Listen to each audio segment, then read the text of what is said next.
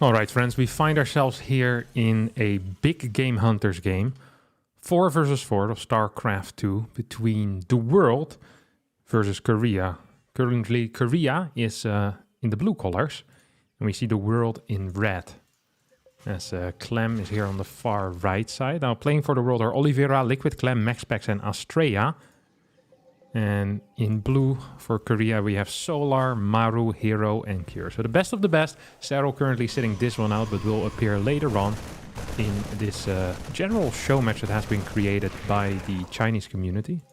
As we have an attack here. Hero attacks Astrea. A couple of Marines showing up as well. Cure stimming in right now. Is this Immortal's gonna get taken out? And I think that Astrea is already in a world of trouble here. At the same time we see MAXPAX just taking out a couple of these reinforcements that MARU was trying to send across. Hero has taken the middle base, or has taken the middle watchtower.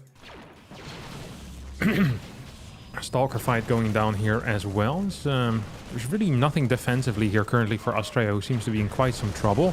CLEM taking out the gateway in the middle right now. Has a tank with his army. And I'm not quite sure what's going to be happening here, but it doesn't look all that great for Team World at the moment. At least I don't think so. At the same time though, MAXPAX coming in with the flank. Lots of Stalkers here going down. I'm going to change the colors here for a second. Solar's being pushed back here by CLEM. So we have Cure trying to help out his mate. Actually, it's easiest if we just keep the team colors. DT is out. Astrea did warp it in. Has a hidden Dark Shrine over here. A bunch of islands as well. MAXPAX, one of the only players currently with an expansion. Solar, the other player with an expansion. So 2 people have expanded. Oliveira, meanwhile, dropping in the main base here of MARU, who's struggling to stay alive. MARU currently lowest supply on his team. At the same time, Astrea lowest supply on his team. Do need to keep in mind that DTs are very powerful. It forces detection out of every single person. There's double scans going down here. I think someone might have requested a scan. And then 2 scans came. CLEM now moving in over here. Hero in a bit of trouble. Has a battery. Can still turn it into a super battery once he gets the energy available for that. Loses a lot of probes though. Hero in a world of trouble, as it looks to me that Team World is dishing out a crap ton of damage. At the same time, Oliveira taking out MARU. MARU is officially dead right now. Solar with a lot of supply, but is also starting to lose a couple of drones here. Has a bunch of roaches out. We see DT Blink starting for Astrea. Supplies across the board for Team World are much closer to one another, but also a little bit lower, or well, the peak is a bit lower. It does feel like the first player that is going to end up dying here will be MARU. Still has a command center alive. And of course, money is easily made on a map with, well, what is it, 15 gold patches and 2 rich Vespine geysers per base. But where are you gonna fly towards, buddy? It's a long way, you know, long way to home, because we see the 3 blue players here on the top side. I think Maru's trying to get there. It's gonna take a little while. CLEM at 89 supply. As we see MAXPAX moving across the map, has Blink on these Stalkers, is not quite controlling them yet. Which is interesting by itself, of course. Same time, CLEM with a drop here. There's a liberation. This can't be reached. Oh, that's so broken. What the heck? That is so busted. There's CLEM and Oliveira here with the defense against Hero and Solar. Solar gonna end up dying. And I think that CLEM... Yep, there we go. Team World wins the big game hunters match. And as a result, I believe Team Korea now needs to send in their first player. Like, they need to review who their first player is going to be, so they can be counterpicked. So this is very important. For the people that are not aware of what is happening, because I haven't explained it yet, there's a massive tournament that has been announced yesterday. Yesterday at, like, during the Kung Fu Cup, where one of the owners of the Chinese team, DKZ, decided that he was pretty bored as it's a Chinese holiday. And he said, hey, can we host something? Can something be done? So he put 10K down and said, host a tournament. And the SE boy community, the ones who got the money, decided, you know what? We'll host a little bit of a World versus Korea tournament. So we have the World consisting of SERRAL, MAXPAX, CLEM, Astrea, and Oliveira, of course. And on the other hand, we have MARU, Cure, Hero, Solar, and there's one more that, of course, I can't remember right now for some reason. Why am I so slow in the head today? I have no clue.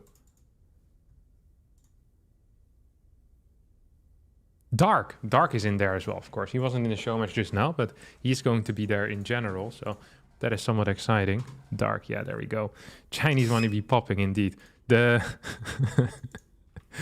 the match is or the cup is called a hastily slapped together $10,000 show team match. That is what it's called. The official name. Fantastic. Rainer sadly couldn't make it, but all the other players are there. So that's exciting. So it's all kill, best of 5. So basically what that means is that players can send in one player and they'll need to play a best of 5. And if you win the best of 5, you stay on. So rather than it just being all best of 1s, we're going to get, well, a crap ton of best of 5 because there's 5 players on each team. I don't think there's an ace. Yes. Is there an ace? I feel like there's a lack of rules here. The rulebook has not been published quite yet. They also changed rules overnight. I freaking love it. A guy just shows up. Why is it called the Cursory Cup on Wikipedia then? I have no clue. The Dick Mouse guy called it, the translator called it the hastily slapped together 10k team match. I don't know why it's called, but it is on Wikipedia. Can't help that. I'm not the guy in charge there.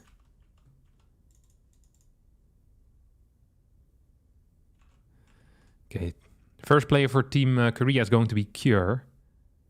And for Team World, we're now waiting for them to send in the player name.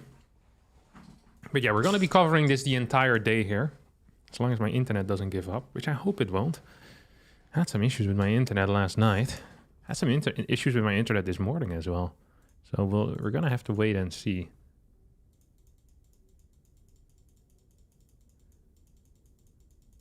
Did they make a mistake and accidentally invite Australia instead of Harstem? Yeah, they saw that there was an A, an R, and an S in the name of Australia. We're like, Harstem. Pretty sure that's how you spell it. So they got the, hit up the wrong guy on Discord, but it's okay. It happens to the best. Wikipedia says the only first place gets the money. Yep. That's correct. It's a winner takes all setup. So the losing team gets 0 and the winning team gets $2,000 per person. Not bad for a couple of hours of work.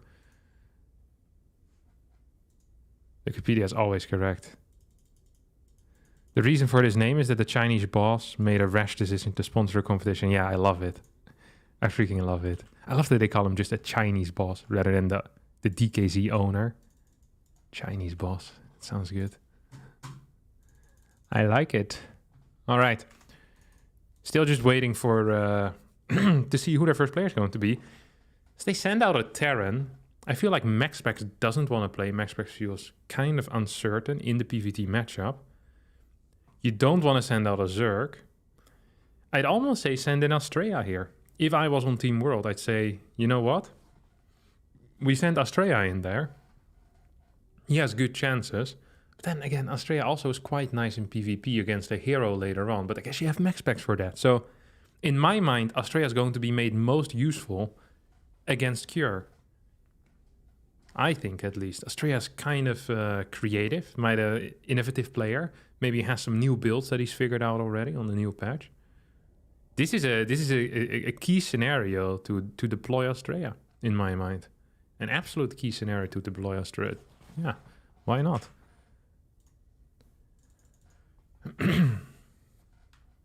They should just send SERRAL and relax until he wins all. Yeah. Yeah. The thing is with sending in SERRAL fast is that's like SERRAL is a big ace, you know? You don't... And I don't think SERRAL right now wants to be playing a whole lot of TVZ. Okay? And the Chinese admin just said that they need to put down a player now. They need to put up a player now, because otherwise they're going to get banned. And the money will automatically go to Team Korea. That would be the fastest money they've ever made. Why are they so slow? Holy crap.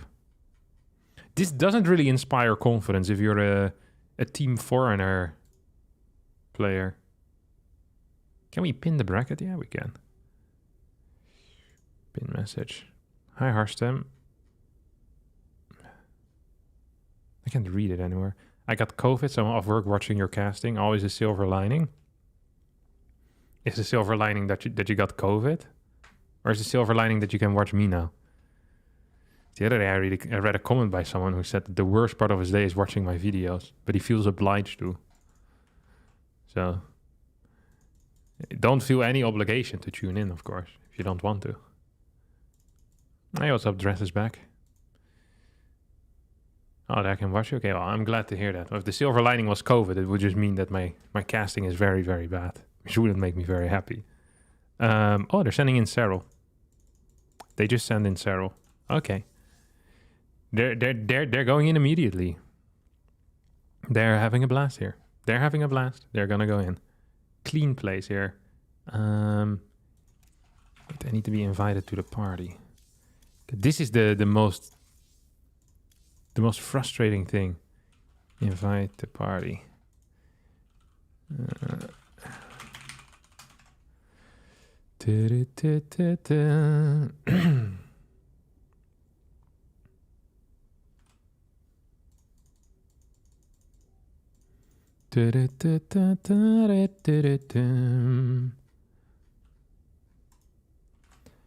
Okay, so SERRAL versus Cured will be the first series.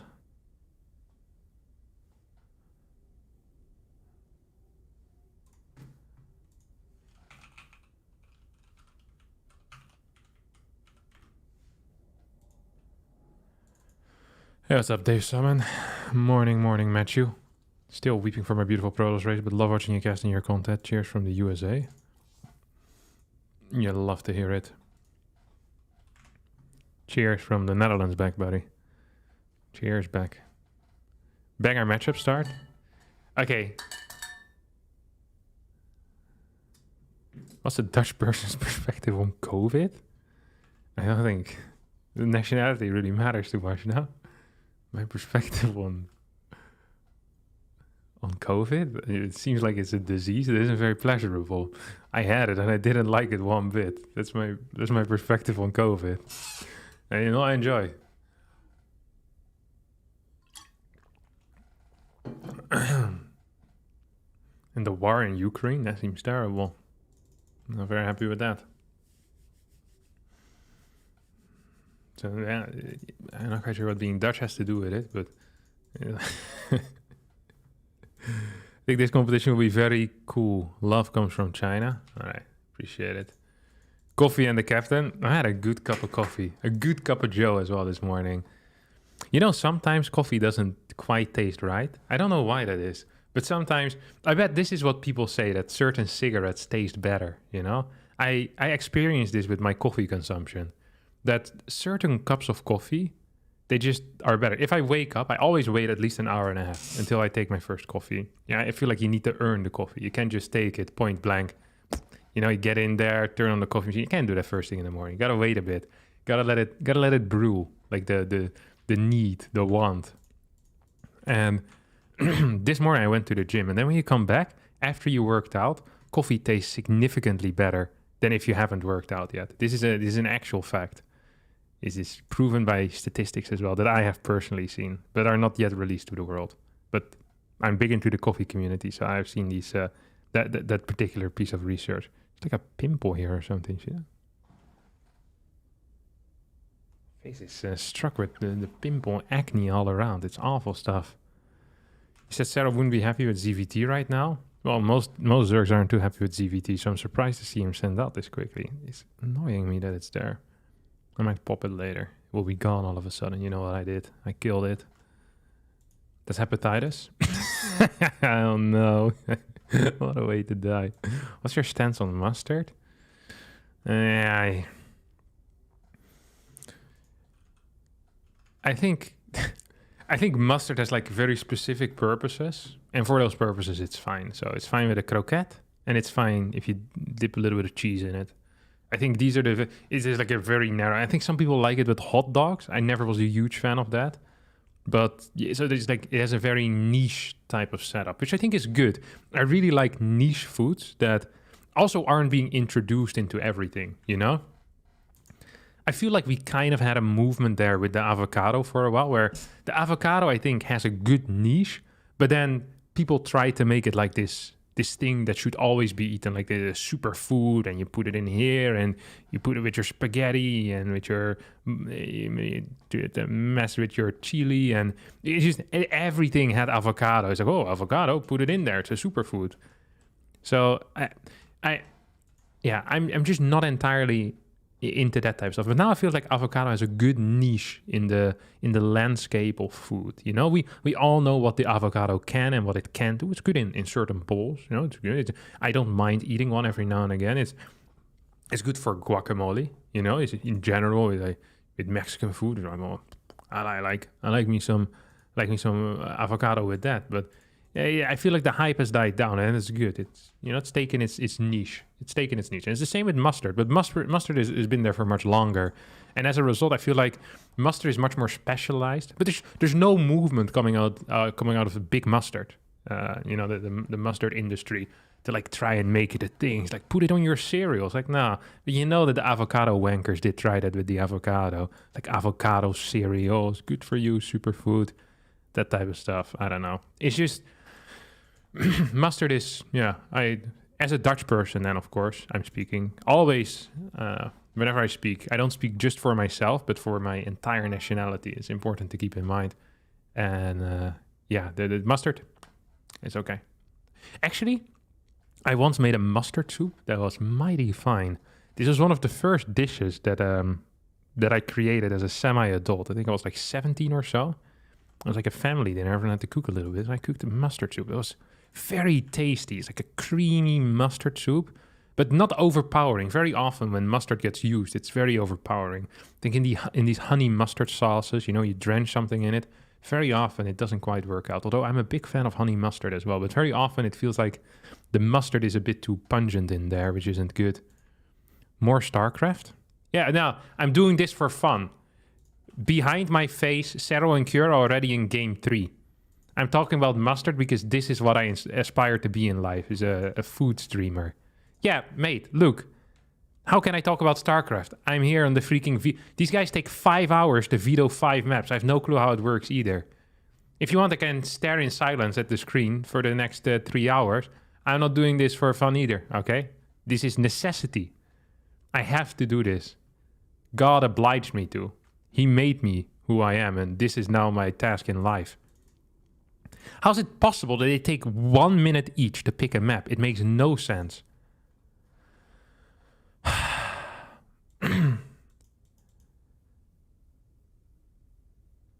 They are researching maps. I have no clue what these guys are doing. You like the honey mustard sauce that used to come with the McNuggets? I can't remember that sauce, actually. And then who calls them McNuggets? Have you been hit in the head recently? They're chicken nuggets, you clown. McNuggets? No one calls them McNuggets. You call them chicken nuggets. Or just nuggets. I've never heard someone call them McNuggets in my entire life. I bet if you Google them or something, McNuggets, that's how they're officially called. But no one really calls them that. Absolutely no shot. Okay, they're finally done vetoing. Now 5 more minutes for hosting the map and then 3 minutes of sitting aimlessly in the lobby. This is just how StarCraft tournaments work, okay? You guys think that when there's like these big breaks and like these offline events, that something big is going on, just the players vetoing for 15 minutes for some reason. It really makes absolutely no sense.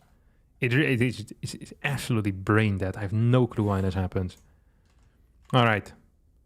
Beating Grandmaster with stupid maps. Choose one stupid characteristic for each new map and abuse it to win. Probably works better while maps are fresh. Huh. I do like the thought of that, actually. Let me write it down. Beating Grandmasters with stupid stuff on the map. I'll need to research map. Oh, I need to do research before this episode. Oh, I hate doing that, mate. I wrote it down, okay? I'll get it. It's pretty common in the US to call them McNuggets. Yeah, that's why the US isn't the superpower that it once was. If they just called them chicken nuggets or nuggies, something like that, I would be okay with it. McNuggets? This is corporatism taking over. The fact that you call it McNuggets when you're among your friends. Like, are you afraid that Ronald McDonald is gonna stab you if you don't call them McNuggets or something? What's wrong with you? Just call them chicken nuggets like a normal person. Regular speech shouldn't have branded content in there. That's what McNuggets are. It's completely messed up. Rainer still on a break? I don't know what Rainer is up to. You need to ask him next time you see him. But he couldn't make it. To be fair, this was a hastily slapped together 10k tournament. So if he already had something planned, then he can make it. If you can't make it, you can't make it.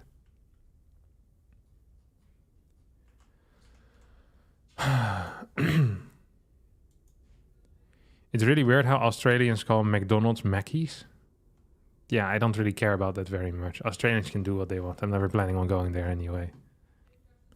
They've been tricking tourists for years now as well, pretending that drop pairs exist. We're still waiting, by the way. Like, the moment the game comes online, I will guarantee you I will straight pop into the game, okay? It's like right away. It's the first thing I do. The moment I hear the countdown, I will tap into the StarCraft screen and I'm gonna get the game going. But until then, like, that's it. Hello, Harstem. Can I ask about this tournament? Will it be held all today or multiple days? It's all today. I will, if you want, I can re-upload it on your channel. Yeah. No, on my channel, not on your channel. You got me there. I wonder if you play this clip in court, if you re-upload it on your channel, if it will stand. Well, he gave me permission. And then he copyright striked me. The prick. Can't believe I just lost my content like that. That's pretty messed up. 5 hours of work down the drain. Unbelievable. Harstem, your hair is getting a little long on the side. Hey, if I want advice on my hair, I'd go to the hairdresser. But as you see, I haven't gone in a while, so I don't want advice on my hair. See, we're in the game. What did I say about me always being ready whenever it's necessary? Ladies and gentlemen, match number 1 here of the Foreigner versus the World tournament hosted. Oh my god, oh my. Sorry. Wait, am I now stuck in some weird spin? What's happening here? No. What do you mean, sorry? Serral wasn't in the camera.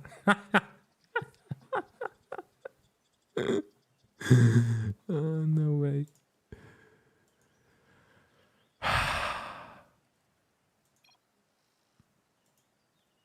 I already joined it. This is... Okay. Yeah, that's a sip of water. I can feel my blood pressure rising. I'm not gonna survive like this, let me tell you that. I'm surprised I don't see any Cyrillic or Spanish in the chat. Yeah, we banned that. Specifically Spanish. Still not over the 80-year war that we fought against the Spanish in the 1500s. Single elimination or best of 3s? Let me one-up you there, brother.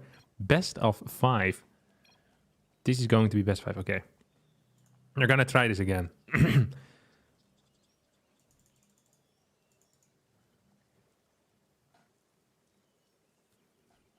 They call them Latinx now. They call people from Spain Latinx. Of course they don't. People from Spain are Spanish.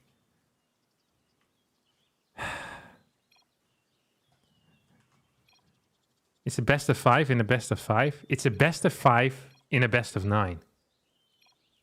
No, in a best of 5. No, it's all kill. Yeah, it's all kill.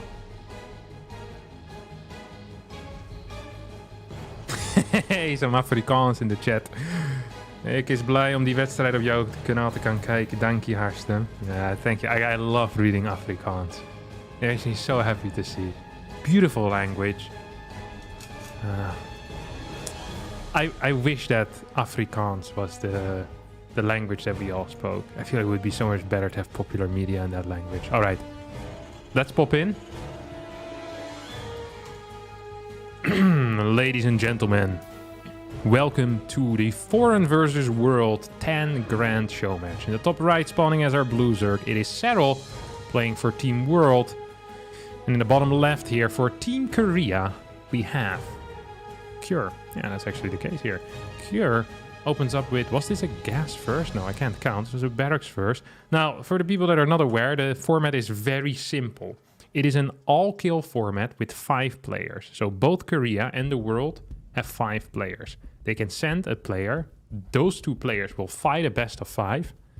The person who wins the best of 5 will stay on. And then the opposing team that lost gets to pick a new player. So it's an all-kill format, but rather than what is usual in all-kill is that it's best of 1, now it's best of 5. So we get an absolute crap ton of games over here, with SERRAL opening up with a hedge first for Team World, and Cure opening up with a very standard opener here in the Terran versus Zerg matchup, as he just gets that low ground expansion. Hasn't scouted quite yet. We're getting ready to see whatever these guys are gonna throw at each other. I'm fairly curious. I haven't seen a whole lot of SERRAL yet on the patch. I've seen 1 game. That is actually it. I've seen 1 game in TVZ, and that was against CLEM on Altitude, which was a sick banger, by the way. Some people would even call it a certified banger, that particular game. Very fun to watch, in which SERRAL eventually was victorious. Reaper now pops in over here. He's gonna start shooting down some links.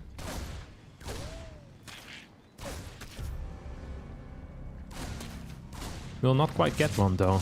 As you see the Reaper just kind of popping about, popping around, having a good old time. Very curious to see what is going to be kicking off here. 3rd CC does go down. We also see the factory right now in production. And this is of course the moment of truth. The moment we have all been waiting for. The moment that we knew was going to come. And has now officially arrived. Cyclones or Hellions. And it's double Cyclone. Double Cyclone start here as... it's going on a trip here with the barracks. He's spotted this Overlord and now pops back in to throw down this tech lab. Triple CC, double Cyclone start. Most likely will follow this up with a couple of cars. I don't think having multiple Cyclones actually does that much for you. Like having 2 is good, but getting 4 doesn't actually bring you that much. Oh my god, look how greedy this is. Cure. You beast of a human being. Double eBay before extra barracks. Double E... Oh, he's actually adding 2 more Cyclones. So 4 Cyclone as an opener. SERRAL right now is skipping... No, he's not skipping speed. It's already done. He has very fast speed. Now, Cyclones out on the map by themselves are kind of scary. Or it's scary to be a Cyclone. It's also scary to be a Zergling, because as an individual you have very little chance of succeeding. But as a group, most likely you are going to succeed. Because if there's 10, 20, let's say 20, 22 links out or so, these Cyclones shouldn't be capable of doing very much. But at the same time, you're still most likely gonna die if you're an individual link, because a lot of links will go down against that. Double upgrades already on the way as Lair does start instantly. And we're gonna have to wait whether it will be a faster fort base, maybe a Roach Warren as a follow-up, or a Baneling Nest. Most of the time when we see this type of Lair rush, I am expecting a Baneling Nest to be thrown down. Yes, there we go. SERRAL here is kind of moving into that Ling Bane style that we're so familiar with from Zergs around the world. This is one of the things that has been weakened in the patch. SERRAL is up in supply massively, by the way, which is normal because production is delayed here for Cure. He's focused very much on the 1-1 upgrades and then the 2-2 upgrades. So now what are these 1-1 upgrades going to be good for? Quite frankly, for nothing. 1-1 upgrades will be useless except for the fact that they allow you to start 2-2 quickly. Because there's not enough infrastructure yet to really have a big burst attack at 1-1. Look, there's 6 Marines out. Starport starts only now, so that is fairly late. And the armory is going down. Look, we just have too many things in production.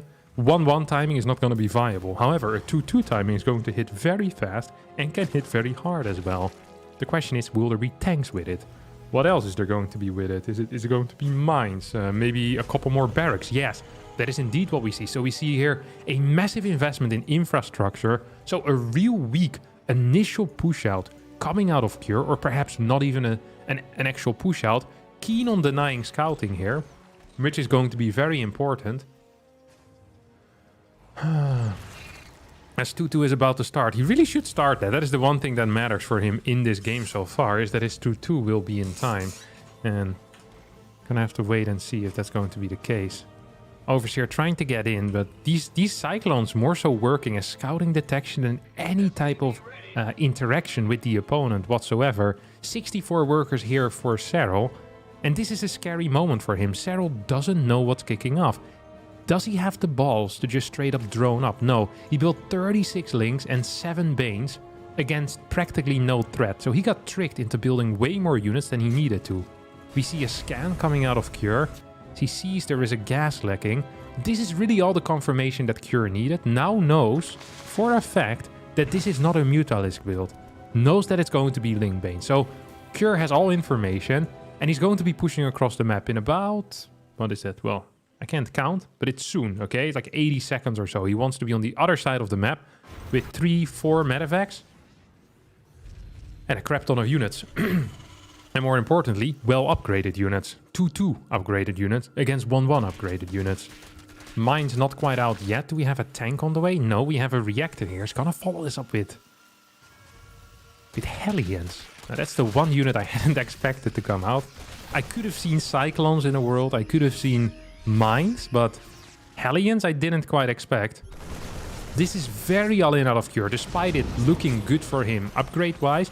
Just because you have good upgrades doesn't mean you're playing a macro game. He's actually playing an upgrade all-in. This is very rare to see. The last time I saw a build similar to this was on Hardwire between Rainer and Hero Marine in the semifinals of Intel Extreme Masters Katowice 2021, in which Rainer eventually won that game, but Hero Marine with a very powerful push.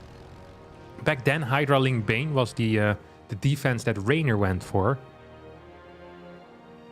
Here we see pure Lingbane coming out of SERRAL, and one of the things you really want to do against Adrax openers is counterattack. Counterattacking is your best friend.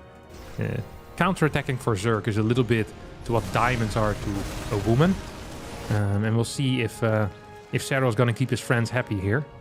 And indeed, here comes the counterattack. It's real important. Ideally, he'd pretend to care about this base and then give it up. It seems like Cure's just pushing up in very aggressively, not giving his opponent any time of day whatsoever. Lots of Marines are on the top side. Cure with a huge supply lead. No, he's going to get hit a couple of times. Loses a bunch of workers as well. So although the supplies look close, there's a lot of army here for Cure still alive. There's no 2-2 on the way for SERRAL. SERRAL not quite having the units to clean this up. Has cleared all of the workers on the other side though. With triple mules can still produce a decent chunk of bio, and that's what I'm afraid of. Baneling Nest is going to get destroyed here. So these, well, 13 Banelings will be the last Banelings that SERRAL gets to make in the next 45 seconds or so. Bane's now moving forward, wanting to connect with Marines. Splits are good. No, splits are phenomenal here. 2-2 Marine Marauder, absolutely blasting through this defense as SERRAL is going to drop the first map here. An absolutely innovative strategy coming out of Cure, who has come prepared. And Team World is down 0-1 in their first best of 5. Whew. That's a banger of a game.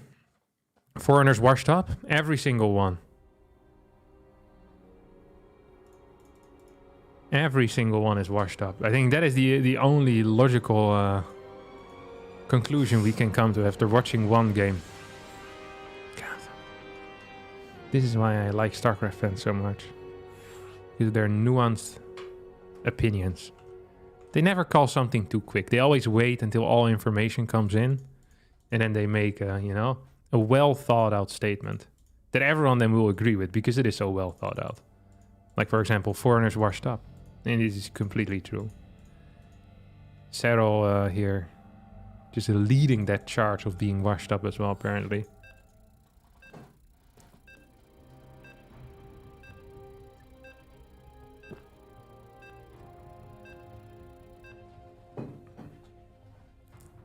Did you get my video?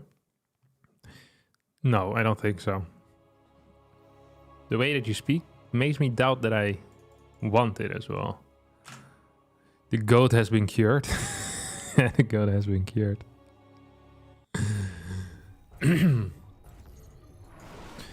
Alrighty, map number 2 here is going to be Golden Aura.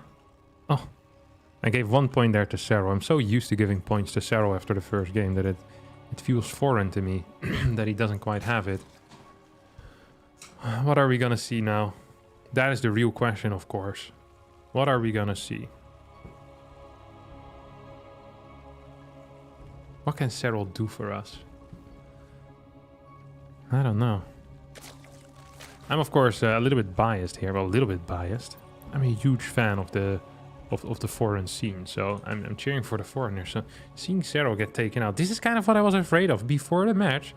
I was talking with people and they were saying, why don't you send in SERRAL first? I'm like, well, to me it feels like that ZVT is the biggest question mark right now in the patch. Like, how hard is it? How many builds have been created? Is that really where you want to put in the guy that is known for being consistent and stable, that hasn't had time to practice yet against the highest level of Terrans? Is that really where you want to risk it all? Or do you just want to have him against Hero in a ZVP matchup where, yes, the banelings have been made a bit worse, but overall the early game hasn't changed. The late game hasn't changed, and if it has changed, it's changed in favor of Zerg most likely. So yeah, I personally thought that Astraea was going to be the superior pick here as the first match. Astraea the weakest player in the foreigner team, in my mind. But very powerful, creative, innovative, and has the ability to take down high-level Terrans. He has shown that again and again and again. He's a smart player. If there's one person that I would want against Cure, I would want that to be Astraea. I would want to keep SERRAL for... Well, for Hero, I'd want to keep SERRAL... I guess you don't want to keep SERRAL for Dark either, because Dark is pretty good in ZVZ against SERRAL, so that is of course a risk. But honestly, at the same time though, if SERRAL now takes out Cure, like, who is Team Korea gonna send in? I don't know. There's so many... It's so hard to make the correct calls. I often just thought about these scenarios back when Nation War still was a thing. And I just... It's very... Like, you can't really make the correct call because you don't know what the result is going to be, right? Sometimes someone has a bad day, sometimes someone has a good day, and sometimes someone says they're comfortable or confident, and then they go 0-3. It's like, well, thanks for the confidence. That was pretty useless, you know? So it's really hard in these team matches. A lot of it does just depend on the results, but I do doubt the decision of sending out SERRAL first. And of course, it's only the first game. Golden Aura, however, seems like a tricky map here to play for Zerg players. Middle part is very open. Yes, that's a given. But at the same time, look at all these chokes here. Little tank spots everywhere. Puff, puff.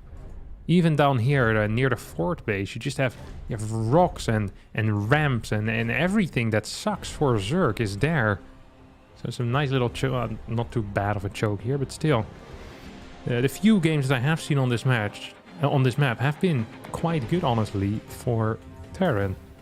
So yeah, I'm surprised to see this. I'm surprised to see this map even making it in. But then again, in a best of 5 out of 9 maps, you can only take out 2 maps per person. And Roodhuset Station, which is the very odd map, I think is completely broken in favor of Terran. So in my mind, that is a good veto. Then whatever SERRAL's second veto was, I'm not quite sure about. I could go back and check that after this game, though. First 2 links making their way across the map, trying to go in for a scout. Get some information, not a whole lot, as the first 2 Cyclones are out. Followed up with a medevac, and this is something I'm expecting to see a whole lot more of. Cure has a lot of builds here. This is just what I was afraid of, is that Cure heard yesterday, it's like, okay, we have a show match.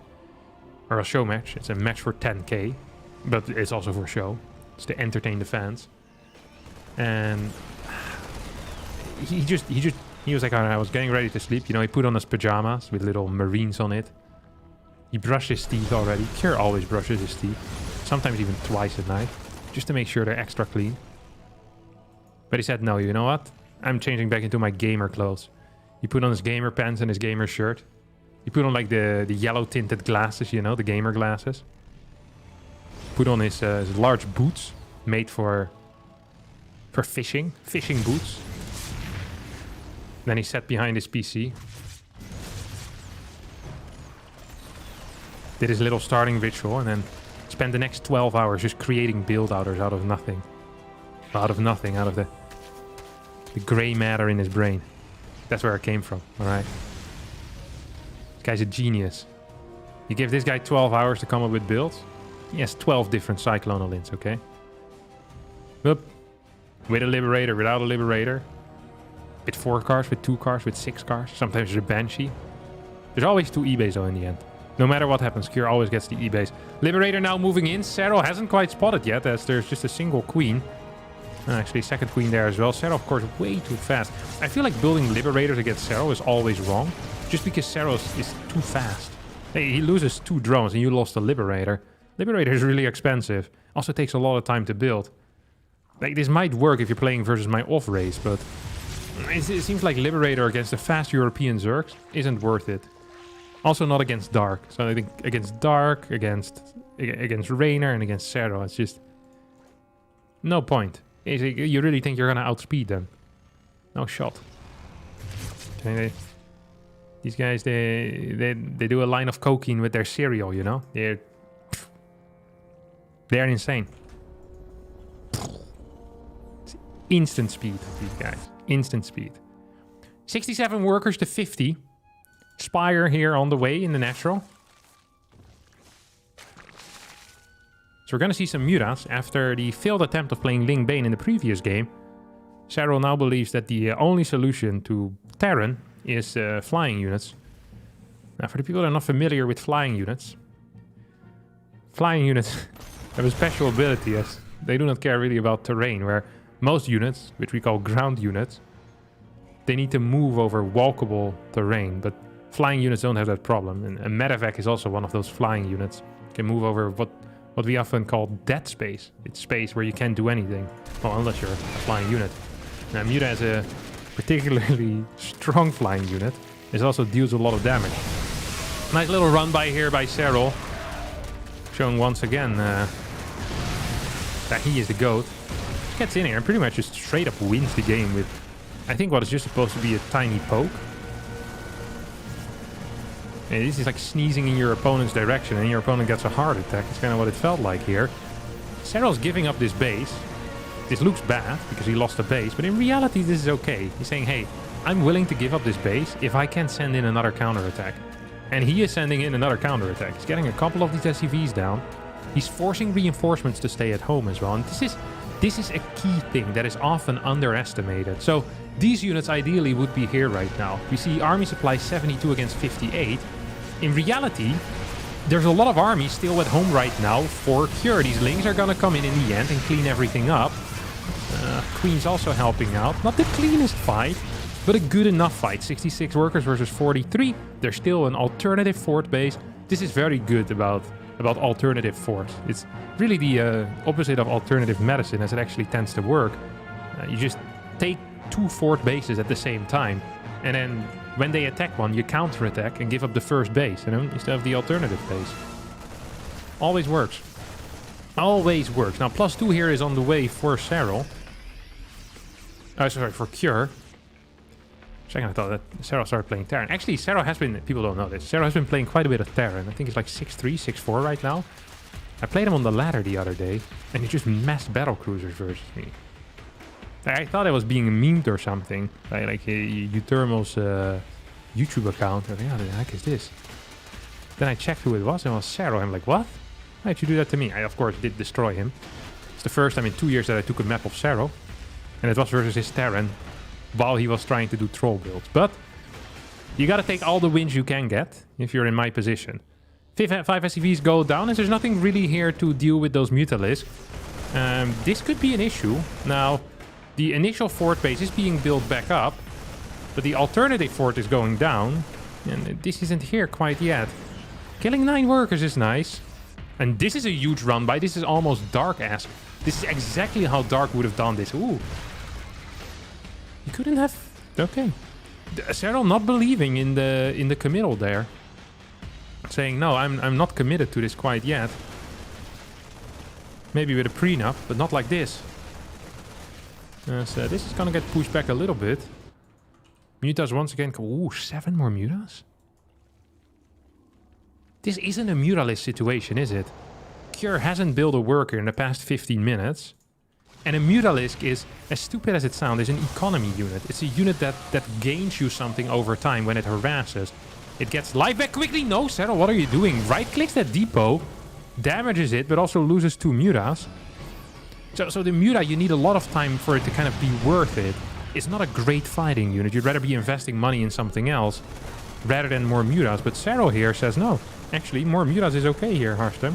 How many World Championships have you won? 0. That's true.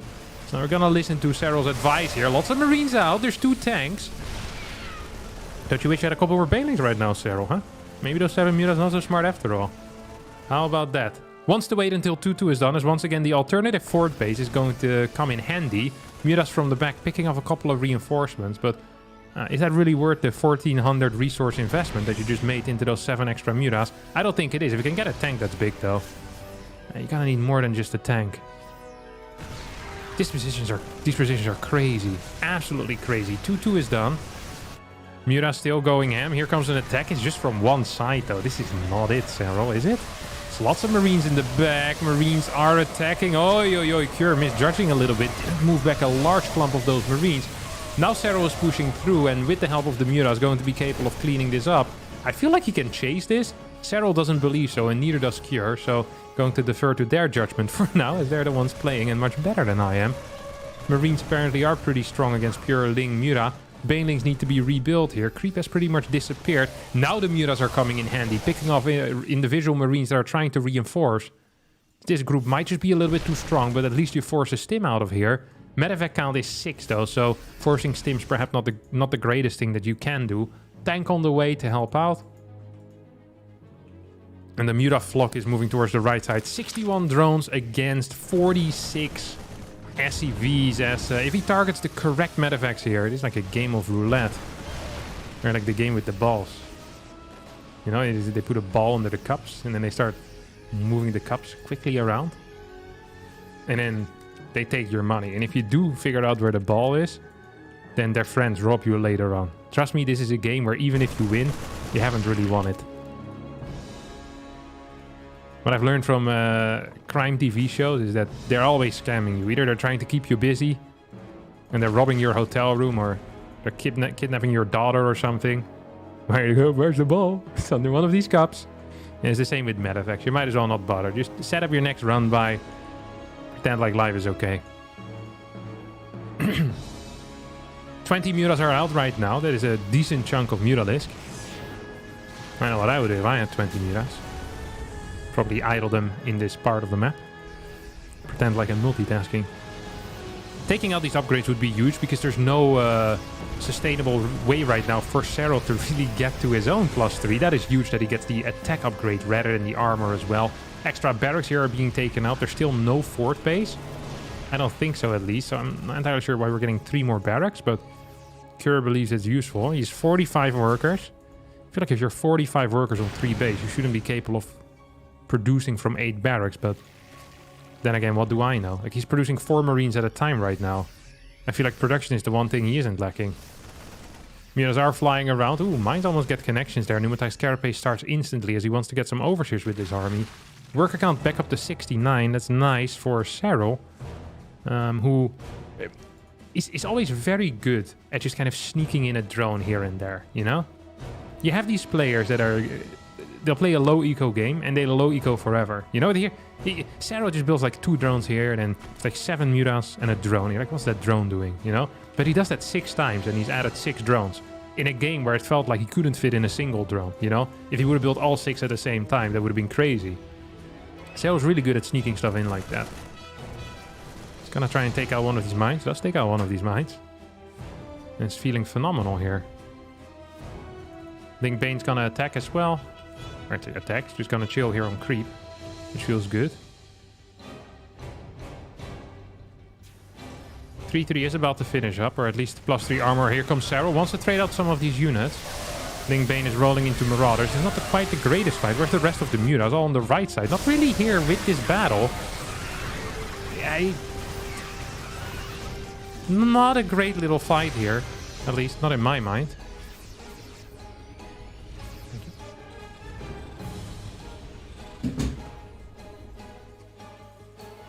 As we have +3 attack coming in. 25 Mutas are out. Still flying around. I'm surprised that those Mutas didn't do anything while the fight was going on. That makes almost no sense here to me. When I say almost no sense, I mean it makes no sense to me. I feel like they're either in the fight or they're harassing.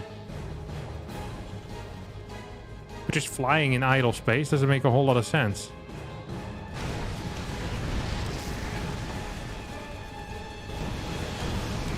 Turrets being taken out one by one. As I think 3 fell so far. It's just going to be hard for Cure to ever take an engagement. So the reality of things here is this. All right? Hear me out. Cure right now is going to max out. SERRAL wants to fight on his opponent's side of the map, so he has the ability to remax. So we're looking here at an army value of, well, more army for SERRAL. But there's also still the bank. Cure needs to get rid of the bank. And the longer this game goes, the bigger the bank is going to be. Now, Cure is going to have more army supply if he maxes out. That is the only advantage he has, though. So here you see SERRAL. He jumps on any opportunity he has, okay? It's like a testosterone-filled 14-year-old over here. He wants to go as fast as he can. Mura's now flying in towards the main base, and we'll try and clear as many reinforcements as possible. That makes this push extremely all-in. Cure's gonna send this back, which seems weird, but also makes some sense. I wouldn't mind seeing like 1 or 2 infestors in here. Would have really helped. But at the same time, it's probably also not very necessary. SERRAL has 40 larvae available. Ultra Cavern is also something that could be built here, but perhaps too late now. Muras are being pushed back. As SERRAL once again sending in all of his Banes this time around. Mine count is too low to really do anything about this at all. So a lot of Banes have fallen, and now the Muras come in, have flown through, I think, one of these mines somewhere. I do believe that SERRAL is doing it, but I feel like we're lacking infestors here. I'm loving this run by. This is brilliant. This is good. This is smart. This is high tier, because this forces Cure's hand even more. I almost feel like that SERRAL is forcing Cure's hand a bit too much. Oh no, that was perfect. Cure forgot the micro there for a second, and he's gonna lose a crap ton of Marines. Army supply is still very close. Cure is in his face though, and that's what's scaring me. Yes, Muras can still come back. Yes, Lynx can still come back, and I guess there's plenty of reinforcements coming in as well, so it shouldn't be much of an issue. Marines are trying to stay alive, and they're doing a pretty decent job at that as well. 102 supply to 199. We still have 7 larvae available. This base, yes, it gets taken out. But even in a base trade scenario, I'm practically favoring SERRAL here. GG gets called as SERRAL ties up the series 1-1 on Golden Aura. A difficult map for Zerg, but a win nonetheless for the young Finn. Whew. That was a nice game. I'm very happy with that.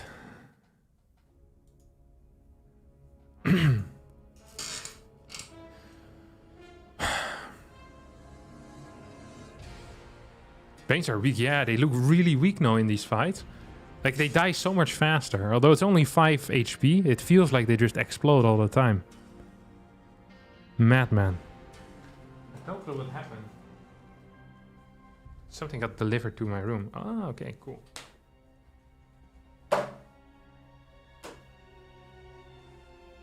Bunch of wallets. Love to see it.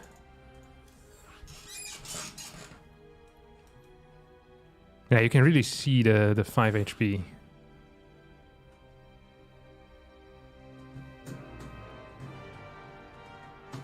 What happened to the Bane? Yeah, I just lost 5 HP. That's what happened to the Bane. Oh, Champs-Élysées. Yeah, I think infestors are very key, and they're so much easier to get in as well. So I'm not quite sure why he didn't just sprinkle 1 or 2 in. It makes pushing forward so much harder. Just... And it's very powerful as well against just medevacs overall, you know? Just Marines, medevacs, all of them die.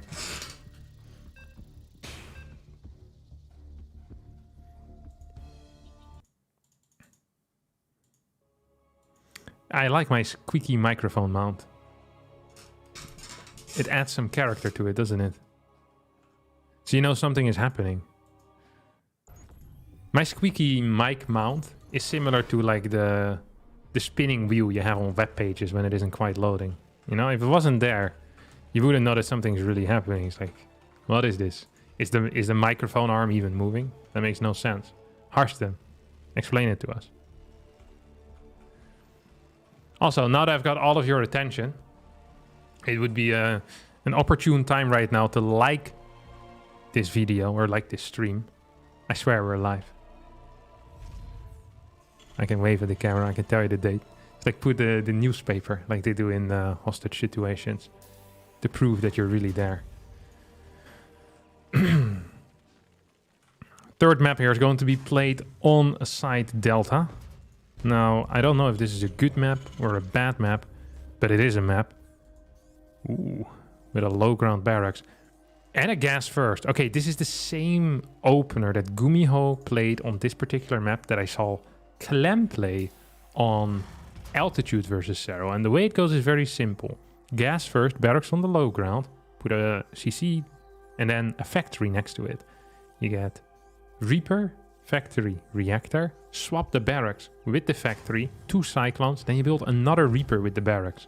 So you have 2 Reapers, 2 Cyclones, and you can really fight Queens in a nasty, nasty way. Then you just keep reinforcing with like 6 Hellions, and then you go into Banshee or something like that. That is a way you can do it. There's many different follow-ups, so I want to see how Cure is going to follow up, but I do believe that the initial thing that you do is going to be the 2 Cyclone, 2 Reaper opener, which is just really cool and very powerful. But we're getting too far ahead of ourselves here. For the people that are wondering as well, the servers that are being played are West, Central, West, Central, West. So Koreans at a one map advantage when it comes to server advantage, especially given that SERRAL is from Finland, which has relatively poor connection to most of the US servers anyway. So yeah, I think it's a significant disadvantage here for SERRAL. And this has been the standard setup that most major online tournaments have been going for, is that 3 server advantages go to the Koreans and 2 for the Europeans. For a long time, it was the other way around. I still believe there should be made a distinction between people in West Europe and like basically the eastern parts of Europe or Central Europe. And also, you know, people that live far further towards the south, maybe it's also worse, depending on how the cables run exactly. But the reality of online plays, of course, is that ping does matter. And the difference of 30-40 ping can be the difference between keeping your unit alive or not keeping your unit alive. So, or keeping your army alive. You know, being capable of retargeting. And all of these things do matter. I always find it a bit weird that we've kind of just accepted the reality that Koreans always get the 1 server advantage now. Of course, I'm biased because I'm a nasty European.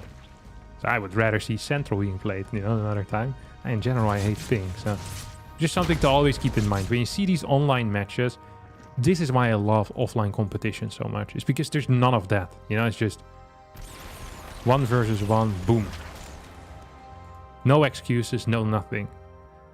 The only thing you can whine about is that you didn't sleep well or you're jet lagged. Yeah, I guess you can. Yeah, you can always whine about that, I guess. CC right now in the main base. So this is a different follow-up than I had expected. It's going to be 2 Cyclone into 2 Hellion. Never build a second Reaper. See, we're just learning new build orders here the entire day. I'm telling you, with Cure, this is kind of what I expected with Cure. You know, yeah, good luck with that, SERRAL. You had 12 links. You wanted to find this. What do you think is going to happen, buddy? You're going to lose every single link that you've ever had in your life. Oh! If he cleans these out, that would be huge. I think he missed the timing. SERRAL not knowing timings, that's a first. Here you can see that he's still new to it, because I think his plan was to clear these 2 Cyclones. And I think he could have with that run by if he was 5-6 seconds faster. Doesn't look like Cure is a little bit afraid right now. He's continuing Cyclone production as well, as he adds 2 more barracks into the mix. Just a really weird setup all around. You know, if you're SERRAL here, you're almost starting to believe that it might be mech.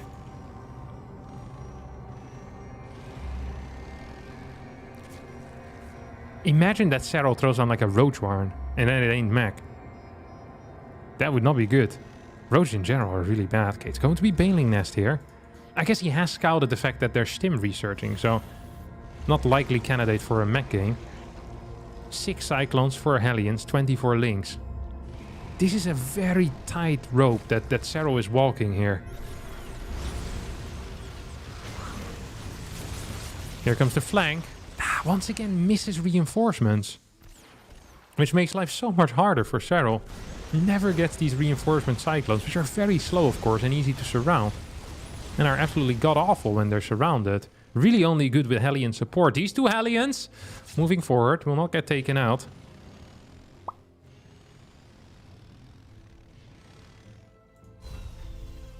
Combat starts right now. The starport is very late. Extra barracks being added in. As always, the double E-base are there. This fort base is toast. Like, this is a nice dream that you have, SERRAL. But some dreams don't come true. And this one definitely won't. Bit unrealistic, boss. Loving the double expand, though. Once again, alternative medicine takes a W here. The homeopathic fort base here will survive. Centrifugal hooks. 40 out of 71.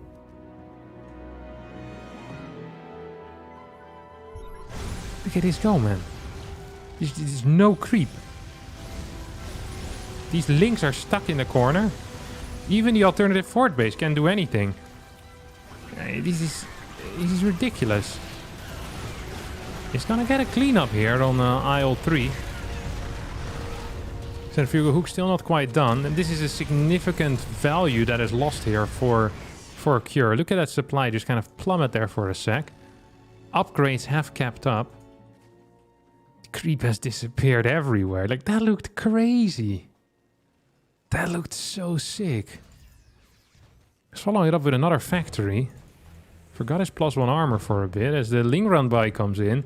SERRAL with a way more aggressive approach to this matchup than we've seen him do in the past. Just constant run bys.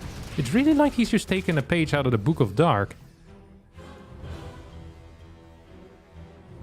Just these constant run bys are putting in so much work over here. And his control, as always, is phenomenal. Near perfect. This base is still alive. 5th base now is being reset up. There's 10 more drones in production. That's a risky round of drones, let me tell you that. Infestation pit on the way as well. Macro hatch in the main base. He's definitely been watching some darkness. He's also floating an insane amount of resources. That is fairly normal pre-Baneling morph, but I don't think you can morph enough Banelings to really empty this bank. Not in the moment. There's also 6 gases. 5 gases, sorry. I thought it was 6. Well, 5 gases is pretty standard. I'd love to just see 2-3 infestors here being built instantly. Start a 2-2 upgrade, start 2-3 infestors and get into Hive. I think this is a very fair way of playing right now. That would make so much sense to me. SERRAL playing the game of his life. There's no fort base on the way quite yet here for Cure. He should be capable of throwing it down, but hasn't. Drop in the main base, he's going to unload. SERRAL perhaps in a bit of trouble.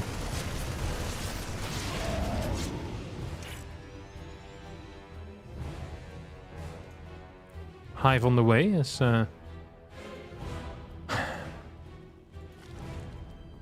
10 more drones as well coming in. We have action all over the map, but it's just minor action, you know? There's nothing big here. Nothing big quite yet. Another run by is being set up here, as SERRAL doesn't want his opponent to ever move on the map, it seems like. Wants to quickly get into Hive, and the question now is going to be, what tech will SERRAL go for? I still don't quite understand the complete lack of infestors here, especially with the given gas bank. It seems like Ultras or Vipers. Linkbane Viper could be a possibility. If SERRAL can just take out Cure like this, that would be sick. Huge W in that case for Team World. Cure, though, being very careful not to overstep. There's a set of boundaries that he won't cross. Oh, SERRAL! Yes, yes. Forgot to look for a sec. And as a result, loses 9 drones. Same time we have Hellbats in this comp. I think these were some Hellions from earlier on. Linkbane rolls in. Can these mines burrow in time? Ooh. One more big hit as 3 mines do end up falling there. This is a good run by. If we can clear this fort base, that would be huge. There's not enough Banes in this army to deal. Well, maybe there is actually. I think there might just be enough Banes in that army. Fort base is not gonna get cancelled. I don't think so. A kill on a base is always bad. These 2 mines will get taken out.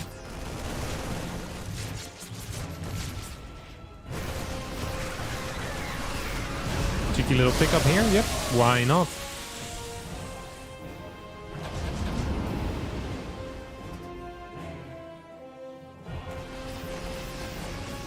Just routing units to the left. We haven't actually seen a real macro game yet.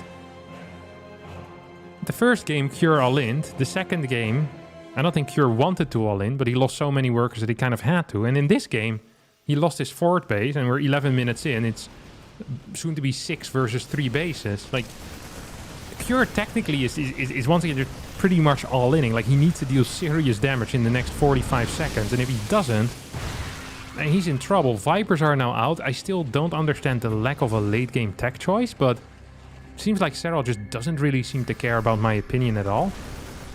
It always hurts me. Maybe these Banes can get a hit. Ooh! Huge friendly fire mine there.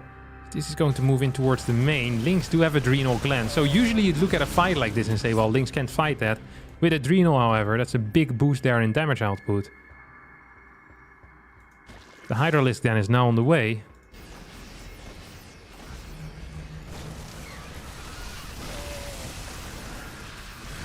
Banelings rolling in. SERRAL is losing quite a bit of supply. At the same time gets a clear here on the top side. Cure also loses some supply. And it's... Look, I'm real happy for you, Cure, that you're getting this... that you're getting this 6 base. Okay? That's real cool. But you're just now starting to saturate your own fort. It's like... Eco-wise, this is not a match. You know, SERRAL is just outmining him left, right, and center. Even resources lost-wise, this is not really a match either. Oh, that mine hit was bad as well. Well, slightly better, but still not quite great. SERRAL always splits off the right amount of Banes, the right amount of Lynx, just blowing up mines, blowing up whatever he wants. And honestly, yeah, A-tier play here coming out of SERRAL. I don't want to say he's the best, but he is very good. Now, I don't hear people talk about this, but I think SERRAL might be one of the best players currently in the world. This is what I personally feel. He's going to push himself in here.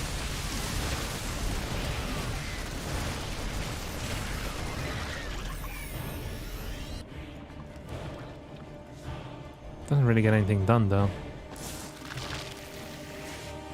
Burrow now on the way. We still don't have any infestors. There's also not a single ghost out. So really both players are lacking something there. The Hydra transition is a little bit confusing for me. I don't necessarily rate the Hydra very much. I rate the Hydra the same way that I rate Mustard. That it has a very small niche. I don't feel like we're currently in that niche though. Like right now we have a pizza, and if you show up with a bottle of mustard while I'm eating my pizza, we're not friends anymore. Now, it might just be for the lurker, that I do appreciate though. These Marauders are going to tank a couple of the Baneling shots. At the same time we have a push here towards the top. SERRAL's just always in position though. It's like multitasking against this guy is no point. He's too fast. Just give up. Yeah, just playing series in general has no point. But when you see this guy show up in the lobby screen, you know you're going to lose. Might as well save all of us some time and just this guy's insane. This guy's mental. He's so fast. He's playing so well. His engages, like the micro, the understanding of the matchup, it is inhuman. Absolutely. Is he getting help from an AI? Is SERRAL perhaps the AI himself? And are humans helping him? There's so many questions. And none of them have been answered quite yet. But my research team is on it. How the hell is Cure doing this, by the way? He's on 4 bases versus 7. Now, I'm not saying that Terran Eco is busted, but if I was a Protoss player against the Terran and I had 4 bases, the Terran had 7, and the Protoss were to win that game or even look like he could possibly win it, Terrans would be whining for the next 5 years. Okay? They'd be referring to that game. Like it would be like their Bible, basically. You know, they'd quote timestamps in it. And at 2511, I remember I was at 9 bases, ghost tech and up 2 upgrades, and yet this Protoss player wouldn't leave. Like, mate, calm down. I'll just start referring back to this game on Site Delta. It's actually relatively close as well. Army supply is fairly close. Overseer is still just chilling in the natural. We're going up to 5 bases versus 7. There's a number that I like more here for Cure. Mines are still not really connecting in a big way. But the Banes are just not hitting either. Like, the Banes are not reaching their target. They're all just dying a bit too soon. Almost as if they've been recently nerfed. We don't have a single lurker out, and SERRAL does rush in right now. He's gonna catch some of these SCVs. Can this planetary survive? Look at these links go, man. No, I think he could have taken that. At the same time, Cure's breaking through. What is this? 55 workers, 121 army supply. Against 80, as the Banelings are not connecting. Now we get what you call it, a parasitic bomb, a blinding cloud. We get all of it. Income still much higher here for SERRAL as he cleans up these tries to clean up these mines. He's not really doing it. Top side is going to get cleaned up. Well, except for a couple of units. Medevac's not with too much energy, so these guys are not going to be useful for quite a while. SERRAL needs time. The question now is Cure gonna give it to him? I don't know. You're asking me, will SERRAL's army grow? I don't know. Ooh, he has lurkers though. 5 lurkers.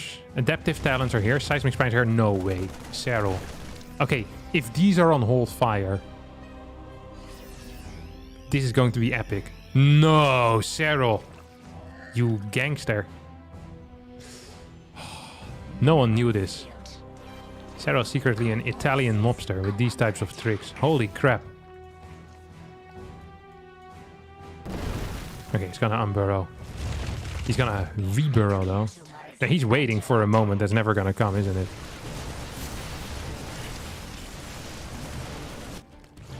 That is something that ain't happening, SERRAL. It's a good attempt though. This is...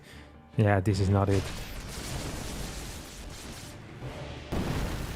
Oh, no. Oh, no.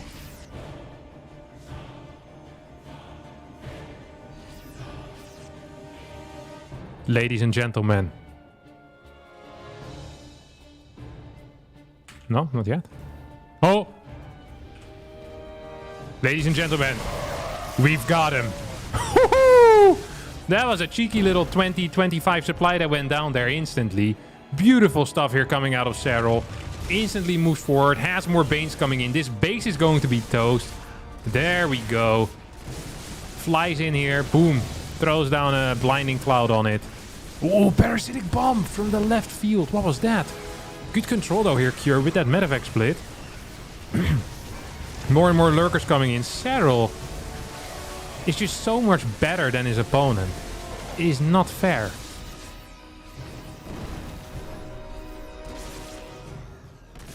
Whoop. Couple of snipes. Big, very big snipes. It's another lurker. Look at this. Oh, he should have hold position again. If he would have done it twice in one game, I feel like they should give him like a special reward. They have like a guy giving you the thumbs up, you know, the guy who put the lurker hold fire button in the game. It's like some developer, some sweaty Blizzard developer. He's probably left at this point during the Great Blizzard Exile. Ooh, there's a random lurker here positioned as well. And you get a congrats, SERRAL, you have the sweaty developer achievement. Use the hold fire lurker button to kill more than 20 supply twice in a row. God, I'd love to see it.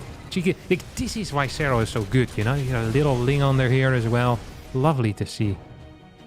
Absolutely lovely to see.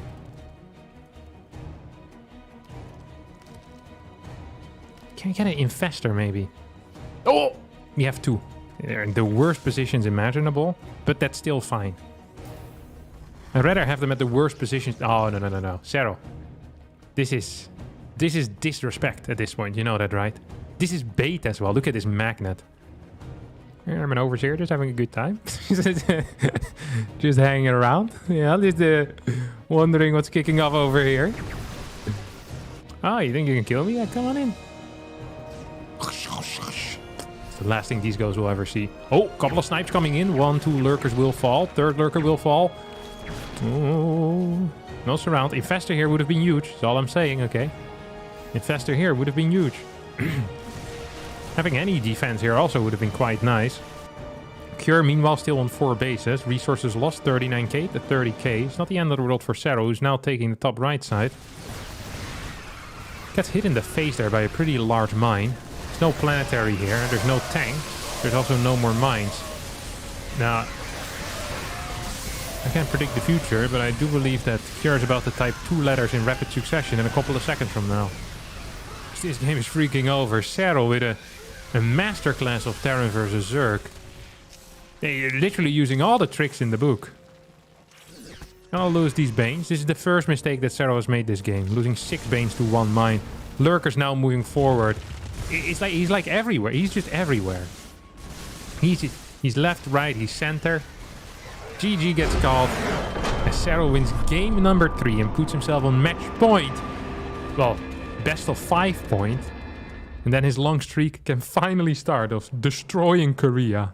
One by one by one. Ba-da-ba-da-ba.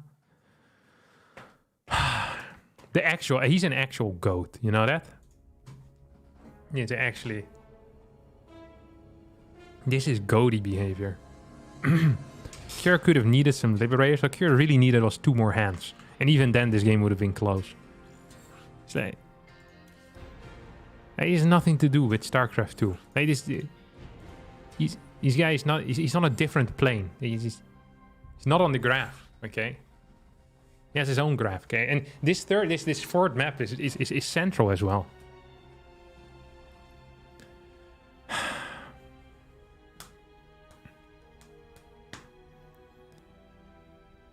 You could use a couple of extra hands. What would you even use those extra hands for, though? The problem is never the amount of hands. It's just that my brain doesn't work. Would I give up 2 IQ to get 2 new hands? I don't think I would. It's probably very weird.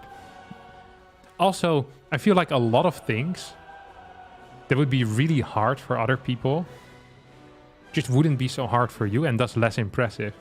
Imagine you're world's greatest piano player, but you have 4 hands. It's like, yeah, I mean, really? Yeah, of course you're going to be better than the others. I mean, you have 4 hands. You can hit more keys at the same time. It's not, you know... It's much more impressive if those hands were invisible.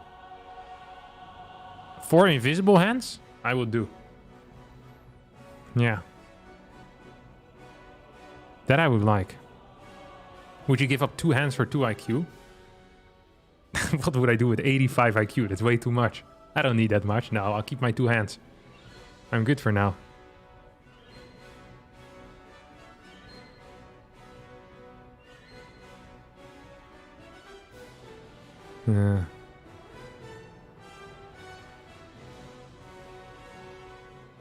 Is that you play Protoss? Serral wouldn't be this good with Protoss either.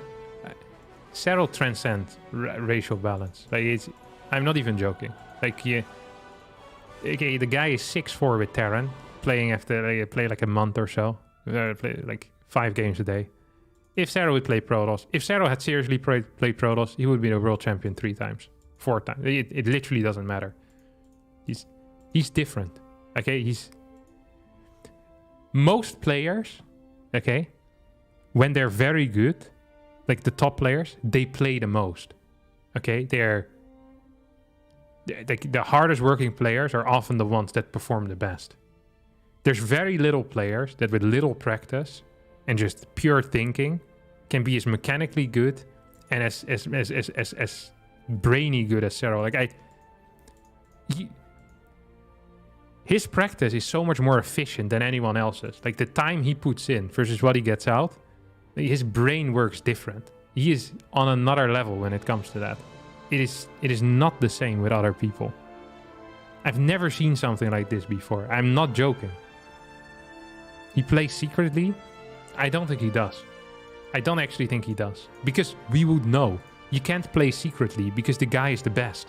So you play against him, like, oh, I got outplayed really hard. Who is this guy on the barcode? Oh, it's Serral. He has 500 APM and has 12 different control groups for 2 links. It's like, well, can only be one.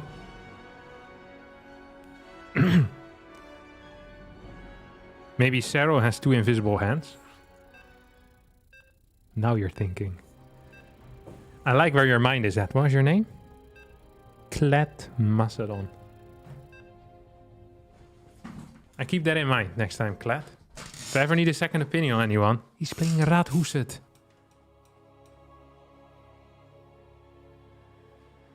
What are some pros that are 6.3k with their main race? I feel like you're calling me out specifically.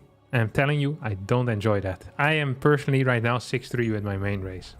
On a good day though, 6.4.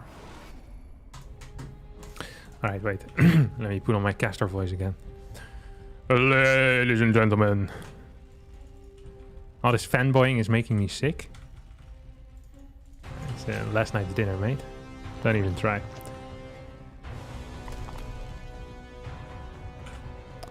Alright, ladies and gentlemen. Game number 4 here. And we're playing the map that I hadn't expected. Radhuset Station. It's a Radhuset Station. It's a station near Stockholm. A metro stop. And the word Radhuset means city hall. At least in Norwegian, but probably also in Swedish. I'm not sure about that. Norwegian people told me that the other day. So it means city hall. I bet it means the same in... But it means the same in Swedish. But yeah, it's a Swedish station. That's what it's based upon. On the Swedish train station. Metro station it is. If this is what Swedish metro stations look like though, then I'm not going to Sweden anytime soon. What the heck is this? This looks dangerous. Are these the bones of a human or is it like dinosaurs roaming around? It's like, what is the dust as well? Like a pyramid over here, the Illuminati. Always wondered where they were residing. Apparently it's at Radhuset station. What the heck is this? You keep your little brother busy with this. Tell him to count the amount of rocks that are here on this map. Hey, it's ridiculous. This is not a real map.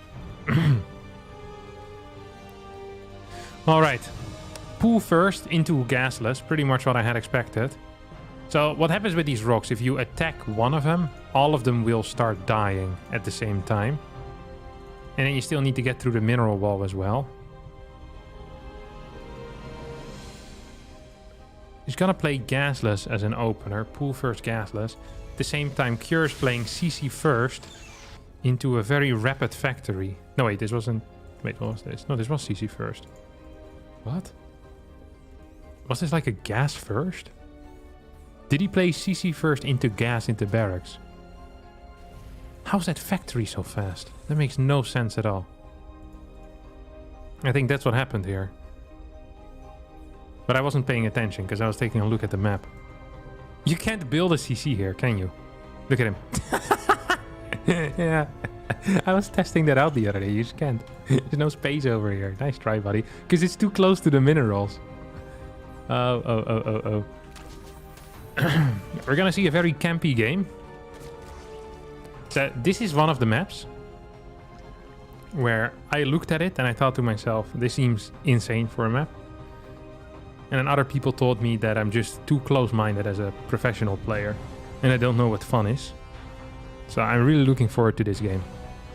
Now, the reason why I didn't really like this map is because I believe the first 7 minutes we're gonna have 2 interactions, perhaps, and that's going to be it. Because there's a single ramp leading to defend 3 bases, and then there's a single attack path, basically. But it will count this as a single choke you can hold. Like 1 tank position there can hold 4 bases. So unless you're going for a very precise all-in timing, like maybe a Nidus or Swarm Host is something I could see. I don't quite understand how this map is going to give us any interactive gameplay. But then again, what do I know about StarCraft 2? I'm just a poor pro gamer. And my story seldom told. I have wandered my resistance for a pocket full of promises. All lies in jest. Till the StarCraft fan hears what he wants to hear and disregards the rest. La la la. 4 overlords at the same time. What the heck is this? Supply block for SERRAL. Gods can bleed after all.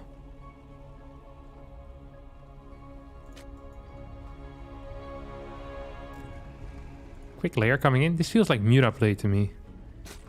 If he actually plays Swarm Host, it's going to be the greatest day of my life if he plays Swarm Host. If he plays Swarm Host Nidus, I take everything back that I said about this map. It will be the greatest thing ever. SERRAL might be in a bit of trouble now. That's a lot of Cyclones. And there's no units, or hardly any. 2 queens go down instantly. 3 queens go down. There's no speed quite yet. That looked pretty scary there for a sec. I ain't gonna lie, that's 3 queens, 5 links for 2 cars. That's what we call a very successful trade. Can you even play Swarm Host Nidus? No shot. It's just going to be Muta. It's the only thing that makes any sense here. Baneling Nest goes down. It's gonna throw down a 4th base as well. Don't you know Nidus it up? If the Spire, right? Surely it's Spire. Yes, sir. Yes, sir. SERRAL can boogie. But only on the Raadhuset station. Meanwhile, we have 3 barracks behind this. SERRAL scouting information consisting of actually quite a bit. Much more than I had expected when I started that sentence.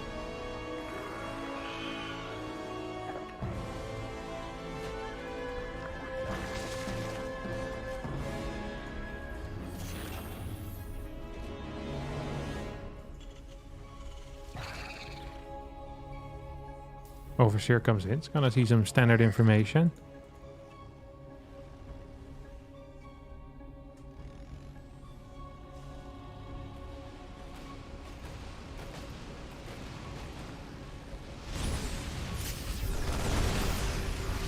Good split on the queens. There's a lot of Cyclones here. It's actually scaring me. I don't think he can stop this, can he? The problem with Cyclones is that they do so well versus queens. It's the only unit that can actually clear a queen. That isn't a tank. But you can actually kind of trade, and I don't think Zergs like it very much. First 7 Mutas are now coming out. Oh, a miscommand there out of SERRAL. Losing a bunch of those links for free. Queen count is up to 9. 11 Mutas now coming out.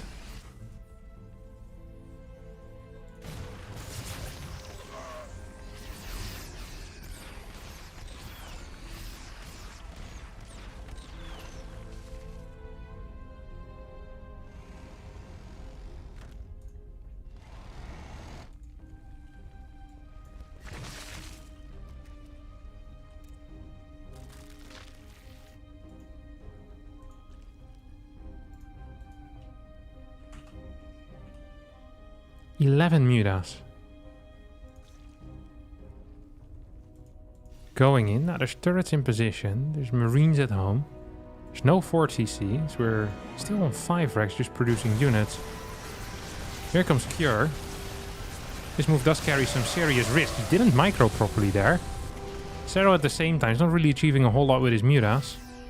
Hey, this base should never be going up. Cure is really dropping the ball in a serious manner here.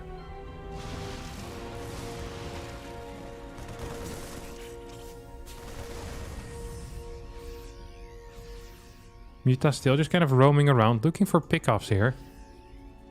First Thor is on the way. Second time that SERRAL has played Muta in this series. Oh, Mutas. Perhaps in the process of being caught here in between a rock and a hard place. Yeah. That's a place you definitely don't want to go. Kind of in limbo. I don't think SERRAL can ever really leave this general area. It's very weird how this works. Because there's so much map control, so much freedom here for Cure. I think all these Mutas are actually dead if Cure plays this properly. I just don't see a way for these Mutas to truly run out, unless they manage to squeeze by right now, which is exactly what they do. Cure could just stim towards the right and take out these Mutas. It's not quite. Yes, way too late with the stim. Poor anticipation coming out of Cure here. Didn't quite understand what was going on. As SERRAL squeezes out, he's still going to lose 1. Oh, he's going to lose all of them if he ain't careful. It's once again just in this weird position. And this is bad trades. He did win a lot of time for himself as he's up to 85 workers. But he needs to start trading at some point. And I'm having a difficult time seeing him trade well against someone that's going to be up 2 upgrades. Because that's what Cure is here. Up 2 upgrades, up 20 army supply. almost no creep spread whatsoever. 21 Banes out. 8 gas and 83 workers are nice, but 2 upgrades and 8 mines are also pretty nice. Hey, let's face facts here. SERRAL is looking to get that gold. The problem for SERRAL is there's no way for him to do any counter damage. Like, he just can't get any units around. It's impossible. So just getting choked out here, and I just don't see a realistic scenario for SERRAL to do something. I just don't understand that. I don't understand what he's supposed to do exactly. This seems like such a hard map. Like, I'm very surprised that this map made it in and he didn't veto this. This seemed to me like the most obvious veto in the world as a Zerg player, but I guess he really wanted to play Muta without Ling. Oh, we'll see. We have a bit of a fight here. Well, a bit of a fight. That is a massive fight. Lots of banings are going down. It looked good for a second, but then you realize that Cure didn't really lose anything.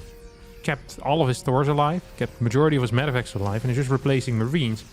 For SERRAL, there was a really bad fight. SERRAL doesn't have a bank left. SERRAL has 0 Banes, well, 17 Banes right now, 8 more on the way. But that's pretty much it. This is as far as it's gonna go. These fights are all off creep. 2-2 is still not done for SERRAL, so these upgrades are heavily in favor of Cure. Oh my god, that was some friendly fire there. If that hadn't happened, I think Cure just walks over and wins the game. That was huge.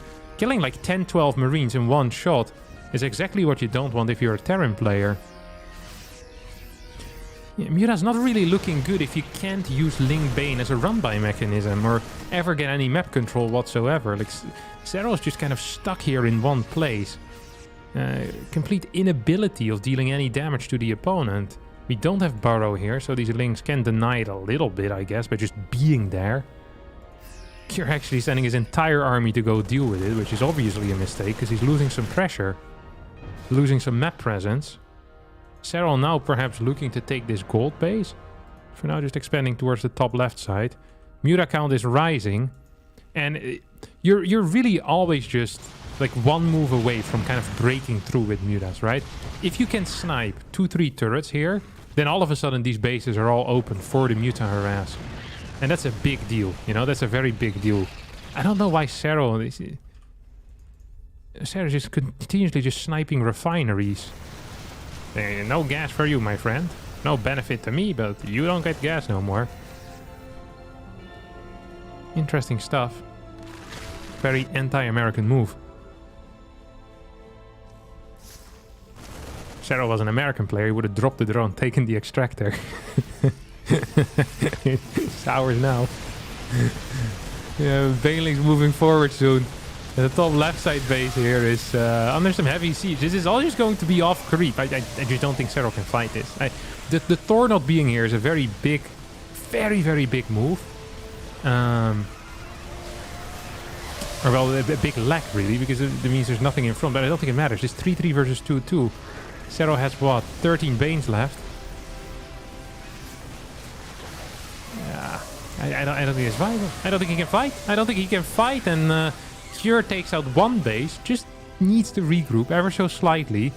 Get a couple more Mutalisks, or sorry, a couple more Medevacs out. He needs to... No, Cure, we need to calm down right now. I think Cure's going too fast. I think Cure might just be going too fast. Look at how empty these Medevacs are. This is a perfect time to actually get that Medevac upgrade to recharge the energy, because this is extremely overstimmed here. Mutas are trying to take out the reinforcements. We just need to relax for a second, okay? Heal up this army, Cure, and then take it from there. That's what you need to do right now, alright?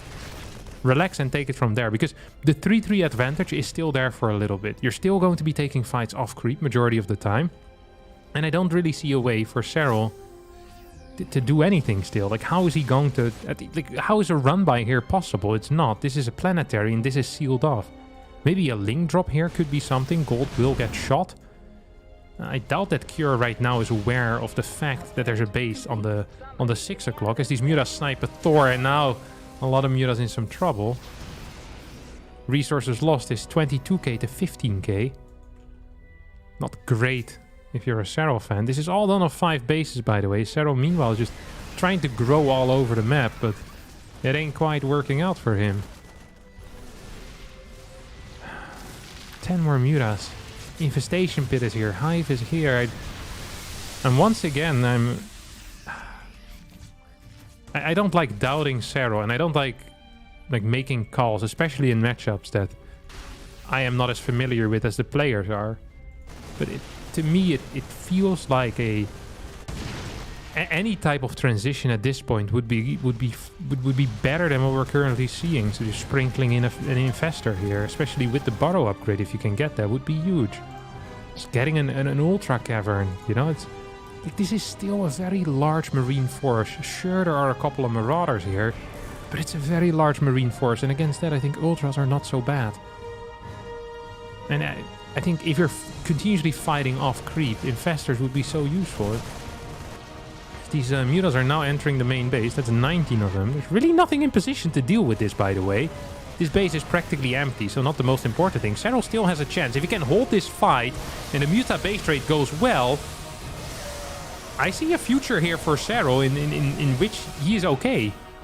Thor comes back home as a couple of these barracks get taken out. 2 so far. I don't think that's quite enough. Marauders here moving in forward. It's being sent in one by one at the moment. The spine crawler is a very ambitious spine, and as a result it dies. That teaches us a valuable lesson about how evil ambition is. That spine was ambitious, okay? He wanted to move forward. He wanted to contribute to society. Keep it safe. What happened to him? Shot by the C-14 Gauss rifles of the Marines. Disgusting stuff. What is this? These guys are sneaky. Yeah, I gotta get found out right now. Caught with the hand in the cookie jar. SERRAL, SERRAL, SERRAL. I thought you were on a diet. That's a whole lot of cookies you got going there, buddy. Sure you want to do that? Cure right now building up a significant bank. As, I mean, 14 Banes on the way. Is it... So far, all of these fights have been off creep with a similar army composition to this. And so far, these fights have been going in Cure's favor. We're now in a situation where Cure has a bigger bank. He's pretty much mirroring the base count of his opponent. And we're still working just with the same army. So the fights will continue going crap for SERRAL. But now there's not even the eco to back it up anymore. Liberator sieging up, and Cure's playing this quite patiently. Banelings exploding on Marauders is not what you want. There's just nothing to explode on, because this is all off creep. These Banelings will never reach their target. GG gets called. SERRAL gets destroyed here on Radhuset Station. Radhuset. And Cure, with a 2-2, ties it up. Wow. Wow. Uh-huh.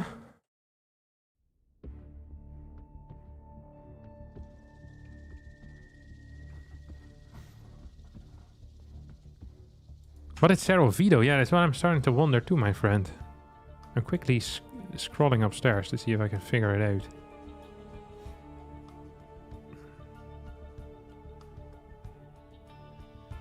He vetoed Oceanborn and Hecate.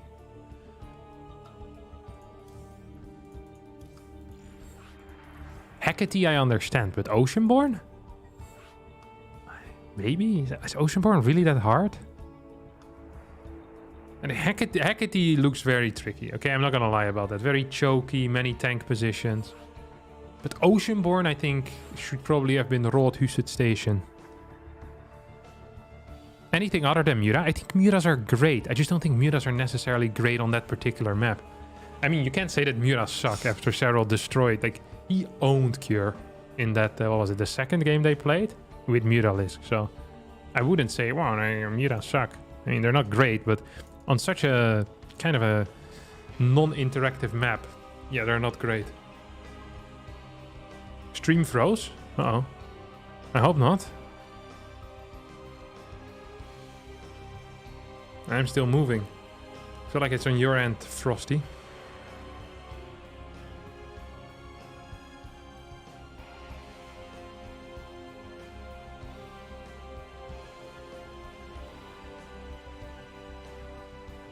Glad to hear it's fine.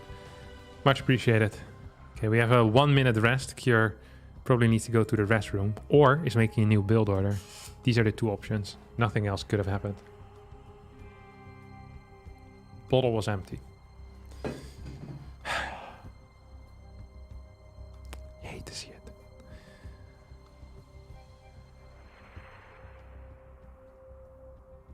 Ay.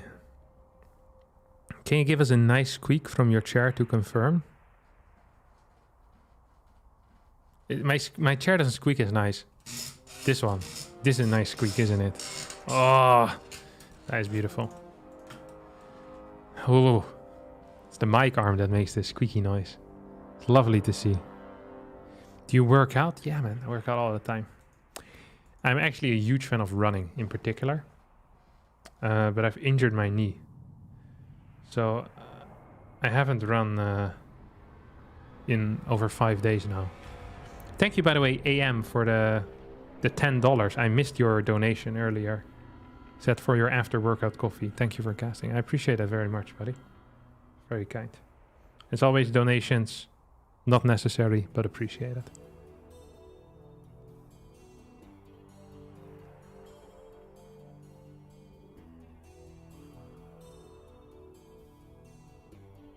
Yeah, knee injuries are the worst. I freaking hate it. I even have trouble walking stairs right now. Yeah, it's painful. It's painful. Yeah, what can you do, you know? I guess you could stretch and warm up properly. Take care of your body, but that all sounds very complicated. And it's not what running is about. Running is about, without a brain, just going fast.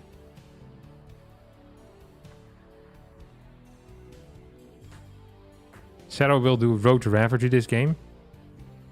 I feel like we should, when people make predictions like this and are very certain about it, there should be a responsibility to be right. And there should be a downside if they're not, you know? I feel like you should really only say something if you're certain of it, if you're making predictions. You know, it needs to be a downside, either in the form of a monetary punishment that I will be kind enough to keep, or just a ban.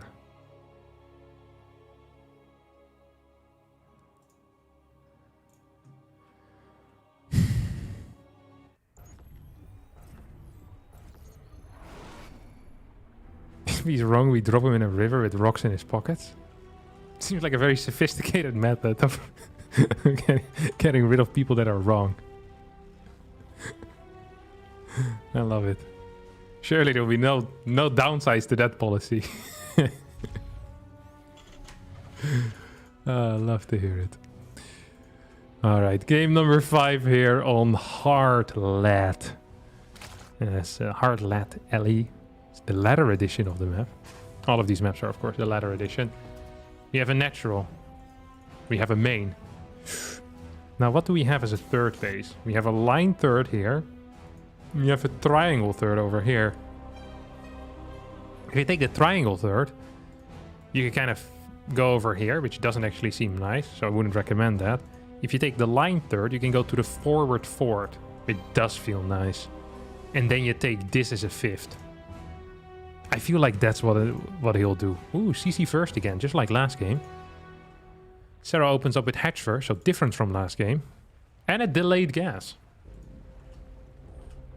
Imagine this actually being Road Ravager. Because it's going to be a very delayed gas here, actually. So a much faster third base. If he's... The moment SERRAL sees the complete lack... Or sorry, the timing on the CC here, I think he's going to be quite happy with himself.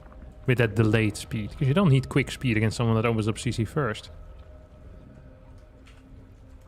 For the people wondering, this tourney is called the Hastily Thrown Together 10k Tournament or something like that. So basically the story is that the owner of Team DKZ, the merger between, what was it, Dragon Phoenix Gaming and Kaisi Gaming, DKZ, he was bored during a Chinese holiday, which is happening right now. So he contacted the organizers of the WTL and said, hey, I have 10k, put on some StarCraft event for me, please. Otherwise, it will be too boring. Needless to say, this guy is rather wealthy. Or he just spent all of his mom's grocery money on this tournament. In which case, we're sorry, mother of Team DKC Elner. But we're still going to be enjoying it, despite feeling a little bit bad that you're going to be having to eat just rice by itself for the next 5 years. Yeah, it is what it is. Alright, what are we seeing here? 2 overlords. Is this going to be the 2-base roach build that he's been playing? This is a very common opener that SERRAL has been using as of late. It's like lair rush, that should see the lair now, and then a roach warren. And then quick glio reconstitution with that, which is the roach speed. And you follow it up with late evo chambers. Meanwhile, we see Cure opening up with a mech build order, so something we haven't quite seen yet in this particular best of 5.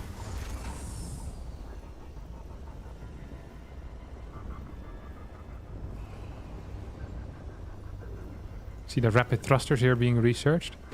So this is the one thing I really like about Cure. He's really keen on denying scouting. Even if his builds aren't necessarily cheesy.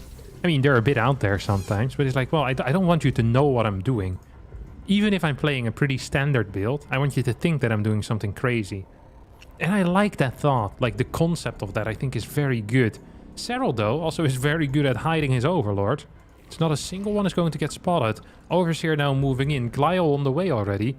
Roach speed is going to hit at a similar time as the rapid thrusters are. And that means, or at least I think that means, that SERRAL is going to be just fine. Actually, in a way, I'm a little bit afraid here for Cure. Cure is really dedicating a lot of resources into this push. It's not just the resources right now, but it's just the fact that there's no third base. That is what's kind of hurting me here, you know? It's like, wait, where's your third base, buddy? Shouldn't you be getting that right now? Oh, it's not Mac. He's playing fake Mac. Oh. That is very cool, actually.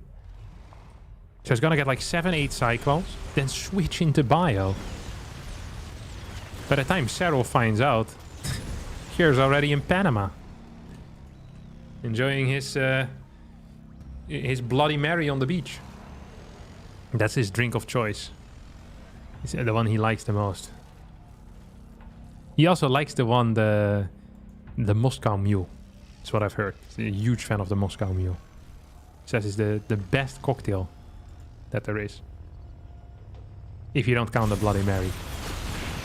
Ooh, these roaches. I'm not sure what they were doing there hiding in the corner, but they've been found out right now, playing a game of hide and seek with their Zergling brothers. It's going to be costly. One Infestor is out on the way. This is it's a weird setup for a game, let me tell you that.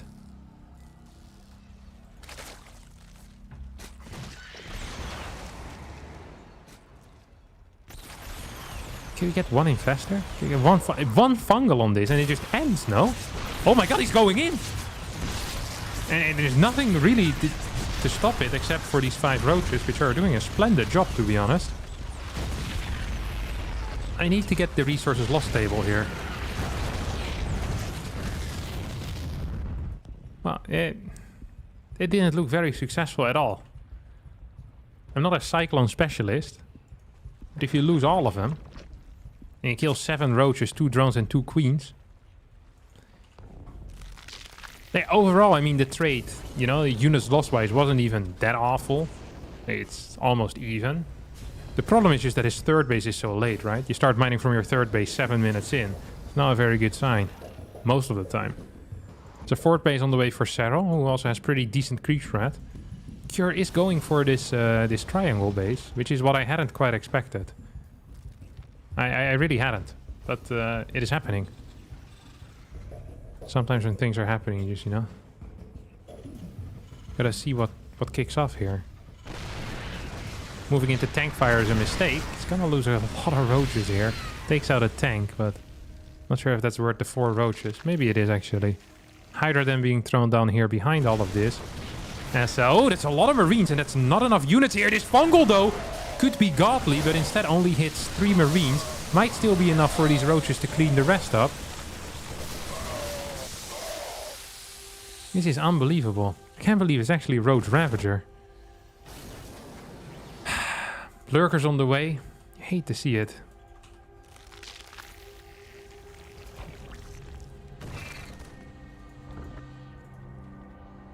Lurker then here in the main base now going up. As 2 of these gases are also coming down. For the base. Now, I don't actually know what to think about all of this. You know that? Yes, Cure's early game wasn't great. But neither was SERRAL's. Like, his early game also kind of seemed to suck.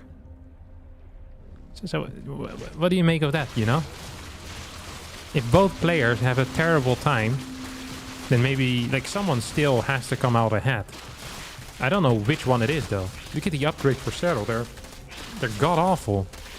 He has 0-0, 8 minutes and 40 seconds in. But he is on Hive already, and I guess has very high supply. But at the same time, there's so many tanks. Like, there's 8 tanks. What is this build? I guess he had 2 factories very quickly. I guess that's why he has so many tanks. So we're just in this really kind of awkward situation in which I don't entirely know what's kicking off. I feel like this should be good for one of the players. And I want to say it's SERRAL. But at the same time, it's the first real late game that we're seeing. And Cure is known to have pretty good late game. Oh, drops. Drops. That is very exciting. 5 of these guys. I forgot the pneumatized carapace. So it's on the way. The Overlord speed, of course. 5-6 seconds away from finishing right now. These rocks are being taken out. Double sensor towers. And 2 Vikings here in the dead space. Yeah, that's Cure. That's Cure in a nutshell, my friends. That is Cure in a nutshell. Look at this. 6 lurkers. 1 roach. Enter the Terran main base. 4 Vikings. Oh, but SERRAL is a genius as well. He sends in 1 Overlord first. The scout. This is the guy that's figuring out what's kicking off. The fact that Cure is here, though, is pretty sick by itself in my mind. That is actually pretty sick. So what is SERRAL gonna do then? You know? Oh, Vikings have now officially pissed off. Wait, where are they? No, they're still there. I'm blind. Never mind. Here we go. Pulls in 1 abduct. Pulls in 1 tank with an abduct. Blinding Cloud kind of misses. This is not a great fight for SERRAL. Kills 2 workers and a refinery.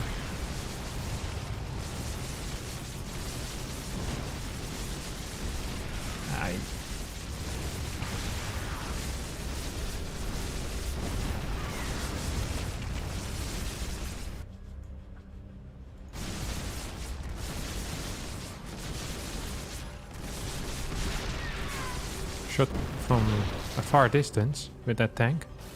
This is an exciting series.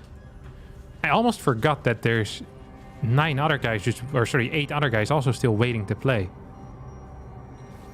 If I was on Team Europe or Team Foreigner, I'd be pooping my pants right now. If SERRAL loses this, you don't have SERRAL anymore. Lurkers, however, are moving in. Fungal has hit. Second Fungal completely misses. Lurkers dishing out a lot of damage. Hydra spreading out. This base needs to be lifted right now.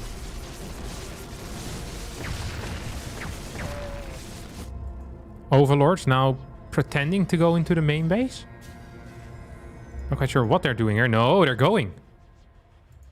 It's just Liberators being rallied here in the dead space. It's a really phenomenal play here by Cure, who also continues expanding behind this. It's not like he's given up on the macro game. This is actually scary. This is actually scary. Mineral field. 1 Overlord's going to be sent in forward. Vikings moving into the dead space. Gonna see nothing so far. SERRAL right now is switching his attention towards the right side. The moment this gets spotted, I think the Vikings will move back there. Yeah, he scans the Vipers, and that's it. He scans the Vipers. Surely the Vikings go there. No, Vikings just stay back. He must have seen the Dropper Lord somehow, some way. Oh, base does go down here. SERRAL takes out a planetary. Loses a lot of supply, though. Where did these Vikings go? Yeah, they F2'd back towards the middle. Cure's planning on attacking right now. Vikings have been spotted by SERRAL. I think so, at least. Oh, here come the lurkers from the left side. Can they burrow? Well, they kind of can. This is a weird position. It's a very odd game in general that we're playing. These lurkers are completely isolated. That means they can just be sniped down over here by these ghosts. That's 5 lurkers down the drain. And that drain is pretty clogged right now, let me tell you that. Big Blinding Cloud hits 2 tanks at the same time. Banelings moving in forward. Melee upgrades aren't quite there yet. I think SERRAL is dying. He's bleeding out. And if you are a Team World fanatic right now, oh, you should cry a little bit. This was a risk that Team World took by losing SERRAL in their first match. It's going to be one hell of a challenge here. It ain't over yet, but it's looking very, very dire right now. The siege up position is solid. These units are fairly damaged though. SERRAL comes in from multiple angles. It's going to get some connections, but one tank still remains in the back. SERRAL cleans something up at least. The problem is Cure isn't on 2 bases here, mining with 24 workers, okay? Cure has serious eco behind this, okay? He's being well funded here. Very well funded. Well, a couple of snipes here on those Hydras will get cancelled by a good attack. These lurkers trying to stay alive. The thing is that SERRAL isn't doing anything to counterattack. The moment Zerg is sitting back and taking hits, they will die. They can't fight like this. The reason why SERRAL is so good is that usually there's always a counterattack. There's always something else happening. But right now there isn't. There's nothing happening. Cure is just relaxing. He's sitting back. And he's loving life. And he should be. Because he's about to take out the best player on Team World. And as I say that, SERRAL does sneak by a couple of links. This is important. Yes, this doesn't look like a huge move. But it's the start of something, okay? It's the start of a freeing of the mind in a way. Kind of... SERRAL right now is in a mental prison where he doesn't believe that he can move out on the map. And he needs to get out of that. Because the moment he can start moving on the map, the moment he can start doing things again, it's going to be much harder for Cure to play. The easiest thing for Cure is to just play out the game with more ghosts, with more tanks moving forward. Cure's gonna give up this position. Cure feels like he might have lost map control and is afraid of a counterattack. Or he's trying to kind of merge these groups together. Lurker made its way across the map. SERRAL has escaped his mental prison. What a gangster.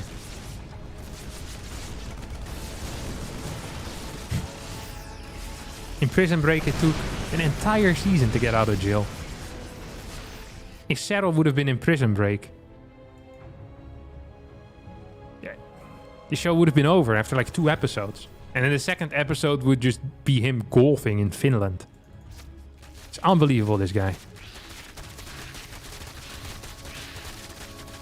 Neural Parasite on the way. Greater Spire, 30% done as well. You're gonna see Broodlords here. Broodlords have gained a speed buff. They're a little bit quicker.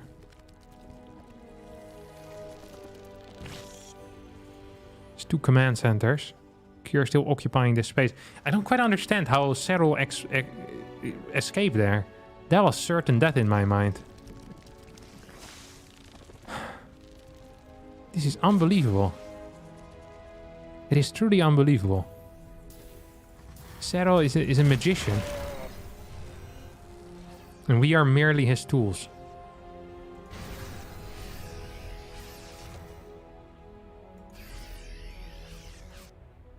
Absolute escape artist. Houdini is stunned. Houdini is the guy that escaped, right? He's good at getting out of stuff like the chains and all that type of stuff. Infestor burrowed underground. And now that SERRAL has stabilized, of course, he's looking quite okay in this game again, because his income was always very good during all of this. That's one thing we shouldn't forget. It just felt like that his army was never going to be big enough to stay alive, but it is. Lurkers are outside of this this dotted line that the sensor tower provides. Nuke going down in the natural. SERRAL sees it. Of course he does. There's only 8 bases. He sees that in 2 seconds. What do you think? Is amateur hour Cure? SERRAL tries to expand to one of Cure's bases. Cure right now wants to really mine 2 bases at the same time. And that's not going to be possible. Oh, look at this. It's the end of these Vikings. Good attempt, Cure. Nice harass. Ghost still alive in the main base. It's going to get cleaned up here, as it decided to stay in the same position as where it sent its nuke from. It's a very high tier play. Hiding in plain sight. I can't believe this is actually working out. Ling run by coming in. Maybe he tries to get a burrow here or something. This is a wild move. What in the world is this? Oh, he's coming in with a fight. Investor with a massive fungal. Gets a connection. That is okay. This base, I think, will stay alive for now. But that was a lot of workers going down. There was quite a few units going down as well. There's 9 ghosts still around. Big plays there being made. As I think the lurker defense did get cleaned up by the ghost. That does explain why this army didn't look so strong. Now, in some way, in some weird way, perhaps SERRAL did Cure a favor here, taking out his workers. Because it's going to force him to get a bigger army.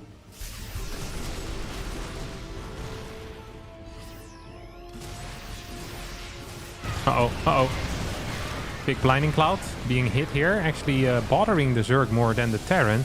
Nuke being landed on the bottom left side base. It's going to be the first time that I'll ever see a nuke be efficient versus SERRAL. Never mind. Of course it won't be. Ah, this Infestor is going to pop out. No, it dies. In the egg. Ay, ay, ay. Poor guy. Hate to see it. So we have Neo Steel armor coming out. This base once again being taken. SERRAL realizes that it's now or never. Like, he has a massive bank. And that's kind of a big deal. But he needs to start trading. And then he needs to put pressure on this top right side base. Or he needs to start mining from this left side base. Because in a split map scenario, he's not going to win. Here comes an attack. SERRAL tries so hard. And he gets pretty darn far with these Banelings. There's not enough tanks in the back. Banelings don't get the connections, though, that they want as they get pulled back to try and retain any type of efficiency on these bad boys. 30k to 39. SERRAL, wave after wave of units throwing it at his opponent. There are 11 ghosts, and now there's 12 corruptors on the way. SERRAL has confidence in a Brute Lord switch. I don't have confidence in a Brute Lord switch. So who's gonna be right here? I feel like SERRAL finally kind of broke his opponent. The setup had been blasted. Tank count is much lower, especially here on the right side. Still have 3 tanks over here. We might have 1 up here, but it feels like this is a real vulnerable position that is out in the open. Cure was at 170 supply, and Brute Lord slowed the game down so much. You know you're not going to get this left side base anymore. It's simply impossible. Scan does miss the Brutes, by the way. That is a big deal. And I think SERRAL right now is... Oh, that's an interesting nuke. Let's take a look at the first person here for SERRAL. It's going through the bases. Did he see it? I don't think he saw it. It's like, wait, where are you, buddy? Oh, he spotted it. What? Oh, he knew. I think he knew all along. Just making us afraid there for a sec. Here comes a scan on these Brutes. Ghosts need to put in some serious work over here. But the fungal boys are around as well. Not a single Thor is out. There's no Vikings. I think this might be a stroke of brilliance. I did not think that this was going to work like it is right now. Tanks here are being stopped. Ling Bane underneath. Fungals aplenty. Without Thors, how do you break this army is the question that I have. I don't see it. Double lips are sieged up over here. Blindings. Good blinding cloud there. Hitting both of these tanks. That means this thing is gonna die. Broodlord Infestor stays near the spores, and this base gets taken out. This is exactly what SERRAL needs to do, but now, of course, Cure can start focusing on that left side. Still has some orbitals he can fly over there. Losing this eco, though. Once again, it's going to make his army bigger. But how big can an army really get before it gets useless? What is this? Yeah, I did not feeling that attack there, buddy. Let me just keep it a $150 with you. It's not an attack that I would endorse. That's a little bit too aggressive there, right there, friend.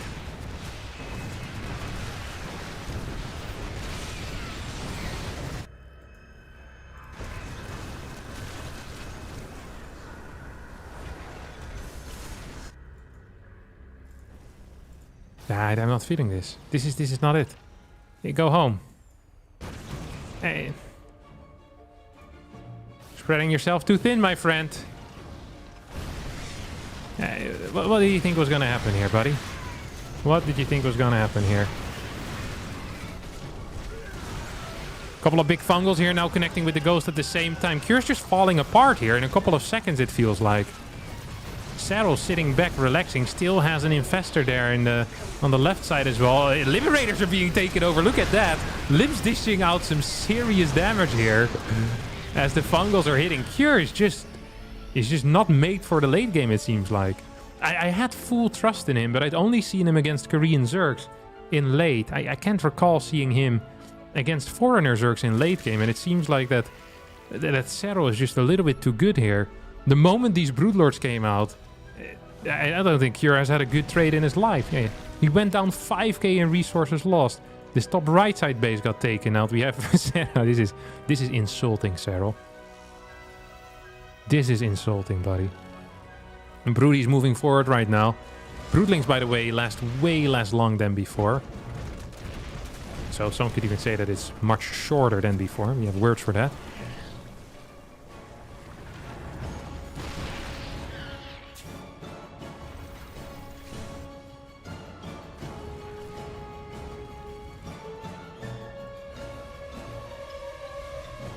$11 brutes popping in. Oh, this guy's on the edge. You see that? He's on the edge. He's lurking for an opportunity. He's waiting to get in there. Take over a Thor or fungal something nasty.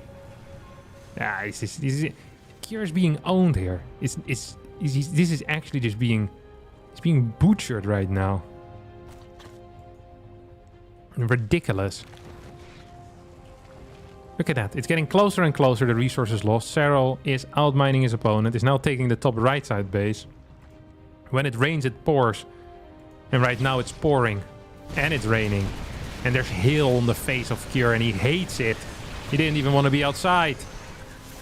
This base in some serious trouble as well as the Hydras come knocking on the door. Brute still on the far right. SERRAL is here, there, and everywhere. Cure doesn't have backup clothes, and they're all wet right now. It's been raining for days. Yeah, the tomato plants are growing nicely, but what use it is? He doesn't even like tomatoes. He's allergic to them. He hates them. Overseer's gonna set up.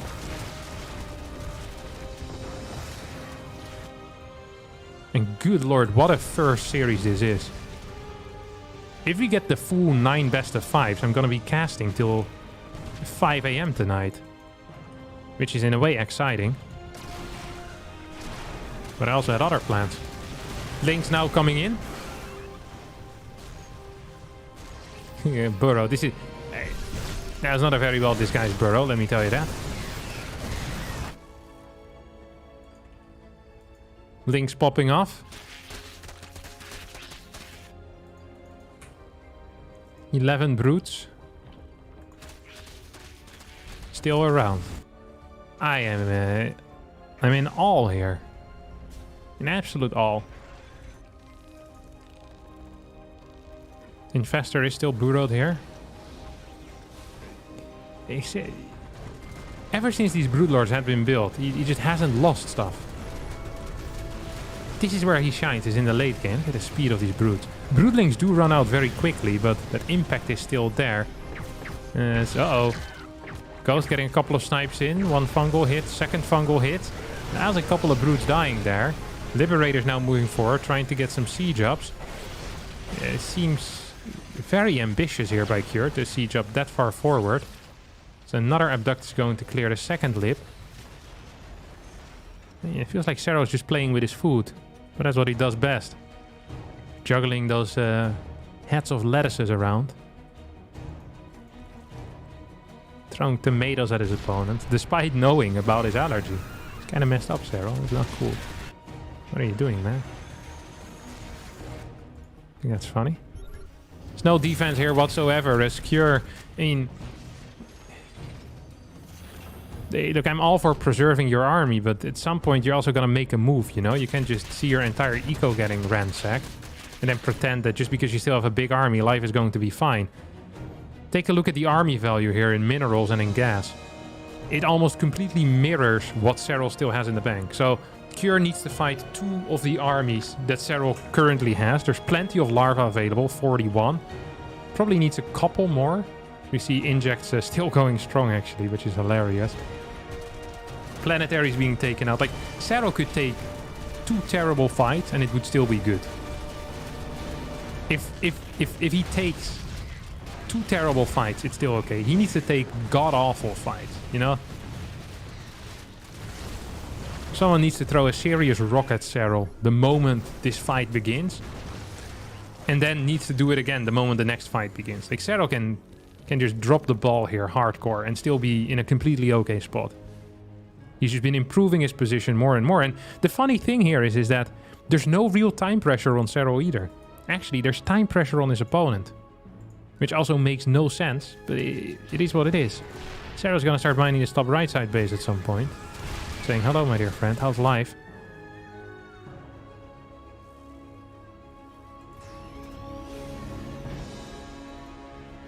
Like, unless an actual miracle happens at this point, I don't understand what Cure's plan is here. Cure's just been praying for the past 5 minutes. That's literally what he's been doing. To different gods as well. Oh, here come the Neurals. That's 1. That's 2, that's 3, and that's 4. That's 3 Tors and 1 Liberator that aren't really helping the case here. Brutes have pretty much disappeared. Banelings rolling into Hellbats as well as into Ghost. Was this a god-awful fight for SERRAL? Not god-awful, but it was pretty darn bad. I think he went down 5k in resources lost here, but it simply doesn't matter. We have 16 more Hydras, 82 more Lings on the way. There's still 8 Infestors and 2 Lurkers out as well. SERRAL practically maxed out again at an instant. Is going to morph a couple of these Banes. Thors are very low in health. Do these Infestors? Okay, there's 1 Neural available, or perhaps 2 Fungals, depending on what you want. SERRAL, you can do whatever you like. Yeah. Stacks on deck. These Thors are now going to get sniped over here. The massive Unburrow, and SERRAL takes the first series here. Woo, in this massive team battle. Europe versus Korea. And once again, well, not Europe. Europe, Australia, and Oliveira. So far it's Finland that's carrying the torch for the foreigners worldwide. Fantastic show here by SERRAL. Better than anything I have ever performed. It's beautiful to see. I'm telling you guys, one day this SERRAL guy is going to be a world champion. One day. Thank you, by the way, Ed Rubin for the $5, who said, instead of completely nerfing Banes, they could have split their speed/HP upgrades. Banes don't seem as useful. That's not a bad suggestion. And Marilyn Ool gave me €2 and said, yo, Harstem, nice that you're live again. TY, TY, TY, TY. Yeah, I'm happy I'm live again as well. Good lord, what a game, huh? Fantastic stuff here, my friends. Fantastic.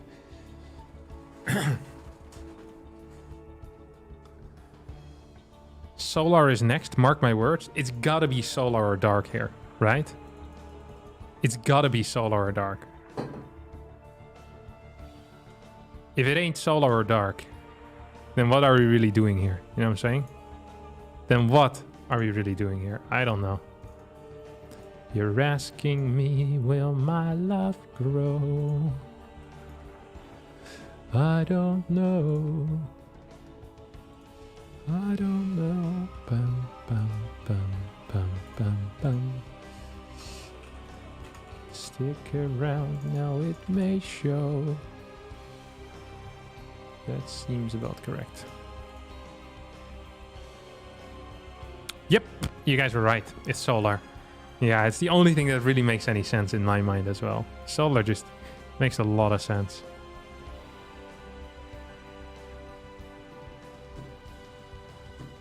Okay, I'll have a quick advertisement break. I'll fill my water bottle up. I'm very thirsty. Who's your favorite Beatle? Well, it's not even close. It's George Harrison, of course.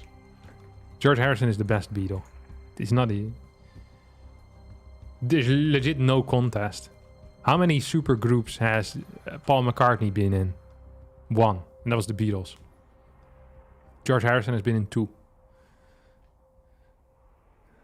So yeah. Just count super groups and then you know already. Brainwash to think of water when he's thirsty. Amazing. Oh, Wings is a super group? Piss off. How is that a super group?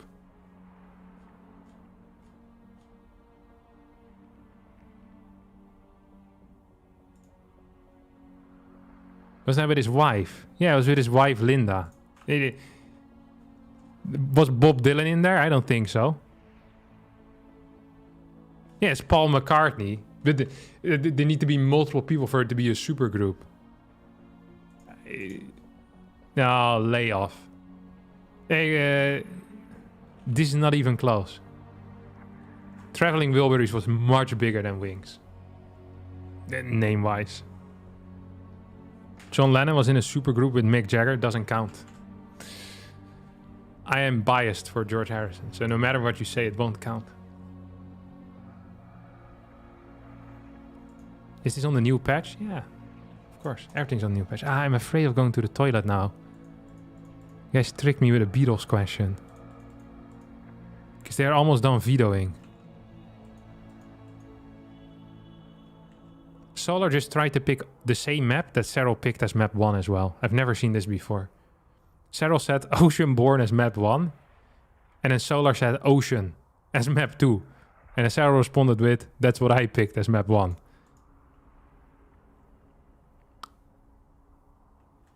These very odd interactions. I feel like SERRAL's already in his head. Like, this is 2-0.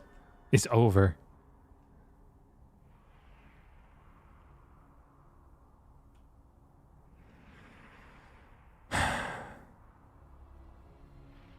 Can you put all the picks in chat? 1 is Oceanborn, 2 is Solaris.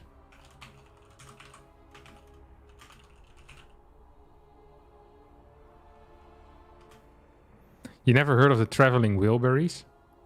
Well, in a way, that makes you the happiest person here in this chat.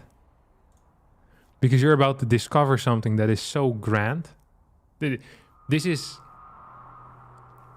like that you don't know that beer exists, for example. You're like talking to people about water. That's the greatest thing ever. I love water. Yeah, I like water. But beer. You discover it one day. It's the same here, okay? This is actually more life-changing in my mind. I envy you. This is like not having watched The Wire yet. And you get to watch it with fresh eyes. Pfft. People that haven't watched The Wire yet, I'm very jealous of. Very, very jealous. 3 is Heartlet. 4 is Hecate. I think. Oh. No, wait. I'm wrong.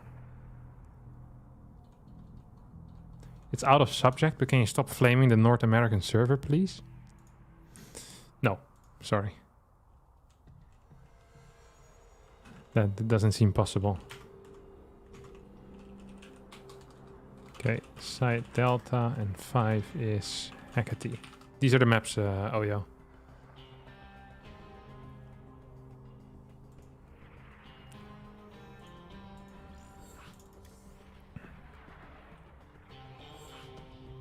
Is The Wire worth the watch? Yeah, it's worth the watch. It's hilarious. That show is so good. Like, legit very good.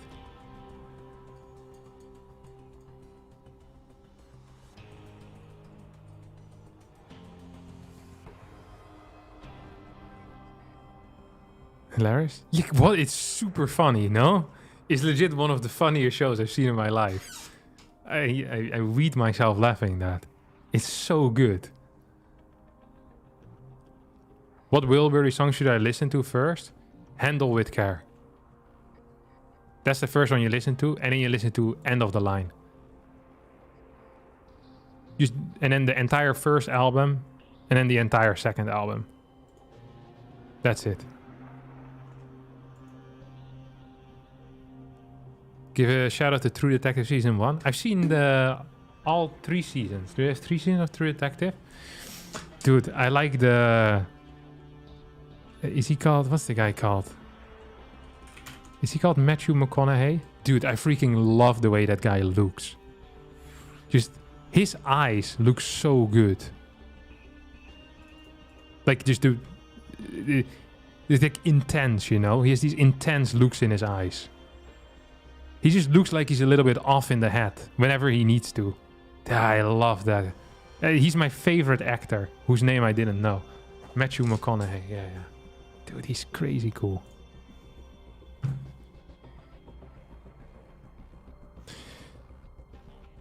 Buy a pro gamer's bucket for times like this? Okay, wait. Actually, we need to go to the restroom. I need to fill my bottle.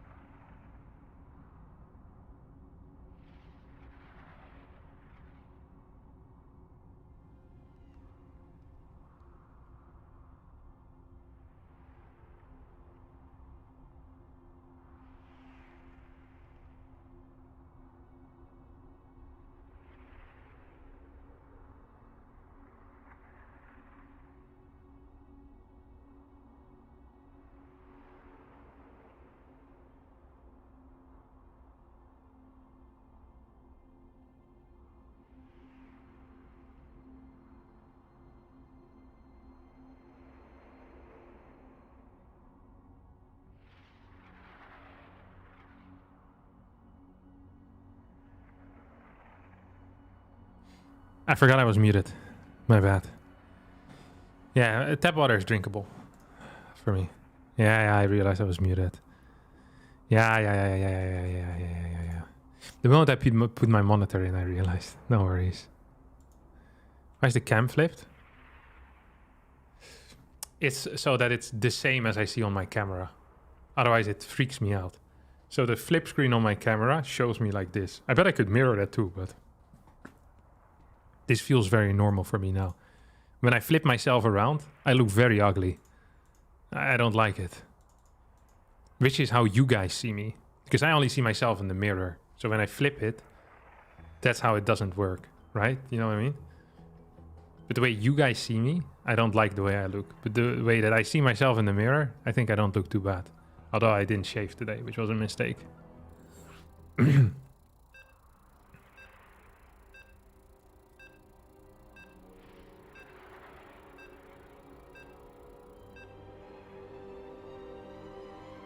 You look the same in real life?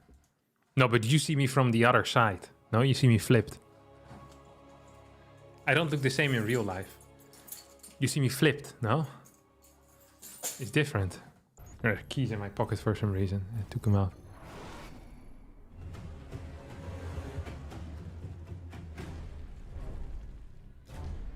Okay. Let's go.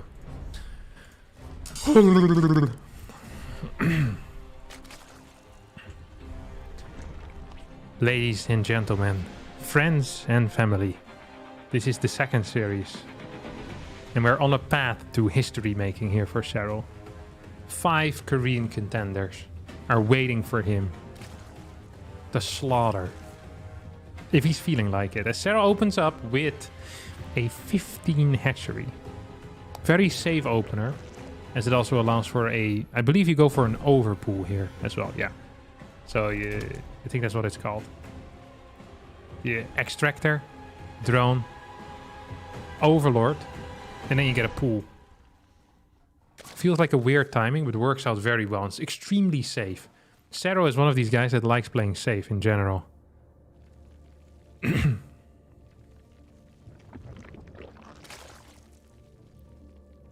Personally, I would love for SERRAL to just kind of destroy everything. It's very relaxing as well when SERRAL is playing and you're in the, you know, you're... Imagine being MAXPAX or CLEM or Australia here. Just kind of relax. You're chilling, you know. You're chilling. You're absolutely chilling. You're having a good old time. You're feeling good about yourself. Nothing to do. Don't forget that each player, if they do end up winning, gets 2 grand. However, if your team ends up losing, you get 0. I feel like these types of tournaments are fantastic. I just like the thought of having no money or having quite a bit of it. There's something beautiful about it. I remember there was this Intel Extreme Masters Katowice in which the first prize was 100 grand and the second prize was 0. Simpler times, my friends. Simpler times. Do you want a co-cast for the ZVZ? Of course I want a co-cast for the ZVZ. What a question. Are you in the lobby? Get in here, son. Hello. Hello. Can you see the game or no? Do you don't use the live feed? Are you in game? No, I don't use the live feed. Okay. Then you need to use Discord, otherwise I will be a little bit behind. 1 sec.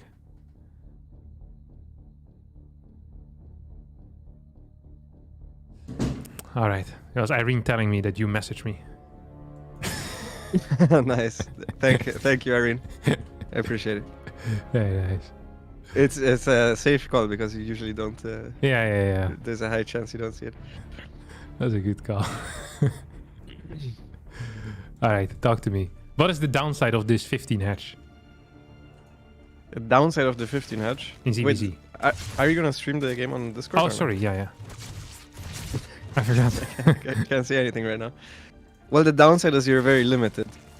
You can't really play normal quick speed openers. That's the main downside. So you have a safe third base, and then at the same time, like basically you have to play 2 base if you go 15 edge. So the opponent knows what to expect and can react accordingly. How do you react accordingly? Just making drones usually is the best. So basically what Solar is doing right now is pretty good. I think he maybe even could have delayed the Evo a little bit more. He delayed the third queen a lot to get out extra drones and the Evo. So yeah, I don't mind this reaction. And where are SERRAL's strengths right now? He's gonna have a timing with +1 and road speed, but at the same time we see very fast +1 for Solar. There's no layer on the way yet for Solar, but I guess he's gonna do that now. So he'll have slower road speed, but defensively that's not the biggest of issues, right? Yeah, it's not a big problem. With 15 edge you get a couple more workers out early on, especially if the other guy doesn't. Solar went for a quick Evo as well, so the 15 edge player will have more larva and he'll outmine the other guy for a little while. That was basically the last minute or so. SERRAL will have mined a little bit more than Solar, right? But now then the other player will overtake him because SERRAL obviously is stuck on 2 base, so making any extra workers will not help him. So it kind of balances out that way. Whose shoes would you rather be in right now, though? I think probably Solar's. He got a full scout. He has very early upgrade. He's even gonna be ahead in upgrades, which is very uncommon. It was an unusually fast Evo chamber for him not being the 2 base player. So I think I prefer his position. Okay, what if you also switch brains though? If you switch brains? Yeah, I mean, so the positions, but also with the brains of the player, you know, so complete switch. Then I'd prefer SERRAL's probably. There we go. SERRAL is all inning right now. But I will almost always prefer SERRAL's position. That's a motivating game. That's what I care about. I want to know who's about to win, Lambo, not who is better in a better spot. It's irrelevant.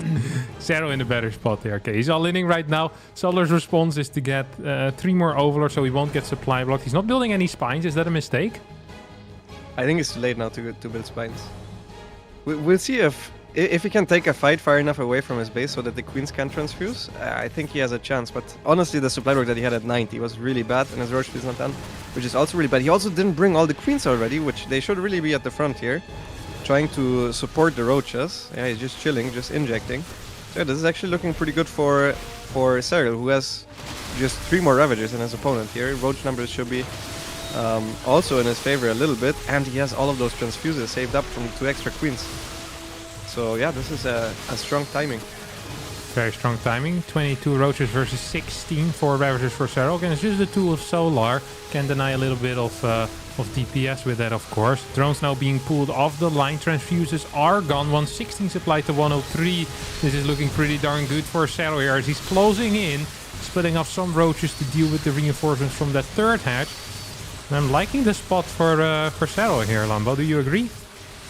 Yeah, I mean, it really depends on if he can keep the Ravagers alive. They're very exposed right now, and his front line is dying. There's no extra transfuses as well. The thing is, Solar just can't pull any more drones to defend. He will have to do it now, but he can't afford losing any extra ones. And yeah, SERRAL's reinforcements have arrived, and with that, 2 of the Ravagers are still safe and alive as well. And yeah, it's just snowballing out of control, but very slightly. Like if Solar, I think, pulled the queens a little bit further or quicker forward, and also wasn't supply blocked as he saw the attack moving out, I think he would have been fine here. Like you can see he almost stabilized now, but I think he's gonna die to the next attack because all of his queens died. So he has no injects. The queens also can't help at the front. That's a very close hold. Yeah, he needs to spend 450 minerals on queens, which is never a pleasant thing to do, of course, at this stage of the game. 20 roaches versus 14. +2 has started for SERRAL, so that's another kind of ticking time bomb that Solar needs to keep in mind, as this first game is leaning heavily in the favor of the Finnish Zerg player. Yeah, he's just pushing in, and at this point he just has more than his opponent, so it's pretty simple. Decent micro from Solar, trying to focus fire down the Ravagers, gets one of them and taps out, and that's 1-0 for SERRAL, right? That is indeed 1-0 for SERRAL. Maddening. That's what that is. The guy doesn't lose. He doesn't miss. Did you watch the series versus Cure as well? I watched a little bit. I would be mad if I watched the entire thing because it was like over 2 hours. Yeah, you'd have to be crazy to watch that. Can't imagine. You have to be truly hit in the head a couple of times as a baby. Wait, I want to make sure that your sound levels are correct. Chat, do we want him the same, louder, or quieter? These are the 3 options. Let's see if all 3 will be represented. Sounds Same? good. Damn. Okay, now here it goes louder and quieter. Slightly louder, slightly quieter.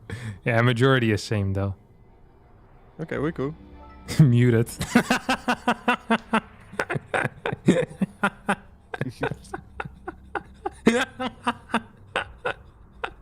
They really got you there. They really did. They really did. Very nice. Now you can't say muted anymore. The joke was made already. It's not funny anymore. Yeah. Yeah, nice try. Yeah, what's this? Trying to copy it. Jumping on the joke.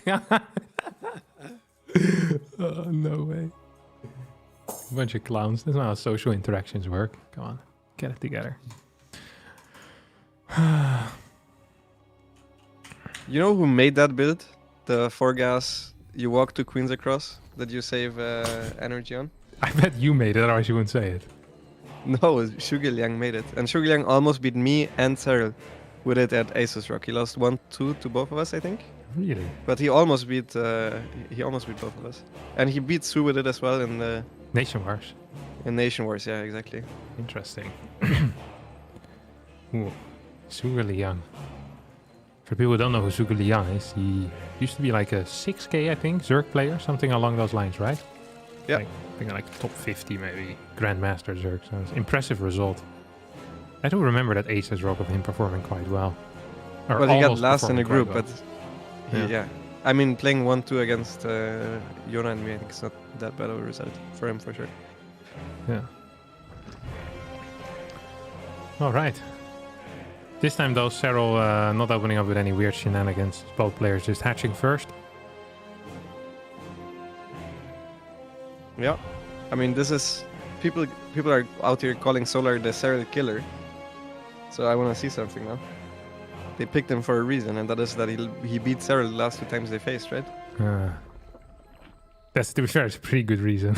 In my opinion, it's a good win rate. It is. Hey, serious question. Do you think that Solar has an advantage because the map name is similar to his gamer name? Yes, of course. Nice. Is it like a mental edge or something? I was wondering if that was the case. Maybe that's why Baby Marine always called Babylon Babylon. Ah, I like it. Also getting a mental edge out of it. Very smart. It's these young ones with all their tricks. So Solar right now, just ooh. I saw 21 faster for SERRAL by quite a bit, and I was intrigued. But there's no different ways of thinking, right? In the early game of ZVZ, when it comes to hedge first. Yeah, this is streamlined. Okay. There's nothing really you can do different besides obviously if you want to go super, like let's say fast Evo Chamber or something. Well, if you were to be the guy whispering in Solar's ear while he's playing, you know, the guy behind the buttons of strategy, what would you suggest? Are we all-inning? Are we playing Muta? Are you like what are the tricks basically? The tricks of the trade to try and take a map away, fumble a map away from SERRAL. But the issue is he needs 3 maps in this format. Yeah, but one at a time, right? One at a time. Right. Yeah, so usually SERRAL is the weakest against really random all-ins that he hasn't seen for a while, so he forgets the response. Or fake all-ins and then big greed behind it, and then doing something decisive. So let's say you fake an all-in, and then SERRAL over defense, and then you do an all-in but later, after being actually greedy, but trying to pretend like you're the one all-inning. Stuff like that is usually how we get them. Interesting. Do you think Solar will do something like that? Solar, the last time they played, do you remember how he won or no? I remember the Gamers 8 series because I analyzed it. Obviously, when I was coaching Rainer, so I analyzed all the builds and I tried to figure out the perfect counters to him. He basically just did 3 all-ins. 2 of them were 1-base all-ins, which were on paper quite easy to ult. Okay, Yona is doing the thing that he likes to do when he thinks he's the better player. It's very safe to just make a bunch of links at 28 supply, delay the 3rd queen a little bit. You're never really going to be that far behind. Interestingly enough, this is also what Rainer played against Solar at Gamers 8 every single game, and Rainer beat Solar there. So this is just I think I'm better than you. I'm going to end up in an even game. And if you are the aggressor, I should be good. Interesting. Baneling coming in from the flank here. That Baneling is a little bit lost. There's no queens in the natural to defend, but as it's just a single Bane, it shouldn't be the end of the world. Lots of, well, pretty damaged drones. SERRAL tried to sneak in with a couple of links there. It's not quite going to succeed. Yeah, both players going for the Roach Barn afterwards. It's kind of hard to scout at this point while you're being attacked. So from Solar's side, I think both of those Roach Barns are safety Roach Warrens. Okay, Baneling of SERRAL goes down, so he has to morph 2 extra ones, which is pretty expensive. 50 gas is not something you really want to spend. I'm surprised he's actually doing it. Oh, Solar has to all-in, right? He made 6 overlords at once. Yeah. Is that going to be a Roach falling then? It has to be, otherwise it's a massive macro error. But he's already so far down. This is never going to work. I hope for his sake that it's a fake all-in. So how would that function? You just build 7 roaches, move across the map, get a lair and 20 drones behind it? Yeah, but he's committing. He's fake. Like you know he's committing when he's fake moving the drones from the natural to the 3rd. Because if this was a fake attack, he would not do that obviously because he would want his opponent to think that it's an all-in. Yeah. So then you have 11 out of 16 here and now 6 out of 16 here. SERRAL does scout that, but also sees a bunch of roaches. Let's see how SERRAL will respond to this. Is the drone count enough to inspire more drone rounds? Yes, it is. 3 more drones on the way for SERRAL. He's climbing up to 54. Is it really impossible for Solar to kill him here? I think so. So Solar is doing the thing where he's trying to hide it for as long as possible. Obviously, if SERRAL goes 66 drones, Solar is going to win. And now he sees all the extra roaches. Let's see what he cancels. Is he going to cancel the lair? He should cancel +1 instantly. Okay, he does not cancel the lair. The +1 really should be cancelled. He's spending all of his money in Banings. Does he have larva right now, SERRAL? Yeah. Yeah, he does. So yeah, the +1 is 4 less roaches because he's lacking gas right now. Yeah. That seems pretty bad. There's a lot of roaches out here. 16 to be exact for Solar. Lynx and Bane's moving in forward as well. Lynx trying to go for a run by at the same time. As Bane start connecting with one another. This looks pretty okay for Solar so far. Who gets way better hits. The roach count completely getting demolished here. Lynx now streaming in with no more Banes around. And the spies will fall before they get to do any serious damage. I think Solar might have just accidentally done it. Yeah, absolutely. Serral didn't buy it because it was so late, so he way overdroned. And this is actually how he lost the only map in the World Team League regular season as well. This is very similar. He was in a very good spot and then he just didn't buy it anymore. He was like, no, this is not an all-in. Way overdroned and then died. So sick. Yeah, it felt like he was very, at least, kind of ready for it. He scouted, saw the extra drones on the thing, and then saw the roaches. The main mistake, do you just cancel both the layer and the +1, or just canceling the +1 is good enough? I think just cancelling +1 would have been good enough if you also microed perfectly. But you definitely, like, obviously you should cancel both. He was up over 10 workers. There's no reason, since your opponent doesn't have that tech, to not cancel it, but I think he underestimated it. That was a decision to not cancel it. He had enough time. There was nothing going on before the attack started, so... Yeah, I think he underestimated Solar's attack there a little bit.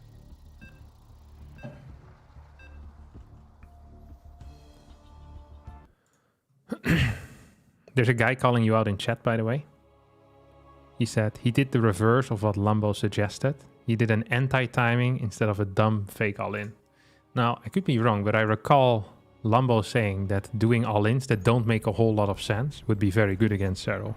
An anti-timing usually is an all-in that doesn't make a whole lot of sense, and thus Lambo was correct once again. That's literally one of the two options I did say.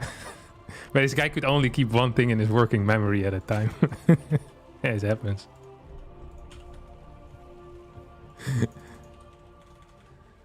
Happens to the best. Literally fake news. All right. Third game here, Lambo. Bottom right spawning as our red Zerg player. Playing for Team Onside Gaming. It is Solar. And in the top left as our blue Zerg player. Playing for Basilisk. It is SERRAL. 1-1. Played quite a bit already. 5 games versus Cure. Those were long. Now 2 very quick ones against Solar. I'm not really expecting any serious macro games here either, am I? I think Solar's gonna try one time. And obviously Serral is also down to play some macro games, I'm pretty sure. Really? Yeah, usually he does try. I think in a best of 5 usually he does try one. And also some of these maps are really large, so... Yeah. I'm not sure exactly what the vetoes are. No, actually I do know what the vetoes are. But I can't recall already anymore. Just, I have a feeling we're not gonna see a Radhuset station though. Freaking SERRAL playing it against Cure has to be one of the biggest mistakes he could have made. It seems so bad versus Terran. I literally haven't played a map on it. Like, have you seen the map or no? I've seen the game a little bit. Okay. Why is it bad? There's just one path to attack into 4 bases. So, and you can full wall your natural wall, and then you can still get triple CC up. It just seemed insane. Like how easy it was for Cure to kind of defend, but with the Cyclone fighting against Queens in the early game isn't even that bad. So it just went very fast triple CC into Cyclones. Looked quite good. Then SERRAL played very greedy Muras and then basically died. And then continued dying for the rest of the game. It just seemed like run-bys are impossible to achieve. Wall drops and there's lots of tank positions. It just didn't seem so nice for Zerg. So one of the bases is Pocket, the third base is Pocket, I guess? Yeah, third base is Pocket. And there's mineral patches and like 35 rocks. But if you attack one rock, they all die. We removed the one map that is like that. So they had to add another one. Yeah. Yeah, this one's possibly a bigger offender. Yeah. It's wild. Both players taking a third base right now as it's going to be a standard 3 base versus 3 base. Baneling nest timings are identical as they tend to be. Solar gets another set of links. What's the purpose of that? Let's just say safety links. Oh, okay. Nothing weird there. Making sure nothing too odd is happening here. Ooh. A little bit of pullback micro. We're playing on the Western United States server. So this is favored for the Koreans. Yeah, let's see if Jonas just tries to play normal or if he does the exact same pressure again. Usually if he's confident, he does that like every single game. I think he might have lost some of his confidence. Yeah, both are playing normal. Both are starting a third queen, so they both do want to play defensively. Now, if you just want to play super safe, you still just skip the Evo Chamber here. I mean, SERRAL also had that going for him. He delayed his Evo Chamber a lot in the last game, so that should theoretically be better. And there is an early Roach Horn. And it's in the back. Whenever I see a Roach Horn in the back, I get a little bit, you know? An eerie feeling creeps up on me. I think Yuna is kind of predicting that Solar is doing the one gas Roach build. That one that actually is from me. Because Solar beat him with that one too at Gamers 8. And he does it relatively frequently. So I do think that's a safety Roach Horn. I think he's going to make some blind Roaches, but I'd be very surprised if he actually all-ins. You'd have a second gas, right, for an all-in most of the time? Yeah. Okay. Safety Roaches. We did see a second gas coming in here for Solar. No Evo Chamber quite yet. Lair being sent. I mean, this is good for Solar if this is not an actual all-in. If Solar just makes Roaches now, he's going to be completely fine. Second gas is on the way, yes. Serral Is it drones just started or links for Serral? Sorry, links just started. Oh, it's links. It's links. So yeah, he's committing to it. That's very interesting. Solar should definitely cancel his lair and his Evo Chamber. He's making more drones. What? He didn't see the Roaches move out. Is his Overlord mispositioned on the other? No, he saw the Roaches moved right through, but he hasn't quite caught it apparently. Do you think that... No, Evo Chamber finished up. Lair still going as well. There's almost no larva available for Solar, as Serral is now moving in as a reverse of the last game pretty much. Except much quicker, of course. Baneling's actually connecting as well there. I don't really see a way for Solar to get back into it. He doesn't have any Roaches, he doesn't have any links. He's lost all of his queens as Serral marches into the natural and says, "Hello, my friend. Look at what I can do."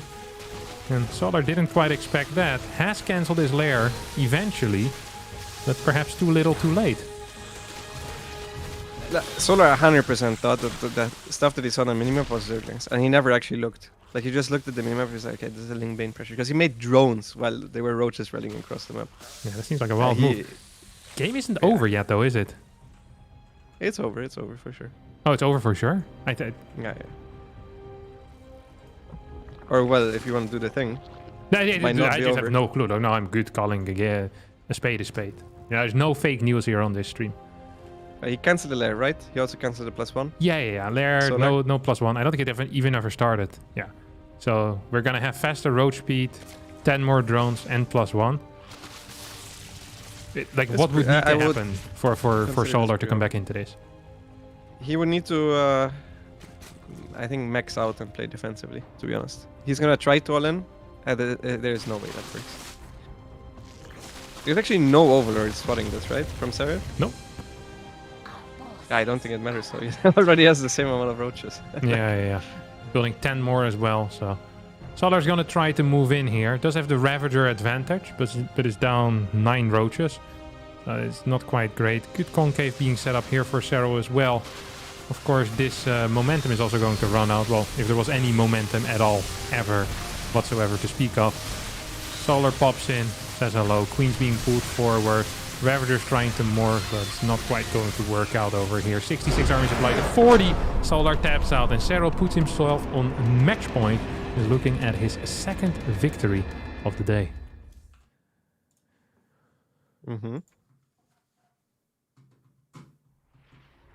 Who do you think they're gonna send next if SERRAL was to take this against Solar? It has to be Dark. Well, you know what's funny is that Hero was always very confident in SERRAL for some reason. He wanted to get SERRAL in the... I remember back already in the War Chest Team League. No, not War Chest. The Wardy Casters Team League thing. He actually tried to snipe SERRAL there. So he's decently confident. But usually I would think you try the ZVZs first, basically. Similar to what they're doing now. Interesting. Yeah, and Dark is one of the only players with a good win rate as well against SERRAL, no? It can't be positive. I don't think anyone has a positive win rate against her. But yeah, a decent one. Definitely Yeah. better than MARU. Yeah, decent being 40% or 35.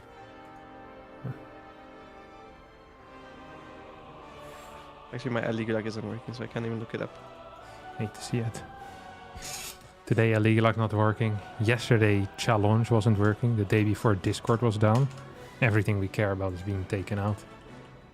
But Skype is safe. Skype is safe. Yeah.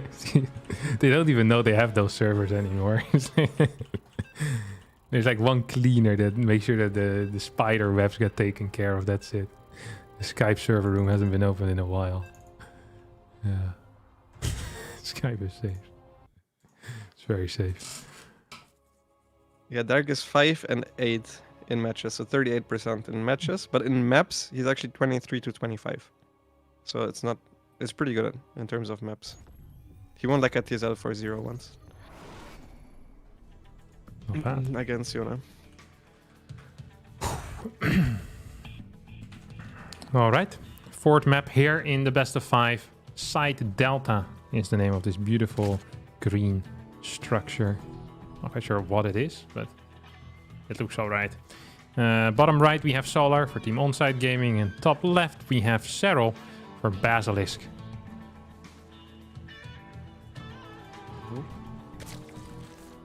I'm kind of surprised I don't see a single one base all in Lambo. I think it would have had to been on Solaris. I think now all the short maps are gone already, no? Is there still one left? You know the map better than me at this point. Hecate, I think, maybe is the last map. Yeah, that's medium size. He could try to one base on it there. But No, the Hecate last... is small, no? Is it that small? They say it was I it feel like the last 33? map we I had thought it was like for- 33 seconds rush distance, Hecate. Okay, in that case it is small. Site you could Delta try is there. 32, no? I have no idea. You That's tell just me. longer. No, it's like a Heartlet is very small. I think Heartlet is 32 or 33. I always forget. You say, I usually write it down somewhere and then I forget where I wrote it down and then I don't care anymore. Nice. True pro gamer mindset. Side data is 35, so that's too much. Ah, okay. Yeah.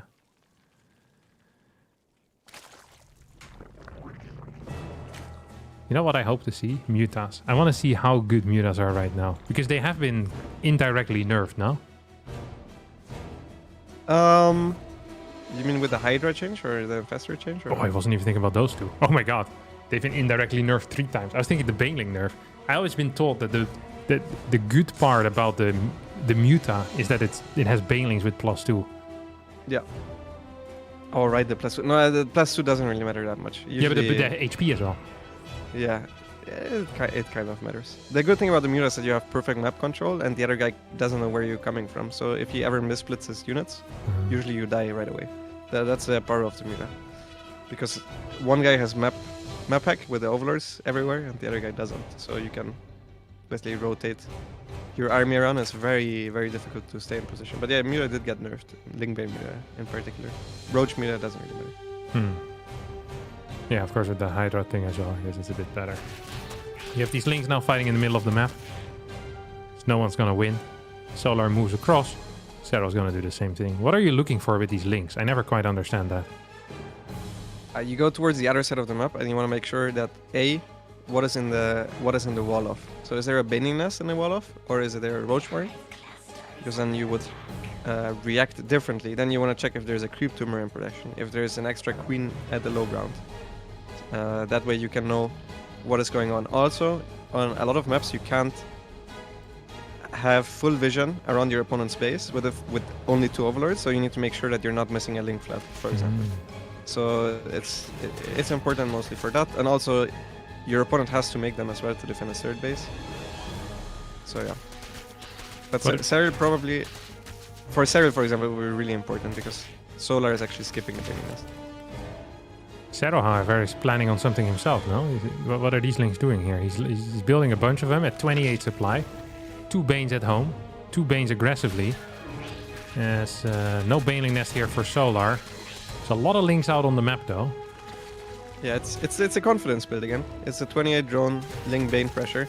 And, I mean, if you can get Banings across, usually you can deal damage because if you skip the Baneling Nest yourself, you won't have any AoE against Mhm. the Zerglings, but Yuna is playing it way too passively. I don't know why he stayed at home with all the Zerglings. I think if this was Raynor, the game would already be over.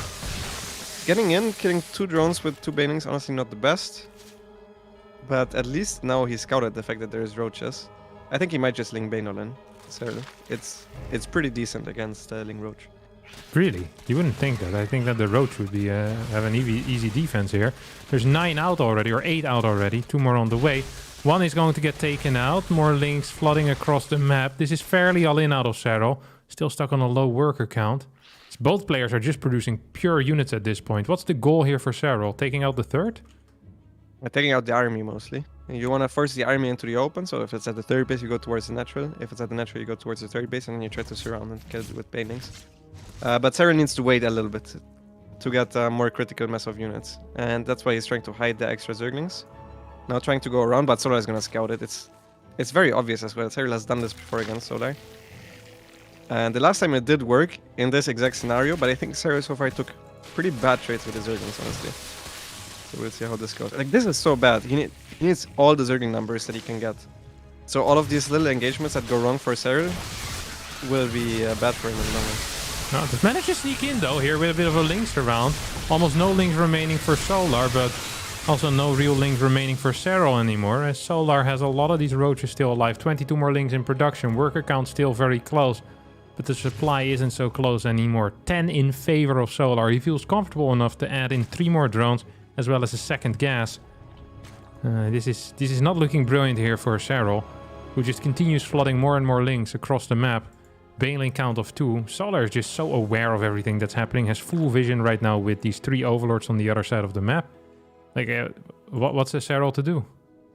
He's going to do the exact same thing one more time, but Solar just got the scout again, so the chance of it working is quite low. Honestly, I think it's really hard to defend this, even with equal worker counts, but the trades have just been so bad for SERRAL that he's lacking overwhelming numbers. There is still one chance if he gets a good engagement here, but if there's any roaches and any chokes that hold up the links whatsoever, I feel like it's going to be completely over. Pretty decent engagement here so far. Bane's not quite connecting with the links though. Links are getting a lot of surface area, but the roach numbers are so freaking large. Banelings now finally streaming in, pretty much after the fight has already happened. And I do believe that Solar has done it. More roaches than links on the map. As this Bane does sneak by. Yeah. And this is why SERRAL never runs. He usually loses like this. He's kind of just bleeding dry. So it's so sad. Solar just kind of casually adding in drones here. SERRAL's going to go for the 3rd round, but every round, of course, gets gradually gets weaker. Yeah, this is not a round anymore. This is a defense at this point. He's just hoping. He's hoping Solar is gonna move out, but Solar keeps rescouting, and there keeps being more Zerglings, so there's no reason for Solar to move out. But yeah, SERRAL is definitely hoping that he's gonna meet him in the middle of the map. As long as that doesn't happen, even if honestly he meets him in the middle of the map, it's completely over. Yeah, it's not looking great here for SERRAL, who's morphing in 8 Banes. He's gonna try another time, but what is it? 23 or 24 roaches. Hey, this is not working. GG before the fight even happens. Score all tied up. And the second ace match here. The rubber match in the best of 5 for SERRAL today.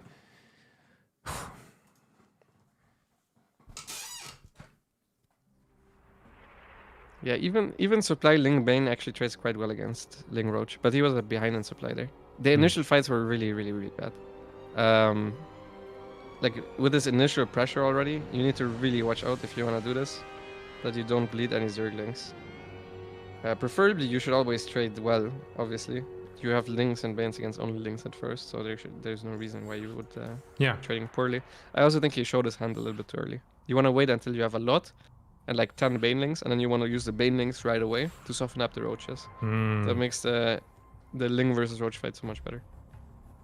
Yeah, that doesn't make some sense. How is your ping to west so good? I need to move to the Netherlands as well. 152. It's never really 152 though. Okay. Like on a very good day, I get 165. Very good day. There's just a lot. My lobby is always the opposite. It shows me worse ping than I actually have. No. I go into the lobby and I see 220. I'm like, yeah, fantastic.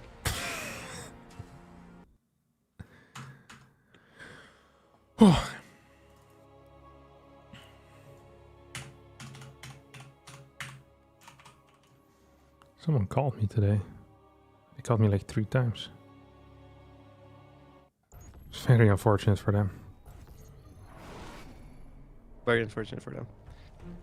I was You're watching not exactly SERRAL play known against for- Cure for 4 hours straight. Like, no time to take a phone call, brother. Nice try. The bill collector? Yeah, maybe. I don't know. I can suck it then. I'll just pay that bill another day.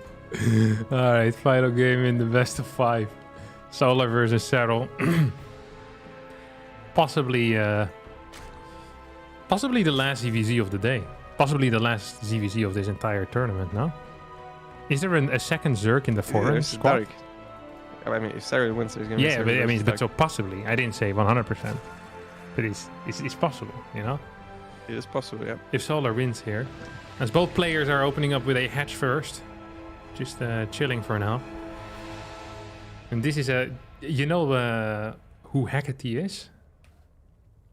Who? I think it is a Greek god.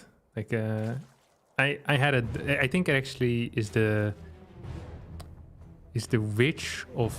Or like a god of magic and witchcraft, if I'm not mistaken.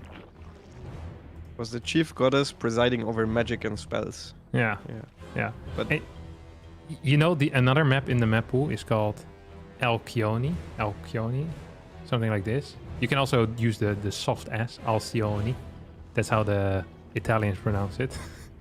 And that is that is one of the daughters of Atlas, one of the 7 sisters, and she was a sea goddess as well. Yeah.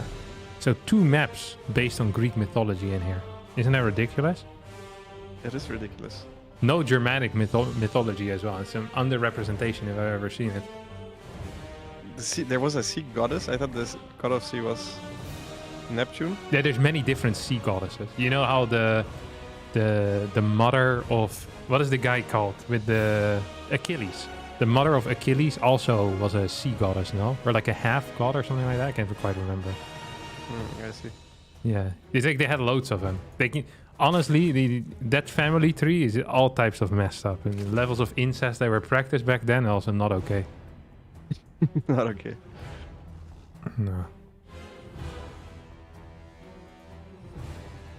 Actually, Neptune is Roman, isn't it? Has to be Poseidon. Yeah, I don't know. These are all the same. Because I remember there's a ride in a amusement park in the Greek. I think that's called Poseidon. So that has to be the Greek one. Probably. All right. Double Bailing Nest are being thrown down. So pretty similar start. Now you said if SERRAL feels comfortable, he goes for the 28 drone Link Flood. But just that's not quite the same Link Flood as we saw last game. It would be like, what, 14, 16 links, 2 Bane links in there, and then boom. Yeah, it started like that 100%. He did the build, and then he saw there was... With his 2 Baning run by, he saw that there was no Baning Nest, and that's why he went for the Link Bane follow-up on him. But yeah, he lost twice so far with that pressure. So I mean, he's not going to do it again. Yeah, no, he's not. He droned straight past the 28 mark there. He's popping into 44 supply. Throws down a Roach Warren here in the back. SERRAL is keen on doing something. Whenever people hide a Roach Warren, I always become very suspicious of them.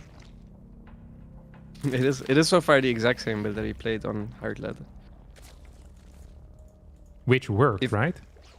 It did work, yeah, but the Roach just went past the Overlord and Solar made drones, so... How do we There's rate no this way build? that will happen exactly like that. On a tier list. On a tier list, how do you rate? Oh. This is a or B tier build. Okay. It's pretty decent, but he's not even faking anything. Yeah. Trying to morph the Banes here is pretty brain dead, no? There's no way that nothing going on SERRAL misses that. Yeah, but it's like basically showing your opponent, dude, I think you suck. And then it's a sign of disrespect. Like giving a middle finger while you're about to get beaten up by McGregor. It's like, great move. Not sure if that worked out in your favor there, buddy. Lair on the way here for Solar, who's building 7 roaches already. We have an Evo chamber for SERRAL as well. Is that a real one? Is that a fake one? It feels real as +1 start. He's up 6 workers overall. And it's... what are we looking at? They're both fake pressuring. Solar is doing a fake all-in. I'm not sure if it was planned as a fake all-in because it got completely scouted. The 2 guys got scouted, his drunk hunt got scouted. And then maybe he could have decided to do a fake all-in. He could have always planned on doing the fake all-in, but basically both are doing the same thing. Okay. The late +1 though here for Solar doesn't even quite have his Evo chamber yet. That could of course have some repercussions down the road if SERRAL manages to maybe get his roach speed out at some point, move across the map. There's what, a 35-second window or so where there's not going to be +1 for Solar, and usually you instant fire the second upgrade as well, so that means there's going to be a second timing window. Double spires going down here, Lambo. Talk to me. Yeah, it's whoever scouts it, and usually that's SERRAL. Whenever I do this against him, I manage to not scout a spire, and he manages to scout my spire. So whoever scouts the spire usually is in a better position. Whoever builds less roaches up until that point where they scout the spire. Gotcha. Yeah, see, he's in position with the queens. It's difficult to scout a spire. Like, I don't know why he's going straight. Usually for him, he always comes from the side. But if he goes through the queen in the main base, he's not gonna do it. Okay, neither of them are gonna get the scout. Actually, Solar will. SERRAL out of position here with his queens. Oh my god, he didn't quite get there. This is very clowny. It's basically whoever makes less roaches, or fewer roaches, has the advantage here. Oh! And here we go. Will you cancel roaches at this moment or no? No. Because the other guy can still pressure across the map, and at that point you need the roaches. You really don't want to be lacking larva. SERRAL just doesn't get the confirmation and sends 5 more roaches to be built. SERRAL's going to have way less gas in the bank. Look at that. That is a difference of what, 4 mutas here? He's main corrupted. He knows it because Solar doesn't have overlord speed, so it is quite obvious. But he made so many roaches that he can't play muta against muta anymore. Gotcha. Usually, this favors the muta player because the corruptors basically just have to follow the mutas around because the mutas can shoot ground units. The corruptors can't. But I think overall, SERRAL's build was a little bit cleaner, so I do believe in his spot. So if we go for a brain switch? SERRAL? Yeah. SERRAL with a brain switch. Okay. SERRAL also pretended to move across the map there. Or well, he was moving across the map, but it's a pretend attack. Adds in 2 more drones, plus 2 starts as well behind this. More and more mutas on the way. How hard is Solar going to commit into muta? You just have to go all out, right, at this point? He has to, yeah. I think usually it's the wrong call. I think usually you make like 12 mutas and then you go into roaches. Okay. 12 mutas into roach. We have a spore here that seems silly, but in case he gets attacked here, the only real anti-air that SERRAL will have is Corruptor. So if you have spores, it makes it easier for the mutas to kind of stand in one place and fight the roaches. And the spore can kind of try and defeat the Corruptors, or at least deal some damage over time. Overall, the muta count is 17 to 8 Corruptors, 18 to 8 Corruptors. SERRAL's trying to add in some extra gases. He most likely will push out with a maxed out army. Will not quite have the +2 upgrade yet. This is going to be a close fight. Oh, I guess 1 Corruptor for 1 muta. 3 mutas. Oh, okay, then that's bad. 4 mutas. Oh my god, that's really bad. He gets a second Corruptor. It's more mutas dying though. I really think this is terrible for Solar. 6 to 3. That's not a good ratio, is it? No, that is not a good ratio. Because the Corruptors, they don't scale as well as the mutas. Because the Corruptors at some point can just one-shot mutas. Yeah. This isn't looking quite great. Muta's trying to chase, but the numbers are getting closer together. That's the one thing that Solar did not want. The Roach is now knocking on the door as well, and that Roach count doesn't look very even either. Mutas need to make a decision. Do they fight the Roaches or do they fight the Corruptors? For now, it's the Roaches. Now the Corruptors show up and they need to make a call. And yeah, there's no correct call here. It's losing either way. There is a bit of a counterattack with Lynx, which is real nice. Queen's in perhaps some trouble. Transfuses are being used. I don't really see a way for Solar to hold. Although his Muta count is growing right now. Roaches have broken through. This is going to turn into a very weird game, isn't it, Lambo? Yeah, 100%. If those Lynx had +1, I think Solar would be winning pretty hard at this point. Because he has enough Mutas to beat the Corruptors. And then the Roaches will always die at some point. What are the Muta numbers? 19 against 10. I am liking it more and more for Solar, to be honest. It's the one thing that is really bad is that he doesn't have any Ling upgrades. So the Lings are pretty useless. They get 2-shot by the Roaches, no matter what, but they don't even have extra melee upgrades. It's going to take forever until they do. So yeah, it's all going to come down to if these Mutas can completely overwhelm the Corruptor numbers. I really don't think you should attack, man. Every time you try to do these offensive attacks against the Corruptors just kite back. And you will always lose more Mutas than the other guy will lose Corruptors, and they cost the same amount of gas. Is it viable? It's gonna sound stupid. What if he just throws down an infestation pit? SERRAL, that is. Yeah, that is. I mean, he tried that for a while. I think you just at some point get overwhelmed by Mutas against Okay. Corruptors. 12 drones go down. It feels like SERRAL's hand is being forced here. Doesn't quite have the drone count to continue pumping out units. He's trying to rebuild some drones. He's also trying to get some run-bys in with these Roaches, but nothing really seems to be working here. I think SERRAL is falling further and further behind. Yeah, I think making drones is a cuck move. I think you have to go. But his Roach Con also is really bad at this point. It's 12. There's not a lot. The +2 was really bad of a decision. I think if he had +1 Carapace there with his attack, he would probably be winning. The +1 Carapace is so good against Muta Ling, especially without upgrades.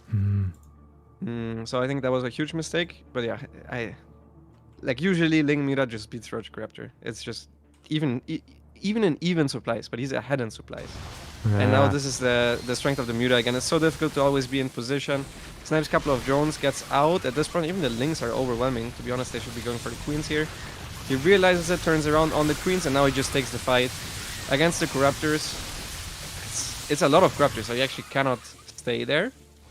And all the Lings go down. That was right before the +1 melee was done, so that was a good fight for SERRAL. But usually, if you're a Muta player, you can actually just wait till you're maxed and then go. I think it's usually the right choice.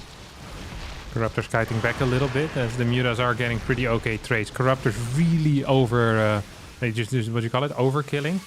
Overkill, yeah. Yeah, too much overkill here on these shots. As the Mutas are starting to trade better and better. Roach is now being taken out as well. I think SERRAL's about to tap. There we go. GG gets called. Solar ties it up when it comes to the general series and wins this match versus SERRAL in the best of 5. SERRAL still seems to be the weakest in the ZVZ. There he's somewhat vulnerable. Solar takes it. Well, Lambo, had you expected that? I certainly hadn't. I also didn't. I'm not gonna lie. Even though I think Solar beat him the last 2 times, they played him now 3 times in a row. He maybe really is the serial killer, but I don't really believe in stuff like that. Like I think if they were to repeat their series, I will always bet on SERRAL again. It's just how SERRAL is. You know, you never really want to bet against him. Yeah. Wow. Okay. We're now getting... are you staying around or no? Well, what is the next series? No one knows. I'm only staying if it's CLEM. You're staying if it's CLEM? If it's time, maybe I stay as well. Time play some boring TVZ. From what I've seen so far. Who would you pick here, actually? I think MAXPAX is decent against Solar, usually. I'd pick CLEM. Although I wouldn't mind having CLEM against Hero either, or against MARU. CLEM is really good against in TVT now. Let's not forget. Really? With the Cyclone or what? No, just in yeah. Well, also probably with the Cyclone. Just in general, you know, he was a bit on a hot streak. He took him out in Gamers 8 as well. Like, I feel like yeah, but he lost right. Like I don't think CLEM is confident against MARU. No, I think he should be. He should be, really. Yeah, I think so. Okay. Yeah, MARU's overrated. CLEM understated. He's got it. Yeah, CLEM would be an interesting call. What do you think of Astrea? Where do you put him now? I would try to... Actually, Astrea maybe is a good call against Solar. I would try to put him against not MARU. Really? And the other ones is fine, I think. I would have put him against Cure. I would have sent in Astrea versus Cure. I actually think maybe he's not bad against Dark. I like the thought of that as well. Solar seems pretty good, and super solid against Protoss, but Dark does some weird shit, and usually Astrea is pretty good in those weird games. Oh, I left the party. That was a misclick. I'm not sure why I did that.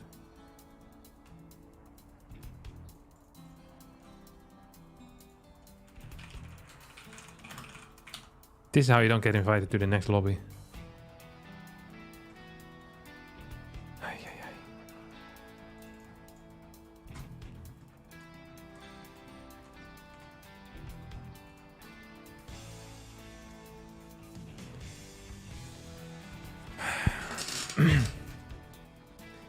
You say you put MAXPAX against MARU? I don't think so. I don't think MAXPAX likes PvT right now. MAXPAX is a guy that gets better over time if nothing changes. Like he likes doing the same thing again and again. So I wouldn't mind him in PvZ because the matchup hasn't changed opening wise very much. It's just gotten better for TOS.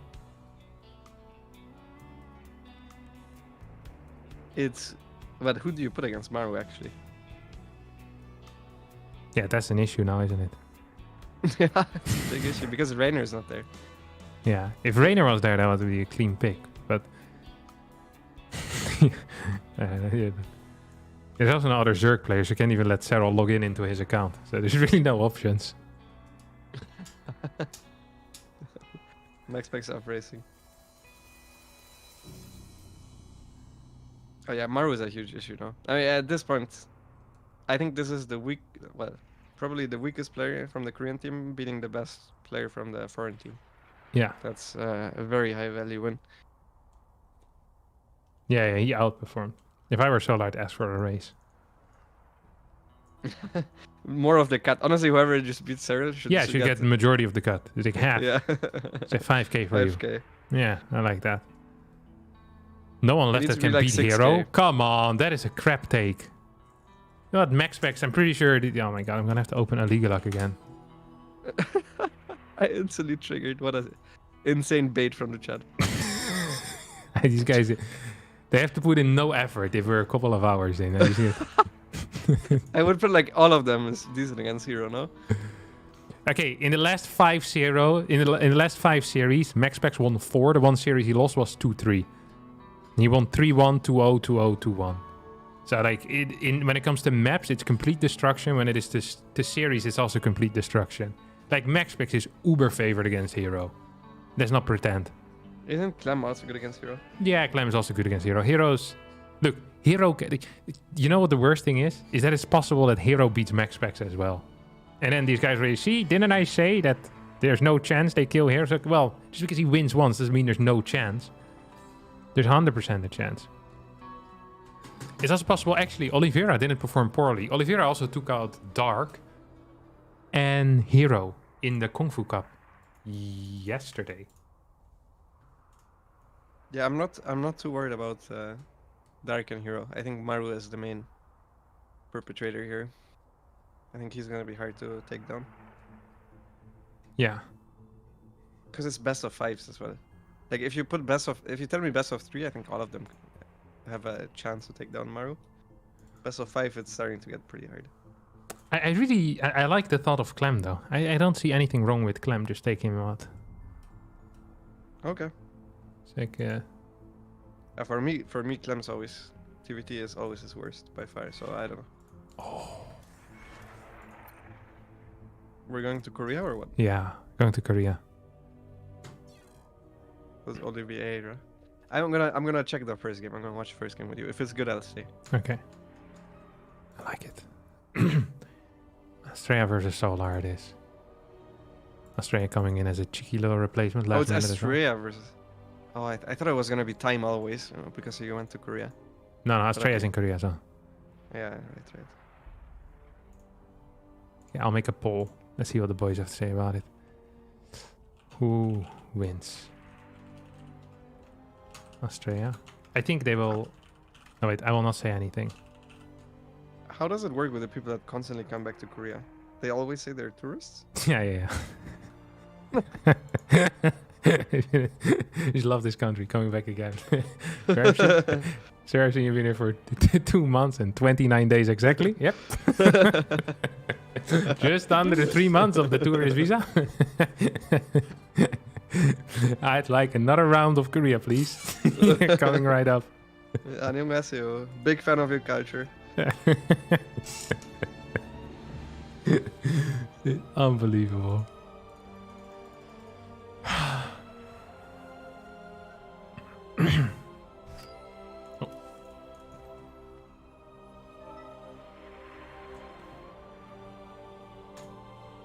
Australia's gonna lose? Really? I see what the poll says so far. 65 to 35. That is much higher for Australia than I thought it was gonna be. Australia being the 35? Yeah. Well, yeah, okay. I think these percentages also are accurate when it comes to the chances, I think, in my mind. Yeah, I would agree. 35 seems about right. Yeah. It's definitely possible, but unlikely. Well, not super unlikely, slightly unlikely. Gonna support Protoss players no matter what. Yeah, but the question was who's gonna win, not who do you want to win. You know, it's in that case, yeah, it is what it is. Pretty sure most of us want Australia to win because it's going to be more exciting. Like the Korea team has MARU, Dark, and Hero left. It's kind of unfair. Yeah, these are very solid. They should have sent Australia against Hero.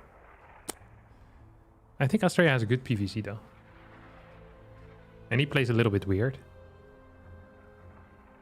He plays Storm. That's a good Storm patch. It is.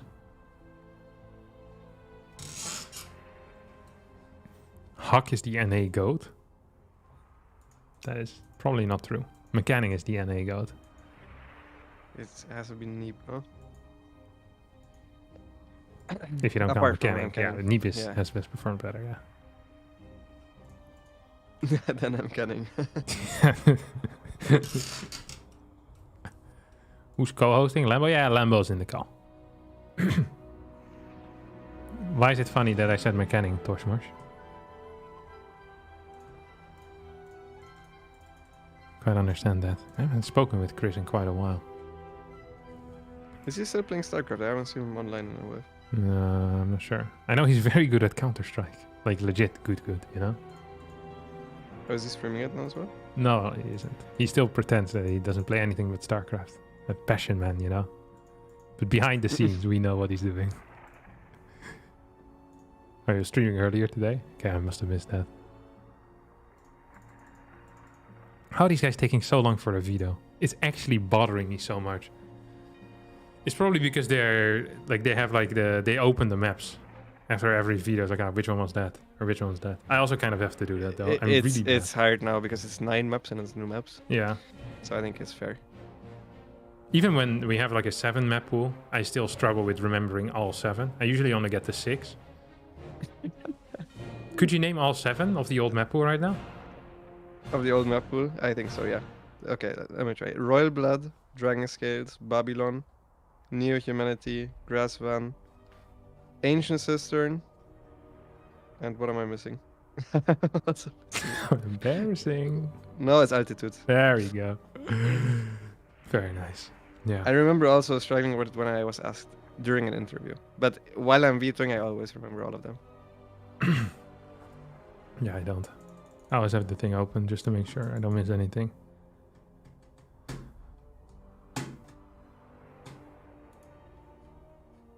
Okay, first map is Golden, second map is Oceanborn, third Alcyone, and 4 Hecate. Then what is 5? Dude, I have no clue. Site is gone. Hired Led? Hmm? Hired Led? One more time?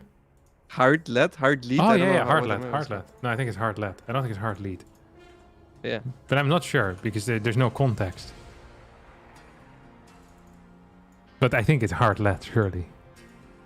Yeah, it should be. Unrefined lead made hard by impurities, especially of copper, antimony, and arsenic. An alloy containing about 5% antimony compare grid metal. I have no clue what that means. I don't know what an alloy is, but the rest?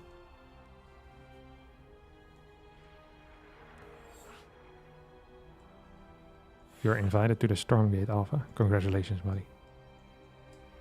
Huge. Enjoy.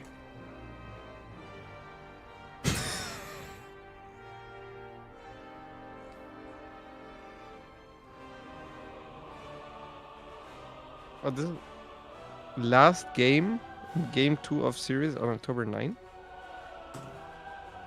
Can you scroll up? Is the rest being played next week? Wait. It's today, last game, others in October 9. When's October 9?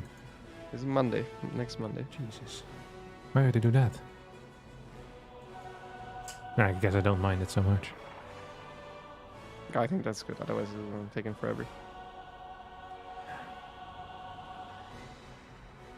It's kind of lame that Jonas not in anymore. Honestly, I'm not gonna lie.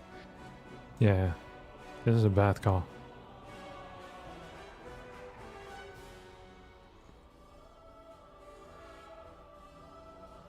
I somehow have this feeling that Solar is gonna get his army nuked. Yeah. In a PvZ?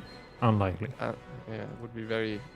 If that happens, we're gonna put our best investigators on the case, my friend.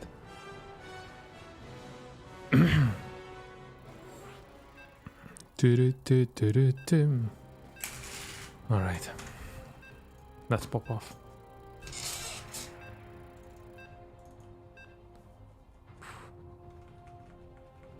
You know what I like about what's he called? About Max, is that he does play kind of different. He does, yeah, for sure. He actually has the style that he got quite good at, which is where he goes Colossus, and then instead of all-inning, he just gets Storm. And he stays on ground forever. If you don't go Lurkers, it is really annoying to play against.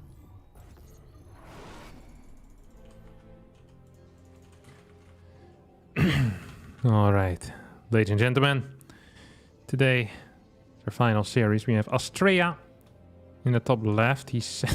yeah. Oh, wait, I thought he was going to do something fun like proxy, but he's just going to block the hatchery. I got so excited for a second, man. Yeah, I was wondering why. I was real excited. I was like, oh, two probes, what's happening here? I was like, I had the gold base in the bottom left in mind, and I was thinking, he's just blocking the hatchery like some loser. It's so... mediocre start here, Max. This is not what I signed up for. God. This is what you call a normal play. Yeah, normal play, but no one likes it. You want to see something special. A gateway outside of this base. That's what I wanted to see. I wanted something epic, not this this hatch blocking crap. I like this. Yeah, I like it too. I'm a changed man. I believe in the power of the hatch block now. Really? You went back? No more enlightenment? I'm back and forth, really. Sometimes, until I get proxy hatched, I believe in it. Okay. Every now and again you get proxy hatched and you didn't scout it, and it's very frustrating. And you're like, alright, I'm gate scouting for the rest of my life. And then you realize it's crap and you go back to block it. It is what it is. Alright, hatch here is being built at the third base location for Solar. This map is really weird. The wall on this particular ramp, it doesn't make visual sense. You know, when you check the hexes and stuff, at some point it walls, but in my mind it shouldn't wall at all. Like, it works really... I don't know, it doesn't work for me. Like, not how regular walls work, at least. It feels very different. I was kind of shocked to find that out. I didn't enjoy that. Did not spark joy. This drone chasing this probe always pisses me off as well. This is very inefficient. I don't know why Solar and sometimes SERRAL do this. Well, I feel like it's laziness Yeah, from SERRAL, but Solar actually thinks it's better. Solar thinks it's better? Yeah. Surely we can show him the spreadsheets. One worker not mining versus all workers mining. It's not very hard math, you know? It's so obvious we don't have a spreadsheet for this. Like, on the one hand we have two guys digging, and on the other hand we have one guy digging. One of the people is the same. It's like, well, surely. It just doesn't make any sense. Adept here being sent across the map. Second unit is going to be a Stalker, and will be there to deny some scouting. Stargate is coming out very rapidly. Not a huge fan of Adept into Stalker, personally. I much prefer double Adept into Stalker, or double Adept into a third Adept, and not caring about what the Overlord sees until you can have your first warp in. Adept is going to finish its shade, and there's 3 links in the main base. Unless one has gone down already. No. He hit the queen by accident. So Maybe yeah, you it's not a great start. Do you even have 50 gas for a Stalker usually? I don't think I do. If I go Stargate, then I'm Chrono the first Adept. No, you can. Yeah. It is just you need to delay your Oracle for a little bit after. That's annoying. Yeah, exactly. I don't have the gas for all of it. Yeah, oh yeah. No, you have the gas for the Stalker, just not for the Oracle needs to be delayed a bit. But it's the same if you start a third Adept instantly, right? So it's not the end of the world. We're gonna have a third base coming down soon. Just 2 units into a third. Double gate. We'll have a fourth pylon as well. Ooh. Cute little positioning here. Love to see it. How many links is this? It's not 7, 8? You can wall the bottom of the Nexus, no? With 2 gateways. That should be a good wall here. Yeah, but you can make a pylon here and then wall this. It like I said, Yeah. it looks really weird, but it works. Okay. The classic 2 drones for a little bit of Oracle HP. I think that's pretty normal. Does Solar already make spores? Probably 1. No, sir. No, okay. So that's good for Solar. He skipped on it for very long, so that's more mining time. Yeah, but he needs to win it back because he uses 1 drone in the early game to chase a probe around. So really the game is just even. It's the standard position right now. Fourth Twilight on the way behind us for Australia. There's a third Oracle is also ready to pop out. And I'm curious if we're going to see Blink or Charge or... Well, if we see Glaive Adepts, I will personally fly over to Korea and have a little talk with my man Max, because that ain't okay at this point anymore. But both Charge and Blink, I think, are fine. It's gonna be... I think it's gonna be Templar Archives. And Drobo is what I'm hoping for here. Yeah, he's working in a sentry.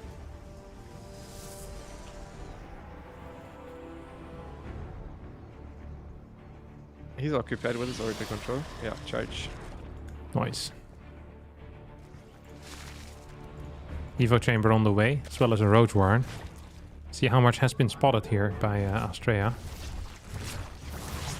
Not a lot of queens here. They also attacked the hatchery for a little bit there. Creep spread not necessarily looking brilliant. Third Oracle is out, has spotted this base. 6 His gases. Robo feels very late. If he actually wants to do anything, I don't think he can. But he could get a fast fourth base himself. And then I like it for him. Solar is going +1 melee, which is not really necessary here. But he probably wants to play Roach Bane, right? Yeah, maybe Spire. Yeah, that's what I was thinking. I think Spire is decent against what Australia is doing. Yeah, although Australia has a dedicated scouting oracle here. Doesn't seem like Solar. No, okay, here comes the Spire. Goes into 8 gas instantly as well. Would love for Australia to try and poke in a little bit. Yeah, this is a very obvious meta. Yeah. This is If very... he scouts. I mean, the Orc is AFK so far, so in that case it's not that obvious. Yeah, we have this Overseer trying to poke in, trying to get some scouting information. The Oracle now is on the move, wants to go back home. Yeah, needs to get info first, buddy. You need some info first. Gonna reroute itself into the dead space. Just get a revelation off on here. Sees that this it's looks 8 so gas. much like Yeah, Mura. this screams Mura. Holy crap. If only the gases are saturated, like what? Yeah. He's gonna play a massive Ravager. Yes. 30 Ravagers across the map. It's like, no way. A couple of Roaches are taking some serious damage. There's no Phoenixes on the way quite yet. Australia actually severely supply blocked, which is painful. Is moving out, but this is hitting so late that it really doesn't make a whole lot of sense. There's no fort base. I'm personally not a huge fan of the position Australia is currently in, to be quite honest. If he isn't pre-producing a single Phoenix, it's now going into second Robo and Robo really? Bay, which is the incorrect call. Yeah, he has no clue what's happening. He sees a lot of Roaches, which I think is confusing him. He might... But there's no upgrade on the Roach, though, so it can't be... It can't be like Lurker Rush or something, you know? Right, that would be so easy to scout though. Like you just need to revelate the main base because you need Hive for that. Yeah, so... Yeah, I'm not quite sure what Australia believes it is here. He doesn't know what's going on. Solar also doesn't really play Roach into Lurker that much. 10 gas now. I mean... Yeah, this is very transparent. Yeah, come on, Australia. We're seeing it, right? We're seeing the gases here, buddy. He's getting a cannon in the main. That's nice. That's something. He's getting Blink. It's not necessarily great, but it also is something. This is the worst. This is what you want as a Zerg. You want the Protoss to just move out. Yeah. He's not at home. I mean, even just Icon defense is not that bad anymore. Oh, this is a good Zell run by. Solar completely out of position. He's gonna get 4 drones right away. 5th drone as well. Maybe even can get the hatchery. While he's trying to defend with his ground units. The Forge and the Twilight both got unpowered, so The blink is very far away. Very surprised he didn't start a single Phoenix. Since he even spotted the 10 gas. Maybe he gave up on it already. Yeah, I don't know. Seems very weird as the defense isn't awful, but it also isn't great. Losing 11 workers with all mutas still alive. Cannon now taking a bit of damage. Almost would have preferred if we would just targeted down 3-4 more workers here rather than clearing the cannon, but maybe later on it's going to be useful. Fort base is defended by something, but not by a whole lot. Do we even have a Baneling nest? No, there's no Baneling nest. There's no Baneling speed. So it's going to be pure Ling Roach. And if Solar wants to make something happen, he needs to make it happen ASAP, because he is maxed out right now and his army isn't getting any better. Oh, this War Prison is winning him the game right now. All the mutas are going back. This is such a clutch War Prison. He even got on Warping in, so this is wasting so much of Solar's time. And as you said, he's quite committed. He wants to trade right now. I still think he's in a good position, even if Astrea is getting closer to max, because it's just Stalkers against Mass Muta, which Muta is actually pretty decent against. But yeah, that bought him so much time. Holy. Yeah. Holy moly. He didn't go up as much in supply, but it does feel like he's in a much more stable position. Better gas units right now. As mutas are coming in, super battery not activated. 2 Archons will fall very quickly here, as the muta count is so large that it's just shooting through the super battery. Archon's trying to come to the rescue. Yeah, Solar with the surprise muta here is going to take game number 1 on Golden Aura most likely. And yeah, it just was completely clueless as to what was going on. Scouted the 8 gas, got the read on the 10 gas before the mutas arrived. But all of that, it didn't seem to do anything for Astrea, who is still holding here on the right side against the roaches, but not against the mutas in the net. GG gets called. Solar wins game number 1 and starts the streak. Huh. There's no real excuse for not scouting there. He had a full energy Oracle, kind of idle the entire time. Saw even the early gas. I think even if you make like 2 Phoenix, it's not gonna lose you the game. Like if you're smelling mutas, if you're uncertain even, right? Because you see a lot of roaches. If you make like 2-3 Phoenix, yeah, it never loses you the game. But if you have 3 Phoenix ready for the mutas, the entire game looks completely different. It's so different. It's so much easier to defend. He doesn't lose the 10 workers right away. Yeah. Doesn't. Especially if you have any type of static in like most bases. Like I personally love batteries in general. I feel like the cannon is a bit overrated. Like I like cannons as well, but if I were to pick between a battery or a cannon and I have 3 Phoenixes, man, do I prefer a battery. That thing is powerful with Phoenixes. Holy crap. And a cannon is nice backup, I guess, but yeah, just getting like 2-3 batteries overall and then 1-2 Phoenixes the moment you see them pop from the X. And the thing is that the moment you see so many gases, you should be a bit more active immediately with your oracles as well. It's like you want to see what's popping out of the X. It's like, hey, there's no gas being spent here, and this guy is not getting a hive. Like, where's this money going? And yeah, mutas. Yeah, I mean, I like the move out, right? Because you force more roaches. You see the gas. You're not gonna get overwhelmed in the middle of the map if the other guy's rushing 8 gas and you're getting 10 gates of 3 base. Also, his fort base was extremely late. I don't know. His build looked like it was supposed to be a fast fort base because there was no real pressure, right? Like either there is pressure and then a slightly later fort, or is it super fast fort nowadays from Protoss? Yeah. This was neither. Yeah. I don't quite get why. Yeah, no pressure, no fast fort. Didn't look super great. Solar taking game number 1 as Astrea struggling here. Did Solar just set up a camera hotkey on the other side of the map? I don't think so. He moved there though. Who does that? To send his overlord there. Ah. Wait, you don't just click on the minimap? I mean, you click on the minimap, then you set up your camera hotkeys, and then you click it more precisely. Okay. Like you make a drone, you select the overlord, click it on the minimap, then you micro your drones, you hotkey the hatchery, then you put the overlord to be Fair exactly where you want it to be. I was kind of hoping we might see like a proxy hatch or something. You know, I'm always hopeful that Solar does something crazy. Oh! Astrea now, however, is doing something a little bit off the beaten path, as he's opening up with a 17 Nexus, followed up by a gateway at 17 supply as well. This is commonly known and the Nexus first build. Have you heard of the 14 Nexus, by the way? I mean, I have heard people saying that you like the 14 Nexus. There is literally a meme that you are a huge fan of the 14. I have no clue what it is though. So 14 Nexus is when you get a 14 Nexus before the pylon. Is it good? Right, No. But okay. I think in PvP it might have some use. And also, I think it's very confusing for Zergs.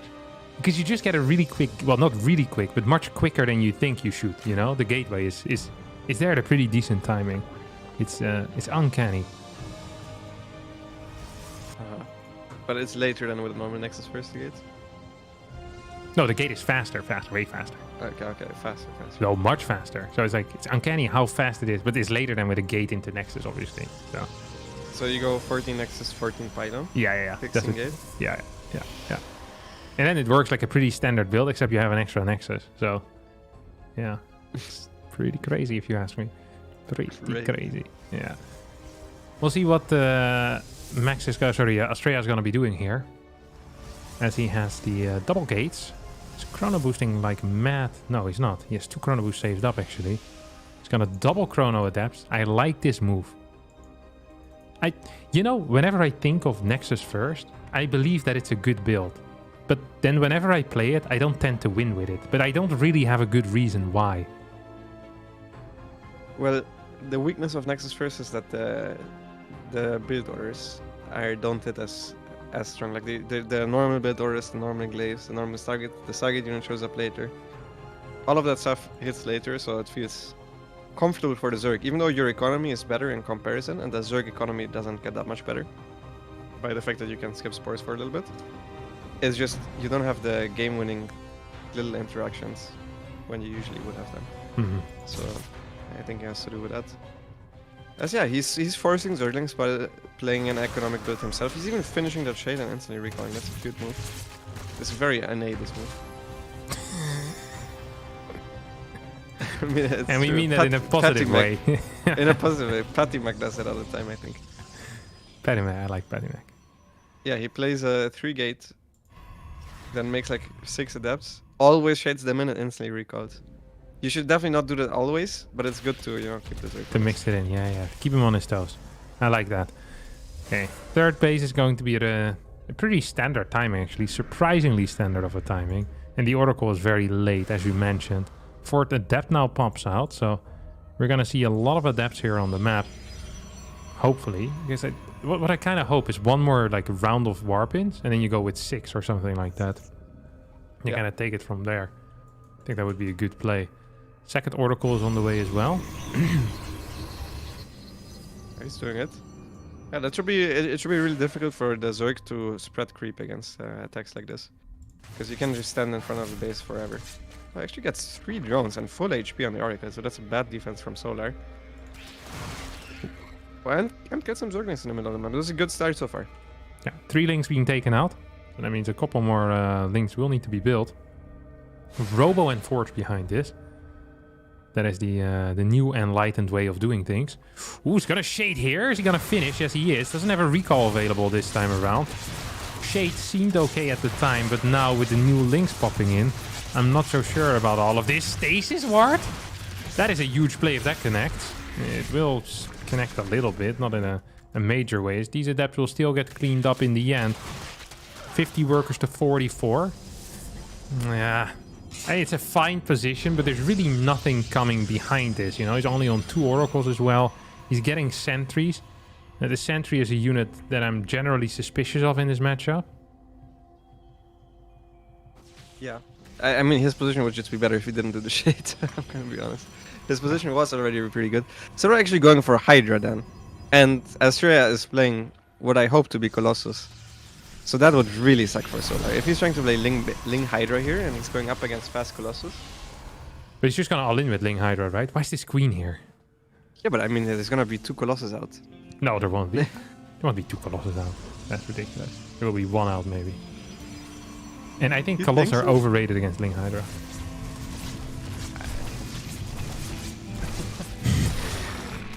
Hey, they're very good, but it's not like game ending if there's 1 Colossus. Or 2? I think if there are 2 Colossus out, it is actually game ending. Okay. With a Hydra attack,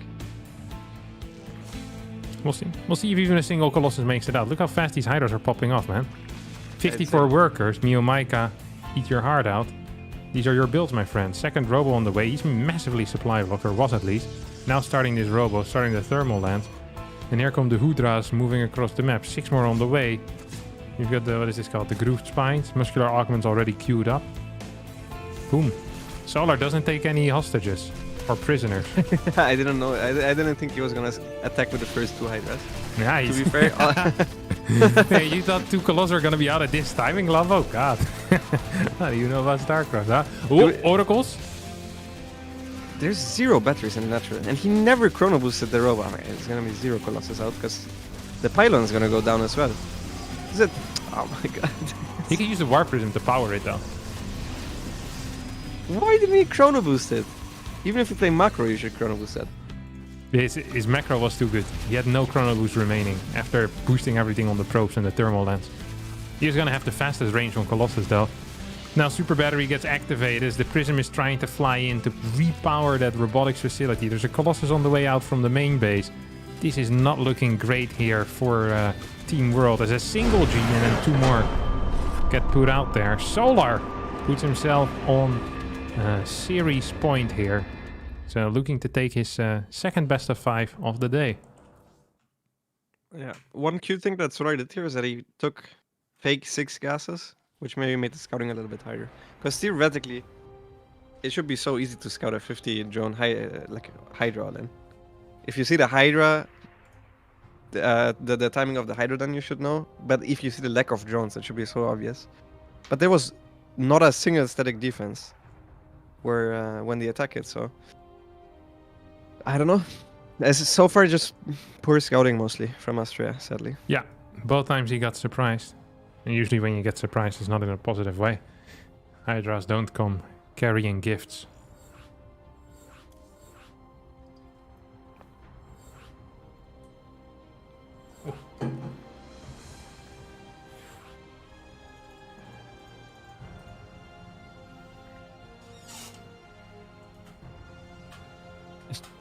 Your chat is whining about ZVP. After games like this, how can you whine? Are you fucking kidding me? Hey, calm down. These are my people. Right? They might be whiny, but they're my whiners. You actually have very few. You have very few. Yeah. Your community is pretty buzzing. We run a tight ship here.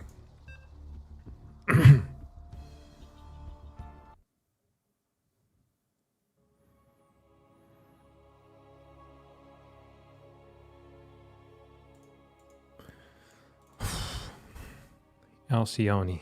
This is actually my favorite map in the current map pool. It looks so solid. Like it just feels correct, you know what I mean? Just everything about this map I like. I don't know why. It's just the natural is good, the third base is good, but you can still attack and then you open up to the fourth and it feels nice, but it's not too comfortable, you know? I think it's good that if you never truly feel comfortable on a map, because then it's probably a bad map. The moment you feel comfortable in like your fourth base, it's a bad sign. But here, I like it. Like the perfect amount of uncomfortableness. And then the fifth base is also not great. These rocks, they actually have a purpose, it feels like. And this is also the first time in my life that I don't completely mind the watchtower. Yeah, because a single adept can beat 20 Zerglings in there. Yeah. No wonder you don't hate it. Usually it's good for Zerg in the early game because you just have control of it. But this one is actually impossible to control against Adept Oracle. Yeah. You know that if you're on here, you're blocking watchtower vision and they can't attack you? I did not know that. Yeah. I played this map once so far. Nice I think there's gonna be a game where you're gonna send an Archon there and it will stop the entire Ling Roach reinforcements on the way there, and the Zerg will not realize because he's trying to micro his units. That would be great. Yeah. Imagine them putting a changeling there and then blocking a Terran army that's trying to move through. I had all of these ideas already, but it's a little harder, I think.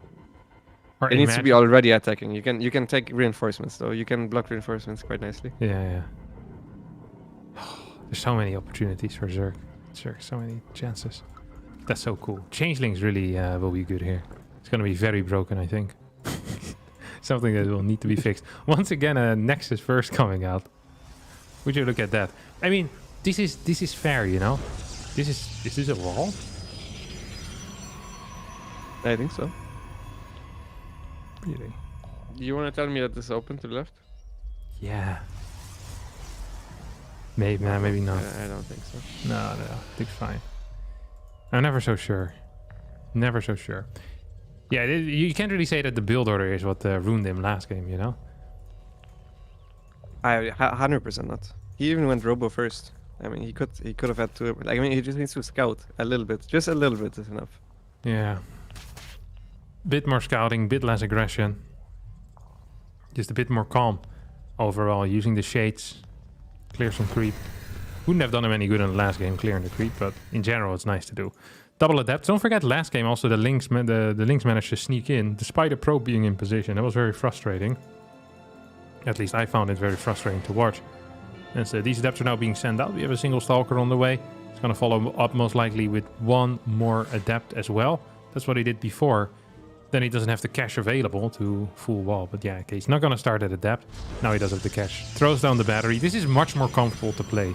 It's not so much about that the Ling is going to deal a lot of damage, but now you can fully focus here on just the adepts and doing crap with that, and it's very comfortable. It's not going to finish the shade this time around. Has another pylon on the way already. I hope we're going to see a slightly faster third here as well. I wouldn't even mind if he doesn't get that third adept out. Just says, hey, I'm going to stick with 2. And then just get a third base before fourth pylon. He's not doing it. No, he needs to throw down fourth pylon. And whenever you have to add a pylon before a base, it always feels like it delays it by quite a bit. Even if it's only 100 minerals. Just doesn't feel right. Oh my god, it's okay. He's not losing the probe. He's even chrono boosting the core, so it's a decent investment. Losing one worker, also activating the Oracle for like 2 links. That's good for Solar for sure as well. He also now recognizes the build, obviously, so yeah, he knows exactly what is coming. Like that, it's very obvious the fact that he on this map he even sees the fact that the core is being chrono. Yeah, chrono boost on the warp gate for a single adept warping because Estrella was supply block. So definitely not the most efficient version of this particular build right now that we're seeing. At least not the hardest hitting one. Here comes the Adept Shade, probably trying to go in once more. The Oracles move in towards the main. Spore not quite done yet. I said Oracles, but it's just a single one. 3 kills once again, as this Adept Shade is going to finish up. This time we have the recall on this particular Shade, but yeah, this doesn't feel like a great start here. I understand that he wants to repeat the same build from last game because he never really got into it. But this ain't quite it so far. I'm not a huge fan of how it's looking. This is, once again, too much damage that Solar shouldn't be taking. It's 2 kills there. First hit? Yeah. What? The links got through there? There's a couple of links that bugged through there, I think. Yeah, there's like 3 links. And not probe there's that. Yeah, if I was Estrella, I'd be asking for a remake. It's obviously bugged. Oh, look at this. Solar's playing a bad build. He's getting +1, getting a Baling Nest, and he's going to hit before his +1 melee is going to finish up. This is really the Korean Zerg special. Why do they do this, Lambo? I don't know. I can't. This was terrible. Like I don't think I usually see this work as well. The only thing this is good against is Phoenix, and that's it. I think every normal build holds this. No matter what builder. He's not gonna commit. He just built 38 links for Banter? No. He must have underestimated the size of this map. And now he probably thinks it won't work anymore. And Lair, but he's still going with the queens. This is the worst fake I've seen in my life. It wasn't supposed to be a fake. It was supposed to be an attack, and then he realized he was on a massive map. So now he's trying to at least make his opponent over. Oh my god, the probes! Why are they going there? He's giving up the third. What? He has a sentry. Didn't you? What? He has sentry adept and oracles. Are you kidding me? This is a fake at this point. He's sacrificing Sturbius to 20 Zerglings. Oh no, come on. What a terrible series. Okay, just go ahead, chat. It's time to balance wine. It's time to balance wine. Zerg, huh? Zerg, huh? God, what a race. Yeah, okay, that was not good. I mean, even if this was a real attack... Oh, I even misplayed the next now. Even if this was a real attack, you're still supposed to try and hold. You can't just give You up your can third. hold this with everything. Yeah, you Like hold with it every everything. opener. Yeah, every opener you hold. I can confirm this. I'm very surprised by this decision. Yes, Astrea is not having his day, that's for sure. I feel kind of bad for the guy. Like, he had some nice ideas, but it ain't working out here, Lambo. Yeah, I mean, yeah. What can I say? Everybody has these series. It just happens sometimes. Yeah. Oracles are trying to counterattack. I mean, just seeing these drones is depressing at this point if you're Astrea. Like 5 of these guys. Just already mining the 4th base. Well, you just misplace your 3rd. +2 is on the way for Solar, who's playing Pureling so far. Has 15 roaches with it. It's gonna go again. Doesn't have centrifugal hooks yet. Surely you wait for that. She starts attacking the rocks. It's gonna be a 72 drone attack here. This is going to hit like a freaking brick as well. Like right to the face. I think there's a chance that Astrea holds us with good force fields because there's no Ravagers yet. Okay, he's moving 3 Ravagers now. But I think the rest of the gas goes into Banelings. And is there a War Prism on the other side of the map? Ooh. Yeah, so that's annoying to deal with. Honestly, not my favorite follow-up, but I mean, he's just up 50 supply because he mined more than his opponent. Is he gonna wait for +2 melee? No way, right? No. That'd be a wild He's move. occupied right now. Okay. 24 Baneslayer being morphed in. Extended Thermal Lens is gonna pop out. So it's going to be 3 Colossus. Don't forget Banelings lost 5 HP in the last patch and they haven't found it back quite yet. There's no stasis wards here. Love to see 1 or 2. Yep, there we go. That's a good call. 3 Colossus. Super battery force available. fields. He has 8 force fields. That's a lot. There's only 3 Ravagers. Okay. Good trigger on the stasis ward. I feel like he should have force field the bottom. Oh no, that Colossus are crushing the force field. I think it's a little bit too much, Zerg. The 3 Colossus are still shooting. They're still alive. One of them is gonna go down now. The Orcus have no energy anymore. They're trying to help out, but it's just a numbers game. There's not enough units. Here's like 1 Stalker and 2 Colossus. It's not enough. It is a numbers game indeed. And Astrea does not have the numbers as he's going to go down. 0-3 here. Not getting a map here on the scoreboard for Team World. Although at the end of the day, it doesn't really matter whether you get a map or not. A loss is a loss. Single G. Solar wins the series 3-0. Second series win here as he's on an absolute hot streak right now. We'll be seeing more of him in the future. Yep. I think that's it for today, no? That is it for today. Who do you think the Team World is gonna send? Do they have to tell now? No way. They don't have to tell now, but we can still theory craft. I think it needs to be someone that can take 2 series. And it's still Solar or Clem in my mind. Solar isn't. Sorry, MAXPAX or Clem, sorry. Right. Yeah. I personally, I'd send Clem. Yeah, I think Clem is not a bad call. I think it's whoever you think has... I think you keep someone as a MARU sniper, whichever one of them Ooh, feels then you more keep confident. Clem. So you send MAXPAX. Right. That makes more sense. Yeah. Yeah. I thought of that. I think Clem technically is favored against everyone except for MARU. He tends to lose a lot to Solar. Really? Yeah, it's like his worst matchup. Clem is like on a 9 losing streak against Solar. Someone said in my chat. Jesus. This sounds about right. Yeah, but I always fact check them just in case. I've been tricked too many times. It has to be maps, probably, not series, right? Okay, the last 2 series, Clem won 2-0 and 3-0. Good call, though. You can't trust these guys, man. You can't trust them. Who was that? I remember he lost in Game Wars 8, and he also lost in Home Story Cup to him. That's the 2 that are in my mind. Jesus. They make these statements. And there's no fact check anymore in this world. All right, I'm out, buddy. See you next time. See you next time. Ciao. Bye-bye. All right. Got rid of the German. Now it's just you and me, guys. No, actually, I'm also done. Can I get a haircut, I think, at some point in my life? And a shave, maybe. I'll be, we'll do this on Monday again, 9 October. 1, 2, 3, 4 days from now. That's exciting. Tomorrow I'll be streaming on Twitch, if you're not following me there. Twitch.tv/Harstem is where I'm live. I'm looking forward to that too. That's going to be banging.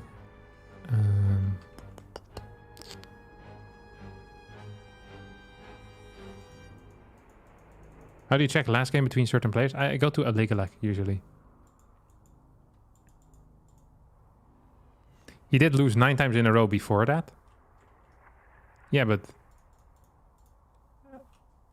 the last 2 he didn't, you know? And the last 2 were on the new patch. So the new patch games are completely different. That's what I really care about. So I think it's going to be good. You can use Liquipedia as well. Oh, I didn't even know that. I use illegal like always. Still was wrong. Yeah. At least you admit it. That's nice to hear. Making mistakes is only human. All right, I'm out for now. Tomorrow, twitch.tv/Harstem. We'll go live at 12 or 11 or so early.